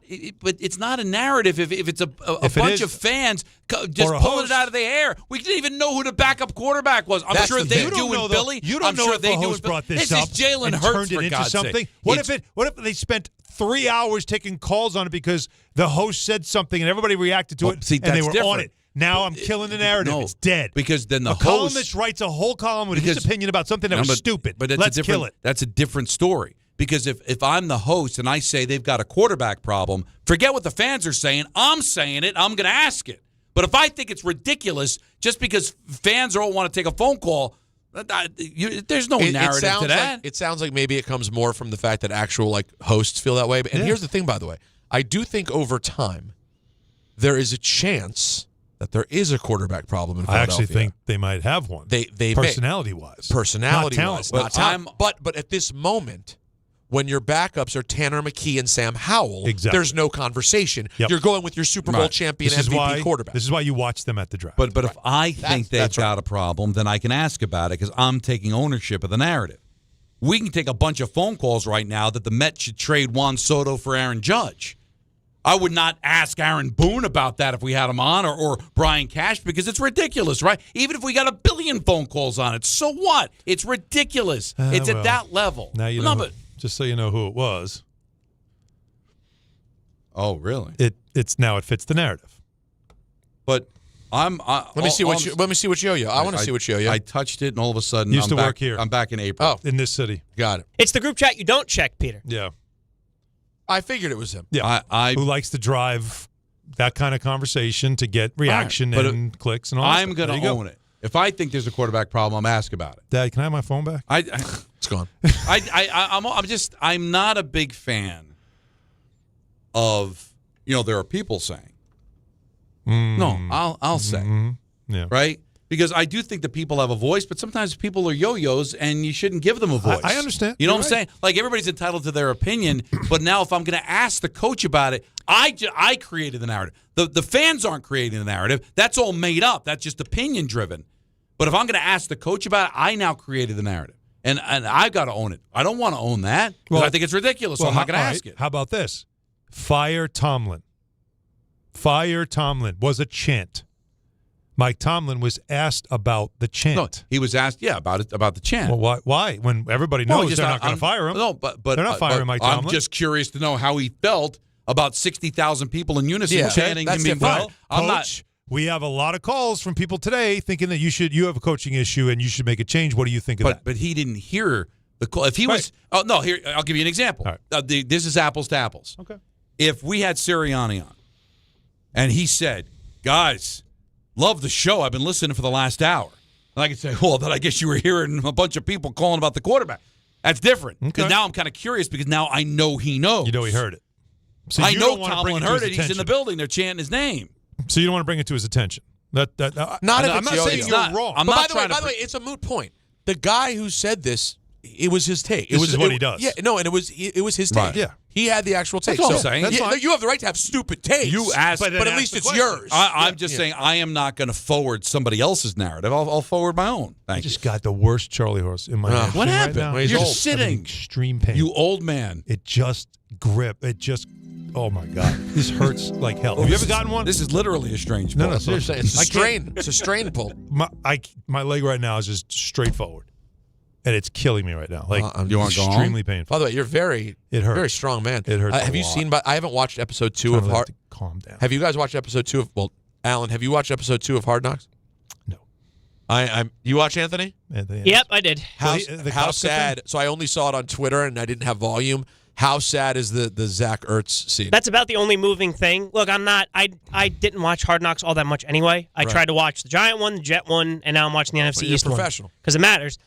They're not getting deep into this, but I don't blame Hard Knocks. You've got two teams doing nothing. Right. You've got a team that thinks they've got something going, and the team that's actually in first, they all think stink. Everybody in Philly thinks that they're terrible. Oh, but that's the interesting story. Sort of, but yes, they were praising him so much, and they're like, Zach's a great guy, great veteran.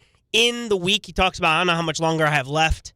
And then he's just weeping. You hear the knee, you see the knee, and he tries to get.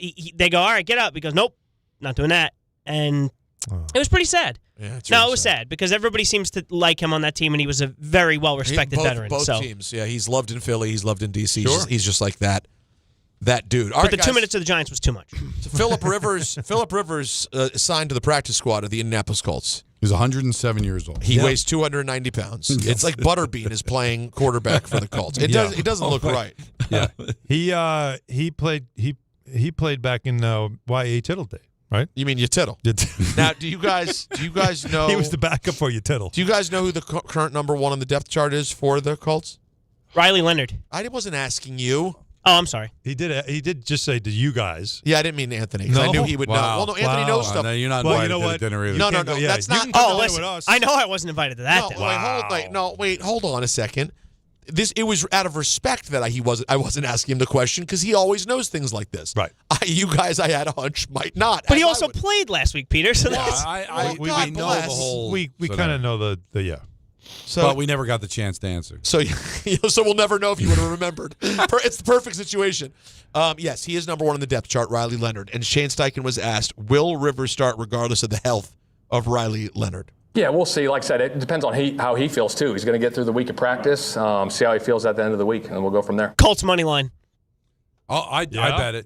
Come on. My daily news, they're getting 12.5 when I had to make my daily news picks, and I picked the Colts. I love it. It just sounds like that's aggressive. But, when he said... Who do they have again? Seahawks. Seattle. Oh, no. Seattle. But, he probably was literally saying if he gets through practice. Like, usually they say, but you may not get through practice. Did you see what he said about it, by the way? He was watching the game this weekend. Mm-hmm. Saw what happened to Daniel. Said, God, I feel bad. He goes, I wonder if Shane's going to call me. And 3 hours later, Shane Steichen called. 3 hours later. That's amazing. What are you doing? Want to go play football? I love the fact that he can get his number back. Like, why not? How? But Daniel Jones, even though he's out for the season, wasn't that his number? You want to talk about You want to talk about an all-time not rooting for the team once you're hurt? Like, I don't normally play this game that Michael does, the vindictive. Right. If that were me, I would. But in this case, if you're Daniel Jones and they call respectfully this fat slob and bring him in. Things that have never been said. Respectfully. This fat slob. By the way, no, actually, our president said something very similar last week. It was a similar line. I'm not going to talk about what a fat slob is. He's had a lot of lines. So if I'm Daniel Jones and they bring in a guy who hasn't played for 5 years to come lead the team wearing my number, I'm good. I don't think I want them to win. It's not like Joe Burrow watching Joe Flacco walk into the locker room and throw for 300 yards in the same offense. Flacco at least was on a team last year. But he's like 40. He's not 44. Like, why are you making it look easy, old man? Like, I need them to miss me. But it's out of respect. He's eligible for the Hall of Fame. I'm sure Daniel Jones was on board with it. Well, he's always I'm not saying I'm not going full Michael K. Like I would kill him. I'm just saying you have to be like, oh man, you need my number too. See what you do is you slice him right on the Achilles. I don't know, because that means what the guy's wearing your number. You can't if they were to go to the Super Bowl, and it becomes the greatest story of all time. Line up Sandra Bullock. We're making the movie. It's all happening, and he's wearing your number. It's like you didn't exist anymore. Like, that to me would just be hard. You know who really doesn't exist? Give him 22. Wear something else this time around. Riley Leonard.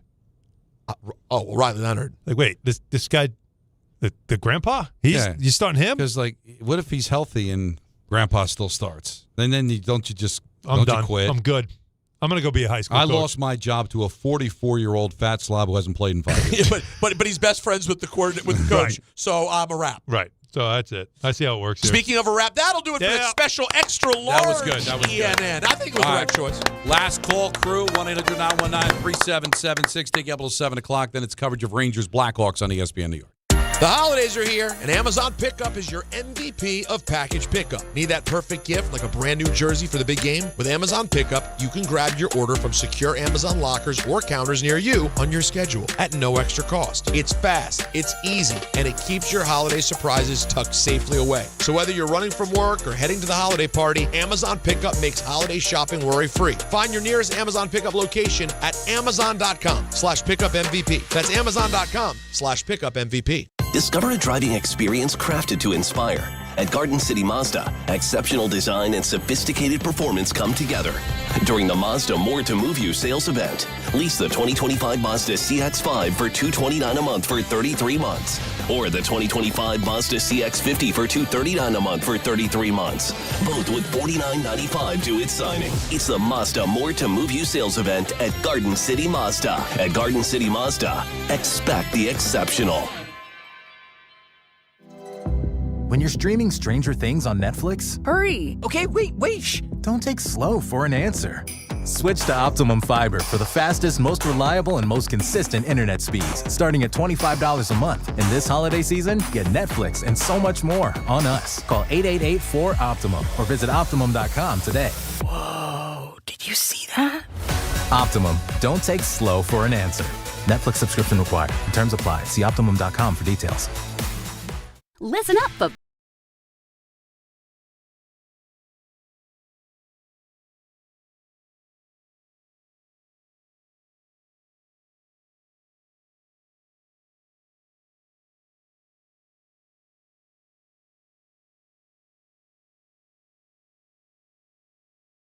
Never ordinary at Bet365. Gambling problem? Call 1-800-GAMBLER. 21 plus only. Must be physically located in New Jersey. T&Cs apply. In-app only.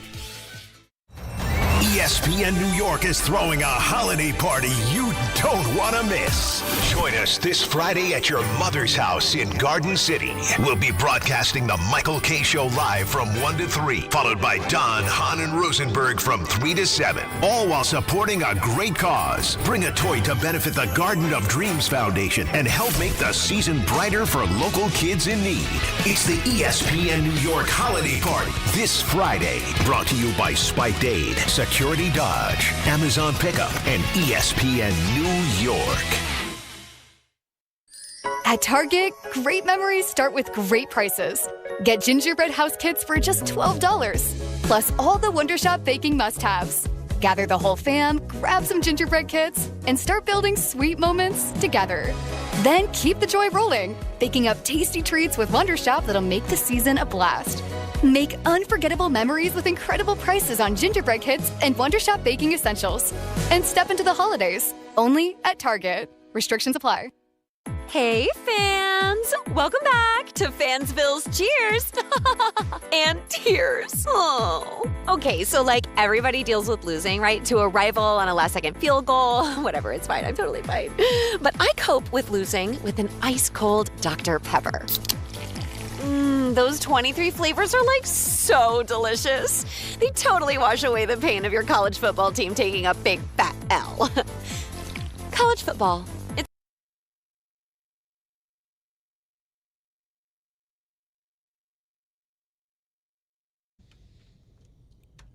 All right, all about you the rest of the way. 1-800-919-3776. Tomorrow, Thursday, That Guy Thursday. Get you set up for Week 15 in the NFL. Let's go to Andy. He's in Parsippany. You're on ESPN New York. What's up, Andy? Hey, what's going on? Happy Wednesday. Happy Wednesday to you. Love you guys. Been listening to you guys, I don't even know for how long. But a while back, you guys had a Titans fan jump on, and then a flurry of Titans fan called in. So just to let you know, I'm a Carolina fan, so you probably have some Carolina fans listening. Okay. But Cam Newton, huge Cam Newton guy, going to argue with Eagles fans to the day that Cam Newton's over Jalen Hurts. But I don't know why Cam didn't get a shot over Phillip Rivers. You know, he's 9 years younger, played a year longer than Phillip. But what do I know? I'm just a fan. Well, does he know the offense? I think it just comes down to, does he know the offense? This has nothing to do with ability. Andy, again, I don't know what shape Cam Newton's in. It's got to be better shape than Rivers is in. But I think it's just it's a knowledge of the offense. It's a knowledge of the playbook. The fact that he could possibly start this week tells you more than half the battle is understanding the game plan and understanding the plays, understanding the language, the verbiage that goes into being in the huddle. If you've mastered that, then that's more than half the battle. And you've got one of the best running backs in football. They can probably create some plays where he doesn't have to keep himself in harm's way. So, Alan, it's not really about physical ability. It's just knowledge of the playbook. It's obviously that, and obviously the style of quarterback that he was, right? Mm-hmm. So you understand that, like with Cam Newton, the greatness of Cam Newton was his physical ability, right? Yeah. And so the older you get and the more you're out of the league, it's a lot harder to play that way than it is to just – that's why I keep bringing up Flacco. He's a statue, but he's got an arm. He can still throw it far. He can still throw it accurate, and he's got the brain that can process.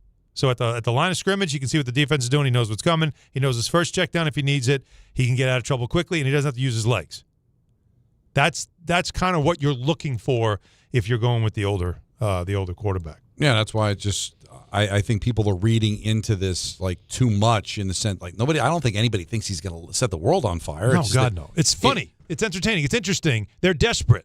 It's all those things. It is all about just knowledge of the play. That's why we asked the question yesterday, Alan, about like what would you rather have? Tremendous ability and just no knowledge, or a ton of knowledge, almost being a savant and having very little ability, like you have here. Just enough though. But you can't have just no enough ability. to get by. Because there's a lot of guys who have all the knowledge, but they can't do it on the field athletically. That's why they don't make it in the NFL. I mean, listen, it's a different. It's not apples to apples, but I remember when when Chad Pennington was excelling in this league. Mm-hmm. And I remember when I did the show over at Champions with Terry Bradway. Oh, when you used to eat like you dream about. Oh, man. And that's Don LaGreca. Don't touch his that was food. after the Islander games. But I did eat well for those shows as well. Where he just said, like, Chad obviously had arm limitations, right? Because he didn't have the strongest arm. I would describe it that way. Then he hurt his shoulder. Yeah. But Terry said, because he had been a Rhodes Scholar, he's like, the kid he sees it. And that's why Joe Flacco's able to do things, because he gets it. He can see it. He can get there, and that's what they're kind of hoping Rivers can do. Now, would they be able to do it if they didn't have one of the best running backs in football and have a decent enough offensive line? Probably not. But I think the circumstances, I can't wait. That becomes like the must-watch game. When is that? Is that a 1 o'clock, or where is that game? Because if it's it's in Seattle. Then it's a 4. So. That does become a real interesting game, doesn't it? Just out of curiosity, if he ends up being the starter. It is pretty interesting. So, an interesting game coming up next, Rangers and the Blackhawks. Rangers playing better lately. No, it hasn't been bad for them. They're 5-3-2 in their last 10, but they did win a couple. They did have a couple of overtime losses, but against really good teams. That Vegas game was tough. They gave up a late goal, and they gave up a late overtime goal no for Michael. penalty as well, right? But here's the thing that I wanted to bring up before we get out of Dodge here. The Capitals are in first place in the conference. Wait till number 2 for the Capitals. With 39 points. Oh, yeah. The Devils technically are outside the playoffs. 4 points back. So 4 points separate first place in the conference and outside the wild card. Now, that's because the Atlantic Division isn't that great. So you've got Detroit's got 35 points, the same as the Devils, but they're in third place in the Atlantic, so that guarantees them a playoff spot. We still have a long way to go, but it is just when you take a look at the conference. You can't have a bad week. Here's the conference. So just throw away the whole I hate the playoff format that they have as presently constituted. But this is how close the Eastern Conference is that right now Washington 39 points in first place in the conference. Just the Rangers are 6 points back, right? No, 5 points back. 10th. 5 points separate first and 10th. Pretty crazy. So a big game for the Rangers coming up next. Back with you again tomorrow at 3. Hahn Rosenberg on ESPN New York. New York Lottery's holiday scratch-off games are the perfect gift